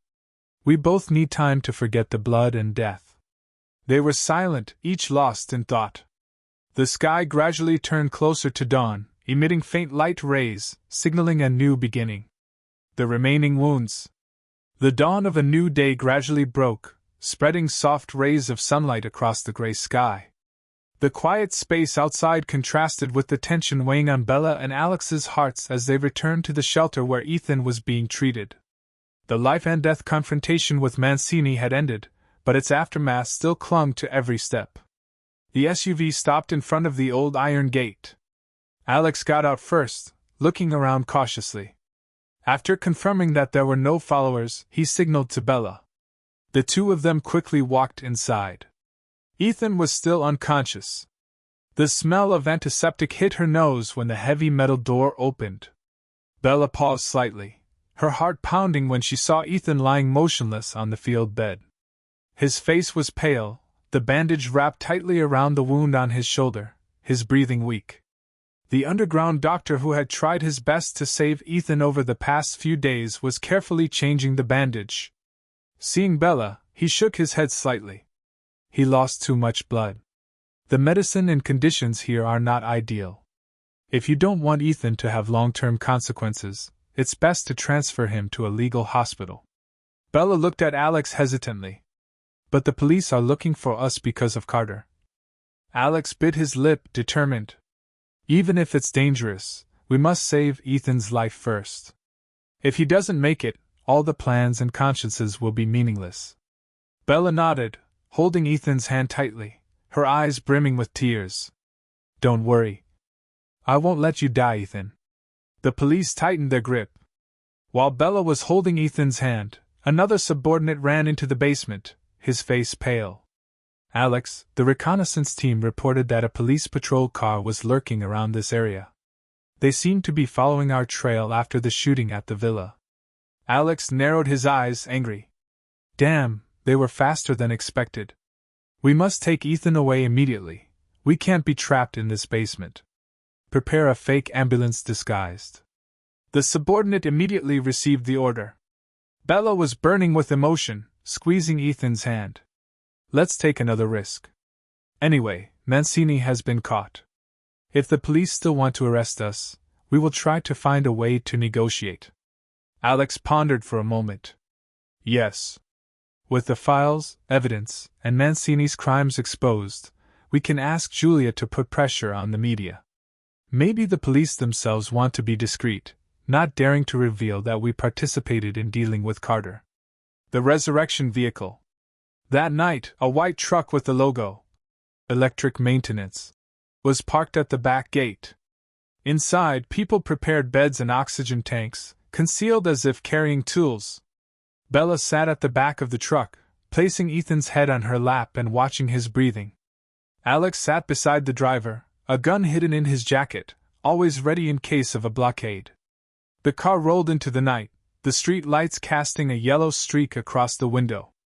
Ethan occasionally groaned, the bandage on his shoulder already dark red. Sweat beaded on his forehead, a sign of a simmering fever.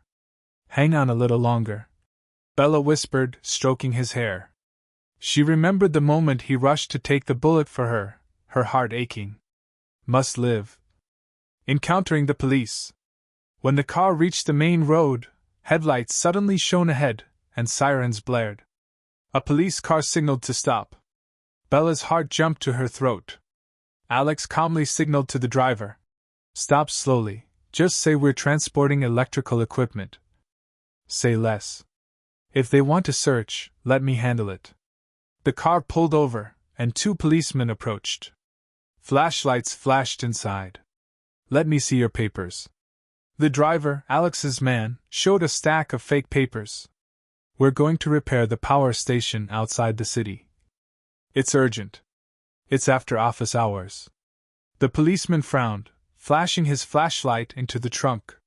Bella held her breath, covering Ethan with a tarp, hoping they wouldn't barge in. But another policeman looked suspicious, intending to climb up to check. Alex cursed under his breath, reaching for his gun. If they were exposed, they would have to shoot. Suddenly, the police radio rang out. All units, attention. There are multiple accidents at the X intersection. Requesting backup. The 2 policemen said quickly. All right, let's go. No need to waste time. These papers seem to be valid. Then they quickly got into the car, turned around, and sped away. Everyone in the electric maintenance car breathed a sigh of relief as if they had just escaped hell. Alex leaned his head back against the seat, rubbing his forehead. Lucky. What luck. Bella squeezed Ethan's hand, feeling her heart pounding in her chest, both from fear and happiness at having passed the test. Tears released. The car continued to roll, finally stopping in front of a small private hospital hidden in the suburbs. Alex's familiar doctor had arranged a discreet operating room, avoiding as much attention as possible. Watching the nurses carry Ethan into the operating room, Bella couldn't hold back her tears. She was exhausted, leaning against the wall, her legs shaking. Alex placed a hand lightly on her shoulder. As for the rest, trust the doctor. Ethan is a tough guy. He won't give up. Bella nodded, wiping her tears. I have never felt so helpless like this.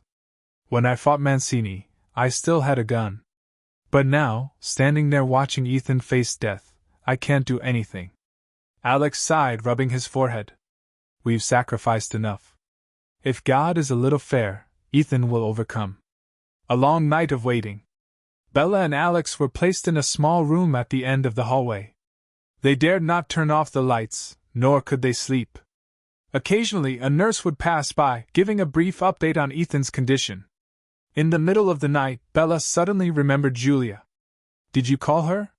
She must want to know that Mancini was caught. Alex shook his head. I cut off the line to avoid being tracked. But she must have heard the news through the police. Mancini was arrested, and the investigation is pending. She also revealed that Carter was dead, and now the police are trying to get information from Mancini. Bella shuddered at the thought of Carter. He had died in a pool of blood, the way he had lived his life violent and treacherous. She didn't know whether to be happy or sad, just empty. The night broke, dawn broke. The sound of hurried footsteps woke Bella and Alex. They were both slumped on the chair when the surgeon walked in. His face was tired, but he seemed relieved. The surgery was successful. The bullet was stuck near the shoulder bone. Luckily, it didn't damage the aorta. He's in a coma because of the high dose of anesthesia. He's out of danger. But we still have to monitor the infection. Bella was about to cry with joy, her shoulders shaking.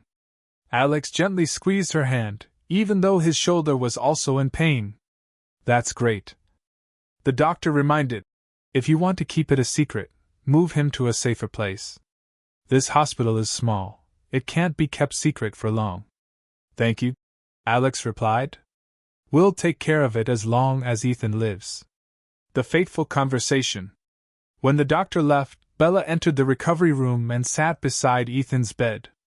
He lay still, an oxygen tube in his nose, for lines hooked around his arms. Her heart ached. Alex was behind her, speaking in a low voice. Bella, maybe we should think about leaving here. In a few days, Ethan will be fine. We can move to another place to hide or fly abroad. The police are still looking for us because of Carter. We can't be complacent. Bella nodded. Yes. But I don't want to run away forever. Alex, we also have evidence that Carter plotted to kill someone, and Ethan shot him in self-defense. Julia can help reveal the truth. Alex was silent for a moment. Do you trust Julia that much? We send videotapes or statements. I'm afraid the police won't believe us easily because we're being targeted. This case is related to the Mafia. The government will want to make a big deal out of it to clean up. Bella clicked her tongue. I believe Julia has enough courage and integrity. She's winning, thanks to the series of reports. She certainly doesn't want to ignore the fact that Carter was the one who fired the first shot. Hearing that, Alex nodded slightly. Let's bet. As for Mancini, he's in a special cell. If he goes to court and has a good lawyer, maybe we can manage. The two sat silently beside Ethan, each holding their own thoughts. Bella had his cold hand, remembering every moment they spent together. Pain mixed with happiness because there was still a chance. Uncertain future.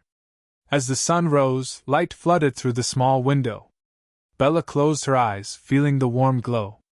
How long had it been since she had welcomed such a peaceful dawn? But she did not forget the unstable atmosphere outside. Although Mancini had fallen into the net, old and new enemies still threatened to tear each other apart. The police could raid at any moment. I will call Julia, she decided. We must report the news immediately. We cannot let the police or dark forces steer the story.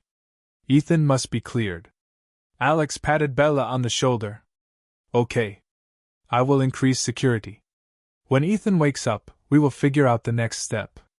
Hopefully, everything will be over soon, so we can escape life in the dark. Bella smiled softly, though tears fell silently. Yes. We have come too far and suffered too much loss. Now I want a tomorrow without bloodshed. Tearing after the storm. Outside, the morning sunlight seeped into the private hospital corridor, gentle and strangely peaceful. However, in the cramped hospital room, the atmosphere was still heavy. Ethan lay unconscious on the bed. The wounds had stopped bleeding, but the fever was still tormenting him. Bella had been watching by the bed since last night, her eyes dark from lack of sleep. Every time she looked at Ethan's pale face, her heart ached, afraid of losing the person who had sacrificed everything for her. Alex quietly checked his phone in the corner of the room, his hand still bandaged on his shoulder. In contrast to his previous impulsive appearance, he now seemed quiet, caught up in the calculations he had to worry about. Julia just texted, Alex said hoarsely. She's contacted some high-ranking officials in the police force. They seem interested in the Mancini file, especially the corrupt official connections. But... Bella frowned, gently stroking Ethan's hand. But what? Alex looked up from the phone screen, his eyes dark. They expressed their desire to communicate directly with us. It seems they need more evidence about Carter. To put it bluntly, they want to tie us to a deal, information in exchange for immunity. She turned around, her voice becoming harsh. Immunity? That means, if we provide all the evidence, they will turn a blind eye to Ethan shooting Carter? Alex nodded. Maybe. However, the police are not so forgiving. I'm afraid they want to extort more, like forcing us to reveal my entire network, or the deals Ethan has been involved in. Bella took a deep breath, her eyes glancing down at Ethan. He had to be innocent. He didn't deserve any more. The ambiguity of the deal. That afternoon, Bella and Alex left the hospital room and headed to a corner of the hall where a few people were passing by. They had to discuss Julia's proposed meeting with the police. If the authorities get involved, we can turn around Carter's case. Bella began. As long as we can prove that Carter shot first, and that we acted in self-defense. Yes, Alex mused. But I'm worried about money laundering, arms trafficking, gang conflicts. They could also implicate us in related crimes. It's not easy to get out of jail free. She bit her lip. So, we present evidence that implicates Mancini and the officials who protected him. They want a big win, a victory over the Mafia kind of thing. We'll make a deal. Alex shrugged, his voice hardening.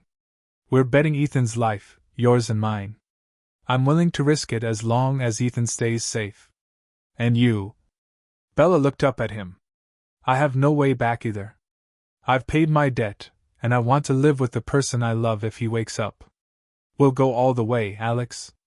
A small, rare smile flickered across Alex's eyes. Okay. Then I'll meet Julia and the police. We need to keep the location a secret. Don't let the Mancini remnants interfere. Awake or faint? Bella returned to the hospital room. The room was quiet except for the beeping of the heart monitor. She went to the bedside and gently took Ethan's hand. Ethan, can you hear me? No response. He was still in a deep coma. The doctor said he needed time, maybe a day, perhaps a week. She sighed, steeling herself.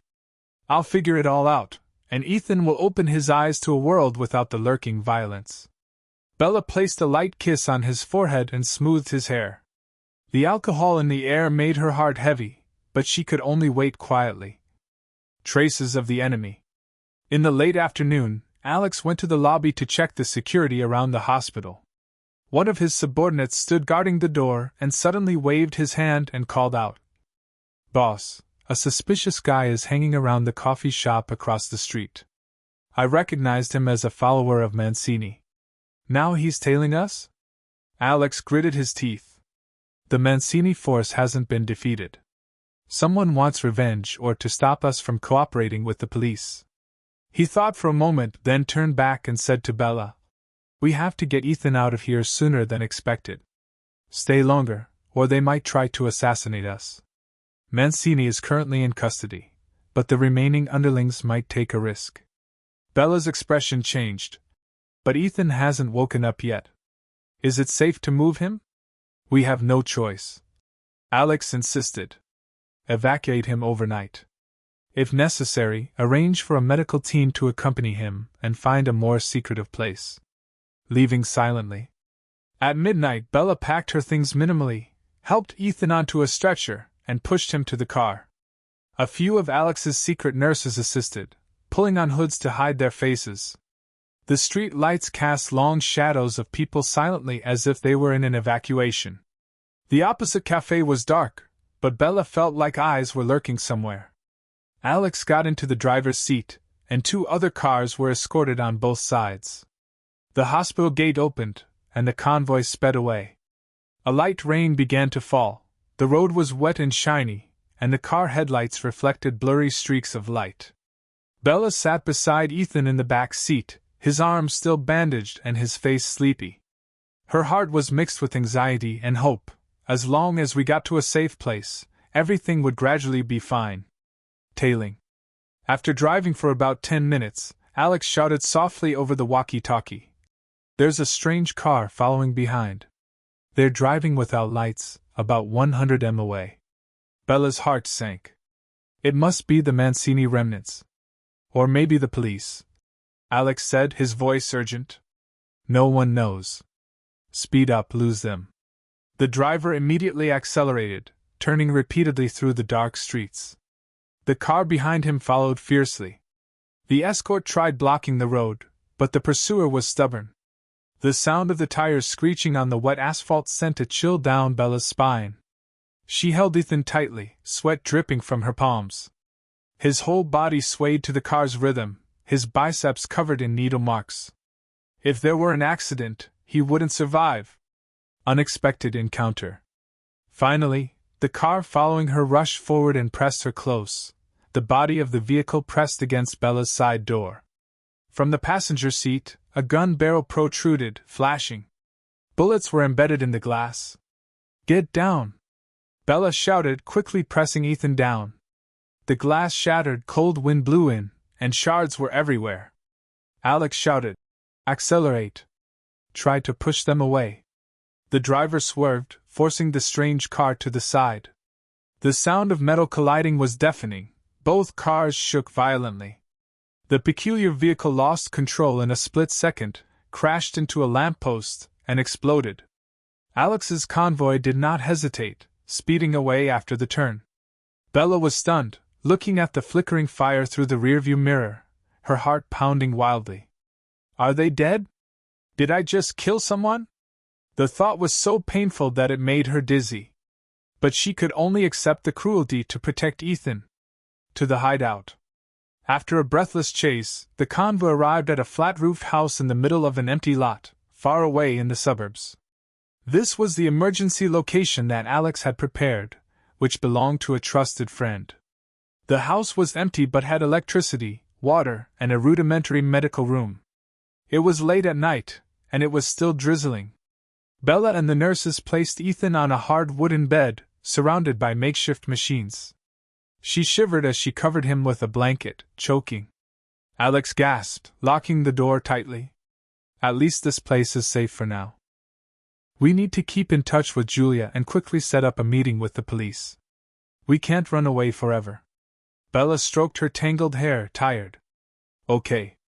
But tomorrow. I have to stay with Ethan now. I hope they don't come after us anymore. He nodded, closing his eyes. Okay. Get some rest. We'll talk about it tomorrow morning. Darkness followed. The house was silent. Only rain falling on the tin roof could be heard. Bella sat by the bed, checking Ethan's wound from time to time. His face was calm, as if he were sleeping. Her heart was filled with love mixed with indescribable pain. He wouldn't be involved in this mess if it weren't for her. When he woke up, would he regret putting all his trust in her? She gently held his hand in the darkness, whispering, Ethan, don't leave me. I need you, now and forever. There was no response, but she felt his hand react slightly, like an unconscious movement. Bella's tears welled up. Did he hear her? Outside the door, Alex stood guard, his eyes still cold. He could hate Bella and be confused, but now he couldn't let go because of Ethan and everything they had been through together. That night, no one slept soundly. On the other side of the forest, even though the war with Mancini had ended, there were still countless lurking threats. The police, the remaining gangs, political secrets. All painted a dark picture that Bella, Alex, and Ethan had to walk towards the end. Strange between two lines. The night passed wearily, and then dawn crept outside the dusty windows of the remote house. The weak sunlight filtered through the cracks, illuminating Bella's face as she woke up from a fitful sleep. Beside her, Ethan was still unconscious, though his breathing was somewhat more stable. Bella moved her numb arm, silently looking at Ethan in her arms. His lips moved slightly as if he were having a restless dream. She gently stroked his hair, promising herself that she would do everything so both could live in peace. The Mancini and Carter affair had dragged them into an endless vortex, and now they had to find a way out. External pressure. The loud ringing of the phone startled Bella. She quickly picked up the phone. It was Julia calling. Bella? Julia's voice rang out urgently. I need to see you and Alex immediately. The police, specifically Inspector Collins, want to meet you both privately. They want to hear from you about the Carter case and verify some evidence related to the officials bribed by Mancini. Bella glanced at Ethan. We have to be careful. What if the police set a trap? Inspector Collins is an honest man, at least as far as I know. Julia paused momentarily. But it's possible that he has a mole in his team. I'll find a way to ensure the safety of the meeting. I hope you agree because there's not much time left. After a moment of hesitation, Bella lowered her voice. Okay. Send me the location, and I'll arrange it. Hang up. Bella sat there, her heart churning with worry. She had to leave Ethan unconscious and embark on an unexpected meeting. The door to the room opened, and Alex walked in, his face still pale from the wound on his shoulder that had not yet healed. Is that Julia? He asked shortly. Bella nodded. She said Inspector Collins wants to see us urgently. Do you agree? She pursed her lips. Even though it's dangerous, this is an opportunity to gain immunity. Otherwise, we'll be hunted forever. Alex exhaled, pulled out a chair, and sat down. Okay. I'll prepare the security team. As for Ethan, Bella lowered her head, her eyes filled with sorrow. Stay here, I told the doctor on duty. I hope he doesn't wake up without seeing me. Inner conflict. After the conversation, Bella went to the corner of the porch, where the early morning sunlight was pale yellow, casting a layer of dust on the tiled floor. She quietly took a deep breath, her mind confused between duty and emotion. From the beginning, Ethan wanted to leave the criminal world, but because of her, he got caught up in a bloody war. Now she had to go again, looking for a chance to live for both of them. The simple happiness she dreamed of was still far away. Alex appeared behind him, his voice low. Bella, we'll arrange to leave right away. Don't worry, I'll leave the two best people to watch Ethan. If anything happens, they'll evacuate him. She just nodded slightly, her eyes still distant. Thank you, Alex. I hope we don't fall into a trap this time. He frowned, putting on his jacket to cover the gun. We have to be careful. But we also have to dare to take risks. At this point, there's no other way. Secret location. 2 hours later, a regular car rolled down the suburban road. Bella sat in the passenger seat, Alex in the back, to avoid being seen through the windshield. Julia's voice instructed on the radio. Go straight for another 5 kilometers, turn right onto a dirt road, there's an abandoned diner. Inspector Collins and I are waiting there. Bella gripped the armrest, looking out the window. All she could see was dry grass fields and a few lonely houses. The sky was blue, but her heart was filled with clouds. The car stopped before the shabby diner, its sign falling off. A sedan was parked diagonally inside. Alex signaled to his subordinates. They split up to guard, and then he and Bella walked in. Meeting with Inspector Collins. The space was gloomy, with a musty smell.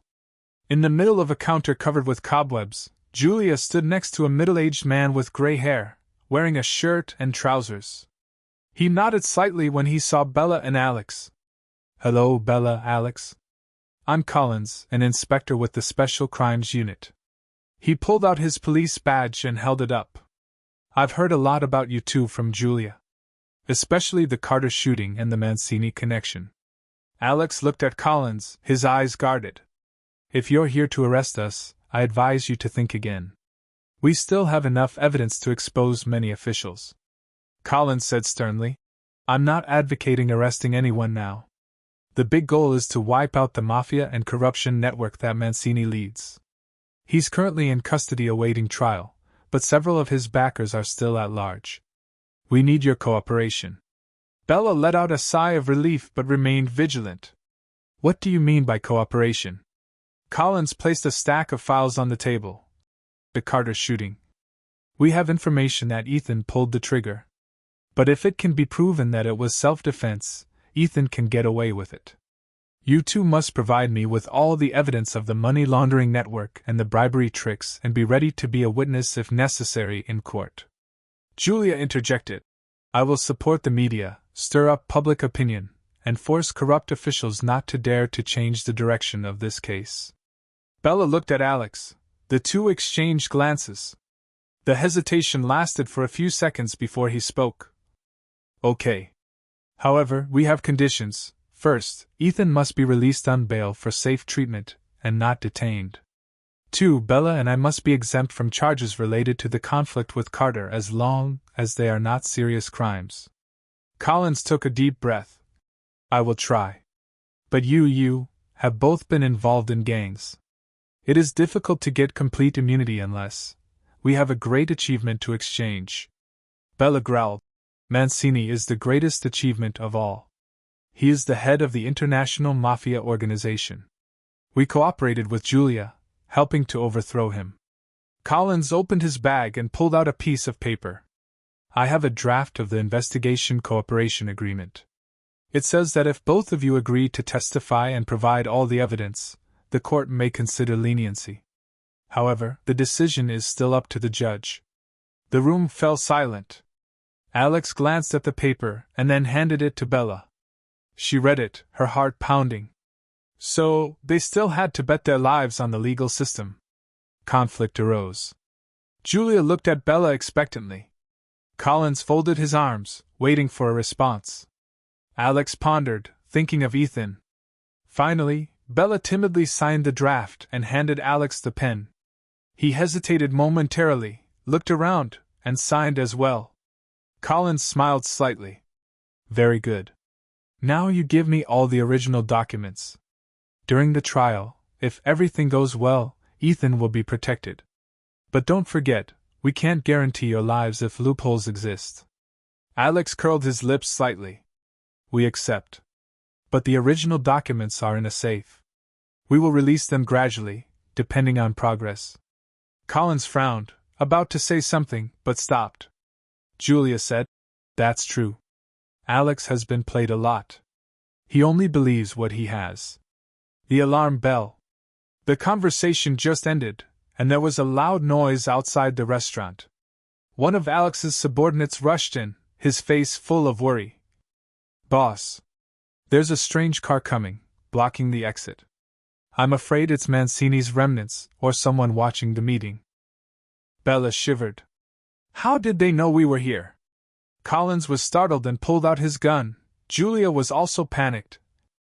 Damn. I hope it's not a dirty secret agent group. Alex signaled to his subordinate. Protect Julia and Collins. Bella, come with me to check. They quickly ran to the restaurant door, hiding behind the wall. A black car was parked outside the empty yard, but the door was still closed. Tension rose. The wind blew, sweeping away the dust. Alex squinted and raised his gun. Bella also pointed the pistol, her heart pounding loudly in her ears. As soon as they fired, blood would be shed. Come! The car door opened. A man crawled out, holding a phone in his hand. He was not carrying any apparent weapons, standing still with his hands raised. Please don't shoot. I have nothing to do with Mancini.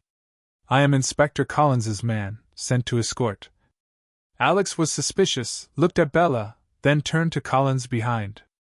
Collins nodded slightly, signaling, Yes, my man. Everyone breathed a sigh of relief, lowering their guns. A fragile compromise. After that shocking moment, Collins announced that he needed to leave immediately to arrange a plan to protect the witness. Julia also followed. They agreed to contact each other in the next few days to complete the file. Before Collins got into the car, Alex grabbed his arm, his voice low. Remember your promise. If you turn your back, we will not hesitate to expose everything, including the names of those in the system. Collins pressed Alex's chest lightly, replying briefly, I understand. And don't forget, if you break the agreement, I will hunt you down at all costs. The two let go of each other's hands, exchanging tense glances. The truce was only temporary between them, depending on mutual interests. Julia stepped forward, gently placing her hand on Bella's shoulder. Try to keep in touch. I will defend myself in the media so the Mancini trial can become a legal lever for you. Bella looked at her, her eyes still sad. Thank you? I just hope Ethan wakes up soon so he doesn't suffer any more injustice. Julia hugged Bella lightly, then hurried away. Undercurrents lurking. When Collins and Julia's car disappeared, Alex and B turned back, leaning against the wall, relieved and uneasy. This agreement could free them or push them deeper into danger. Let's hope that the remaining forces of Mancini don't find us before the law can intervene. Bella sighed. Alex squinted, looking far away at the withered grass field. Then we'll have to go back to Ethan. I'm worried that they'll find out and attack. Yes. Bella fiddled with the gun. Let's go. I don't want to be away from Ethan any longer. Alex nodded, walking briskly to the car. Deep down, they knew their lives were now a rope, each step could snap. Yet, they kept going because the only way was to face it. The pain of awakening. 2 days have passed since the brief encounter with Inspector Collins. In the middle of the remote house, Bella persistently stays by Ethan's side, taking care of him with spoonfuls of water and changing his wounds with the help of the nurse Alex had arranged. Outside, Alex and his team control the security situation, afraid that the remnants of Mancini will come looking for them. The pressure is overwhelming. Bella often wakes up with a start, her heart pounding from nightmares. When she looks at Ethan, her heart is heavy with remorse. He was injured to protect her, and although his life was saved, he still shows no signs of waking up. The fragile turning point. It was a gloomy afternoon, neither sunny nor rainy. Bella sits at the head of the bed, reading Giulia's latest report. Mancini's Mafia network is being thoroughly investigated, and many officials in the shadows have been named. Public opinion is boiling, demanding appropriate punishment. However, Inspector Collins reported that Bella and Alex's safety was not yet assured. They still had to keep their whereabouts a secret. Suddenly, she jumped when she heard a soft moan. Turning around, Bella saw Ethan's lips trembling, his eyelashes fluttering. She was surprised. Her heart felt like it was about to burst. "Ethan! Are you awake?" She held his hand tightly, trembling in anticipation. He frowned, took a deep breath, and opened his eyes hazily. It seemed that the sky and the land met in his hazy gaze. Then, Ethan spoke in a hoarse, weak voice. Bella. Tears welled up in her eyes. "Yes, it's me. It's me, Ethan." He blinked, looking around the unfamiliar room. The smell of disinfectant was strong. His throat was dry, and he tried to move, but the pain in his shoulder made him groan softly. Bella quickly helped him lie down, holding the glass of water to his lips. "Don't push yourself too hard. The wound hasn't healed yet." Ethan took a sip, coughing.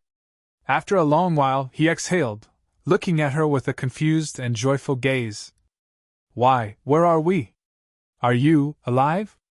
Bella smiled, her face filled with tears. "You're alive. This is the shelter Alex arranged. You were seriously injured, and you've been in a coma for several days." Ethan nodded slightly, seemingly closing his eyes to recall his memories. Suddenly he remembered. "Carter. Is he dead?"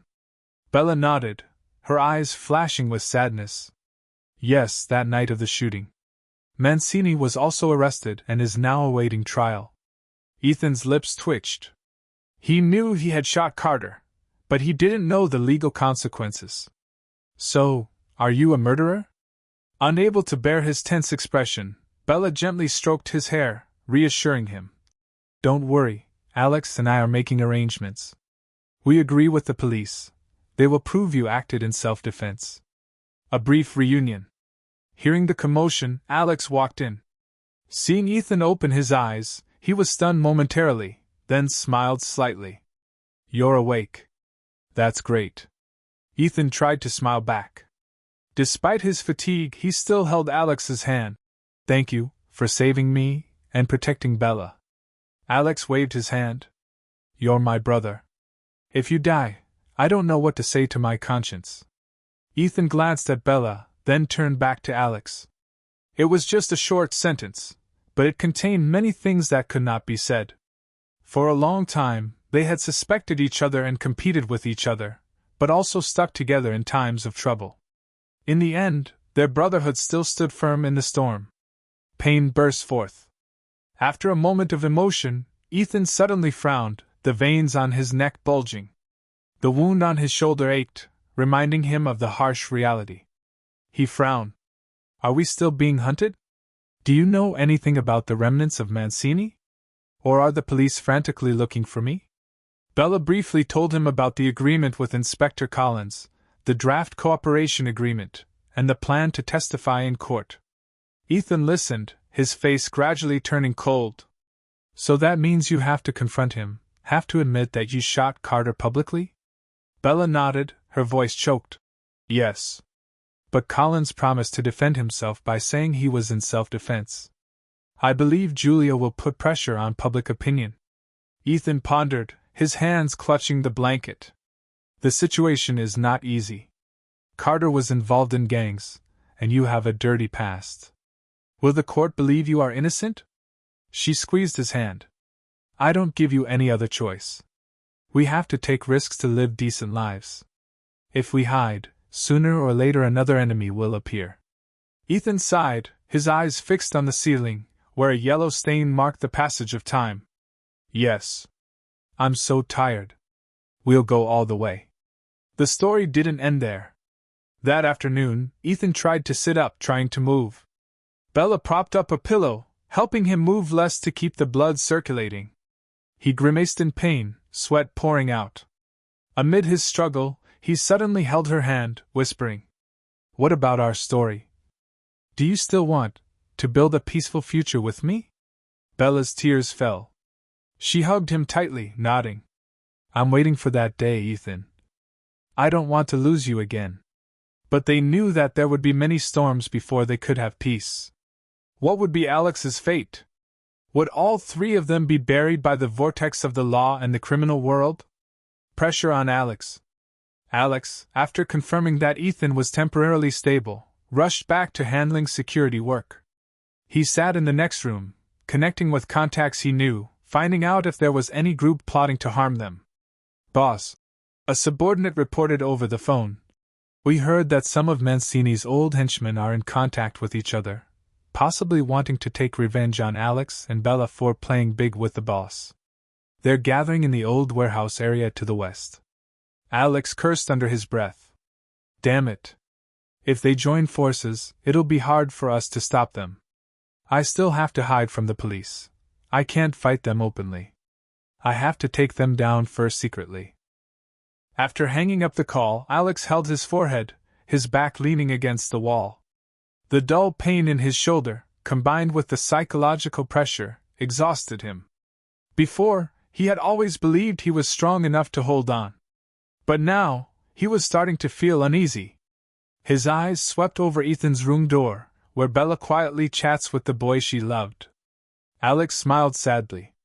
Maybe when everything was over, he would disappear, leaving the two of them happy. Cracks and ambiguity. When Ethan tottered out of bed the next day, Bella helped him onto the porch to breathe in the fresh air. He leaned against her, but his eyes were filled with thought. "Bella," he broke the silence. "You and Alex, there's something different. I saw how you looked at each other, not like before." She looked up, confused. "You didn't misunderstand, did you? He's just an ally, someone who's been through so much with me, protecting me." In a low voice, Ethan said, "I believe you didn't betray me, but the complicated situation makes me afraid that we'll drift apart. Alex also has his own suffering. I hope, after all, we'll still be us." Bella didn't know how to answer. Indeed, every moment of life and death had unexpectedly bound her to Alex, but her love for Ethan remained intact. The chaotic flow of emotions in her is mixed with duty and affection. She held his hand and whispered, "I choose you, Ethan. Alex is a friend, a comrade. Don't overthink." Ethan nodded, trying to smile lightly. "I'm too tired. Let's quickly end everything. Then we'll leave and start over." Towards the trial. In the following days, Ethan's condition gradually improved. Alex pushed for a second meeting with Inspector Collins to prepare for the trial. Julia also eagerly provided evidence of money laundering, making public opinion demand a severe punishment for Mancini. However, they were still worried about the remnants of the Mafia. Around the house, Alex's subordinates patrolled 24/7, guns ready. Ethan was still unable to hold a weapon due to a serious shoulder injury. Bella also contacted Collins regularly and sent more documents. He promised to propose an official leniency deal for Ethan if he testified against some officials who participated with Mancini. Alex sneered when he heard Bella convey this news. "They're using us as pawns to take down rival factions, and we're using them to escape our criminal lives. It's all dark." Bella sighed. "It's better than living on the run. Ethan deserves a chance." The night before the new storm. The house was quiet. Bella sat at the rotten wooden table, reviewing the files, photos, and papers she had extracted from the Mancini safe. Each piece of paper was a piece of the indictment. She had been awake all night, printing copies in case the originals were lost. When the door opened slightly, she looked up and saw Alex. He was still wearing his coat, looking tired. "Can't sleep?" he asked softly. Bella smiled sadly. "Do you think I can sleep with all this risk?"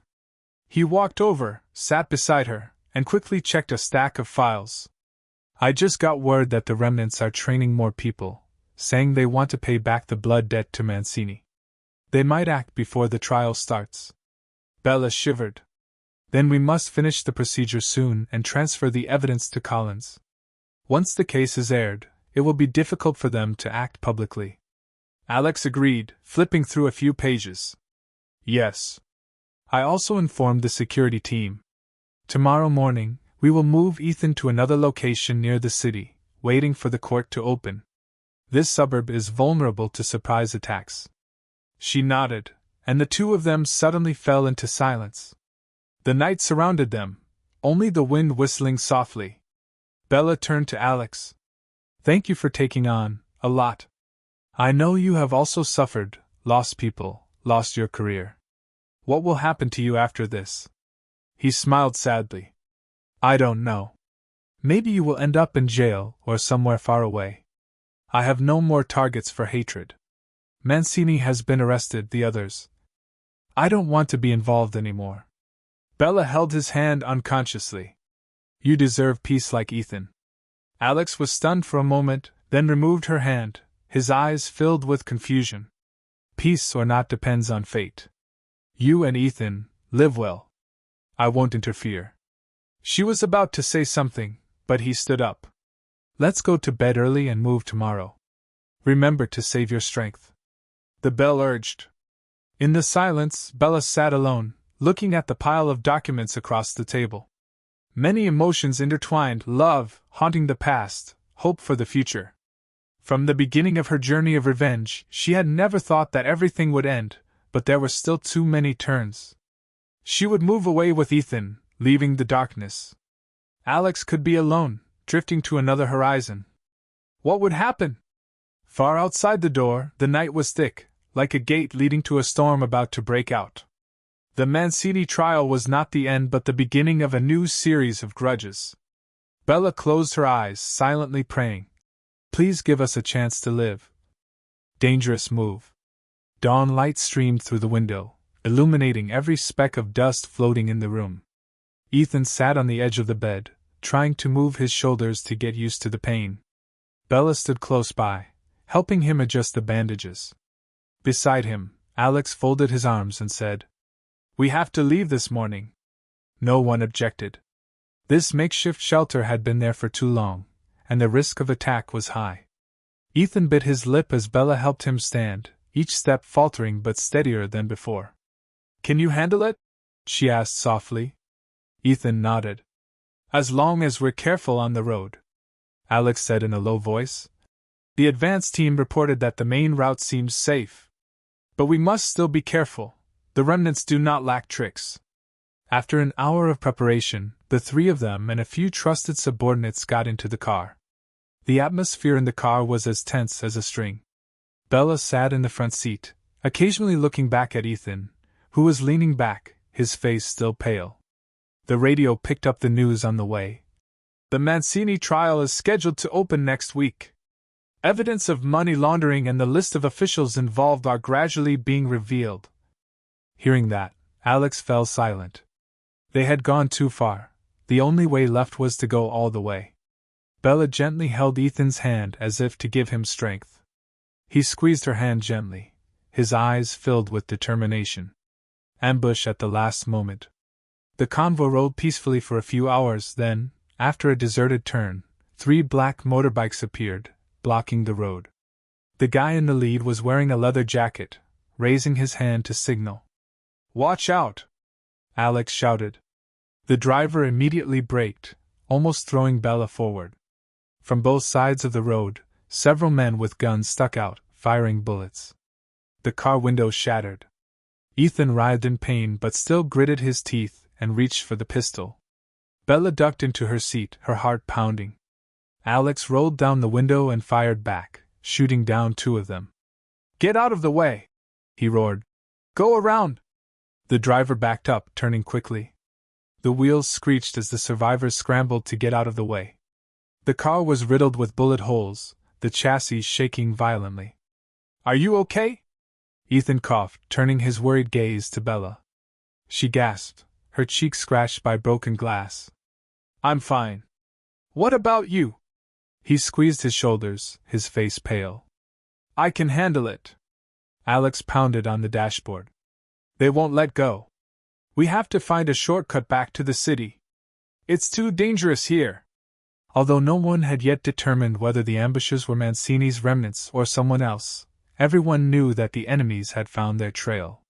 Hiding in the city. The convoy finally limped into the outskirts of town. They pulled into an underground garage to avoid being tracked, temporarily repairing the car and changing the license plate. Gasoline fumes and the clanging of metal broke the silence. Bella helped Ethan into the small waiting room. He slumped into a chair, sweat beading on his forehead. The pain in his shoulder returned, but he tried. Alex stood near the door, eyes darting around cautiously. We can't stay on the streets for long, Bella said. Ethan needs to rest. His wounds aren't healed yet. Alex nodded. I've contacted Collins. As a secret witness, he's agreed to provide a safe house in the city.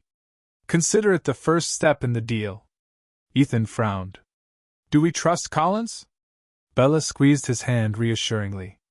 There's no choice. The assassins are firing mercilessly outside. At least with the police, we have a chance to cooperate.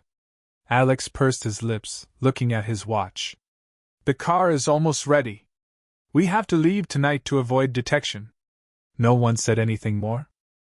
The heat in the garage was stifling, but the fear was even more suffocating. One slip and everything would collapse. One step to the trial. That night, Alex, Bella, and Ethan were taken to a small apartment on the 7th floor of an old building. Officer Collins assured them the area was secured, and a secret guard guarded the entrance. Ethan limped in, wearing a hoodie and a cap to cover his bandages. Bella helped him to the sofa. The space was simple, with only a few old things and a small kitchen, but at least it was clean and private. It's okay, Alex said, looking around. Better than being out on the streets. The phone rang. Bella answered it, and Julia's voice rang out. Bella, that's good. Collins says the Mancini trial will be held earlier than expected, maybe in 3 days. They want Ethan to appear to give an account of the Carter case and to strengthen the case against Mancini. Bella looked at Ethan. But he hasn't recovered yet. Julia sympathized. If Ethan doesn't come forward, the court might lack living evidence. You should prepare yourself. We can arrange chairs for injured witnesses. Bella hung up, turned to Alex and Ethan, and summarized the situation. Alex narrowed his eyes. Time is running out. We have to take care of maximum security. The remnants can attack before or right at the court. Ethan took a deep breath, his eyes unyielding. I won't hide anymore. Just let me go to court and tell you everything. Once and for all. Bella was moved, placing her hand on his cheek. I'm always by your side, Ethan. We'll end it all. The conclusion on the jury base. 3 days later, the Central Court was packed with reporters, police, and curious people. Paolo Mancini's trial was scheduled to be closed, but the leaked news caused a crowd to surround him, demanding to witness it. The special vehicle brought Mancini, the Mafia boss, who was skinny, and his face was scarred and bandaged. He only glanced around with hateful eyes. Bella and Alex were also present in the courtroom. Ethan sat in a wheelchair. His shoulder was thickly bandaged, and his face was pale, but his gaze was determined. Julia stood in the press row, constantly taking notes. The trial began. The prosecutor read the indictment. Mancini was accused of leading an international criminal network, money laundering, extortion, and murder. A series of witnesses, documents, and evidence from his safe were called. Ethan's turn. He struggled to stand up on crutches in front of the dock. His voice hoarse, he recounted the Carter case, explaining how Carter attacked Bella first. He shot him in self-defense. The defense attorney pointed out that he was seriously injured. He could not have intended to kill on purpose. Mancini was silent, but his eyes looked at Ethan and Bella with resentment. He knew he could not escape but wanted to drag them down with him. The prosecutor continued to accuse Mancini of a series of bloody payments, pulling out a list of corrupt officials. Among them, Carter was a puppet in the middle. Ethan and Bella's appearance in court, along with the evidence Julia had, pushed Mancini into a corner. Finally, the court sentenced Mancini to life in prison without parole. Screams shook the courtroom. Some Mancini supporters waved banners, but the police immediately dispersed. Ethan was declared exonerated in the shooting of Carter because of clear evidence of self-defense. Bella hugged him, tears streaming down her face. Alex stood behind, breathing a sigh of relief. Before leaving the courtroom, Mancini shook the hand of the police escorting him, turned back, and shouted, "You think this is the end? There are more evils in this world than me. Someone else will take my place." Ethan shook his head, hugging Bella tighter. They chose to believe that, at least now, they were free. Finally. Outside the court, the sun was shining brightly. Reporters were snapping photos. Julia ran over to shake Bella's hand, jubilant. "Victory! Justice has finally spoken." Bella smiled through her tears, holding Ethan's hand. He was still weak, but his expression was relieved. "We are free. Finally." Alex stood far away, watching their smiles, calm and melancholy. He turned his back, strolling. When Bella realized this, she called, "Alex, where are you going?" He turned back, smiling softly. I'm. Now, it's time for you and Ethan to live a peaceful life. I have a few more debts to pay. Then maybe they will disappear." Bella was stunned. "Thank you, for everything. You deserve to be happy." Alex waved his hand, walking gradually into the crowd, his back a mixture of pride and loneliness. As for Bella and Ethan, their hands clasped together, facing the sunlight. After many storms, they have won the chance to live, although the future is full of challenges. They know the road ahead is not easy, but at least the old nightmare has ended. Love and the desire to rise will be the light that guides them away from the darkness of hatred.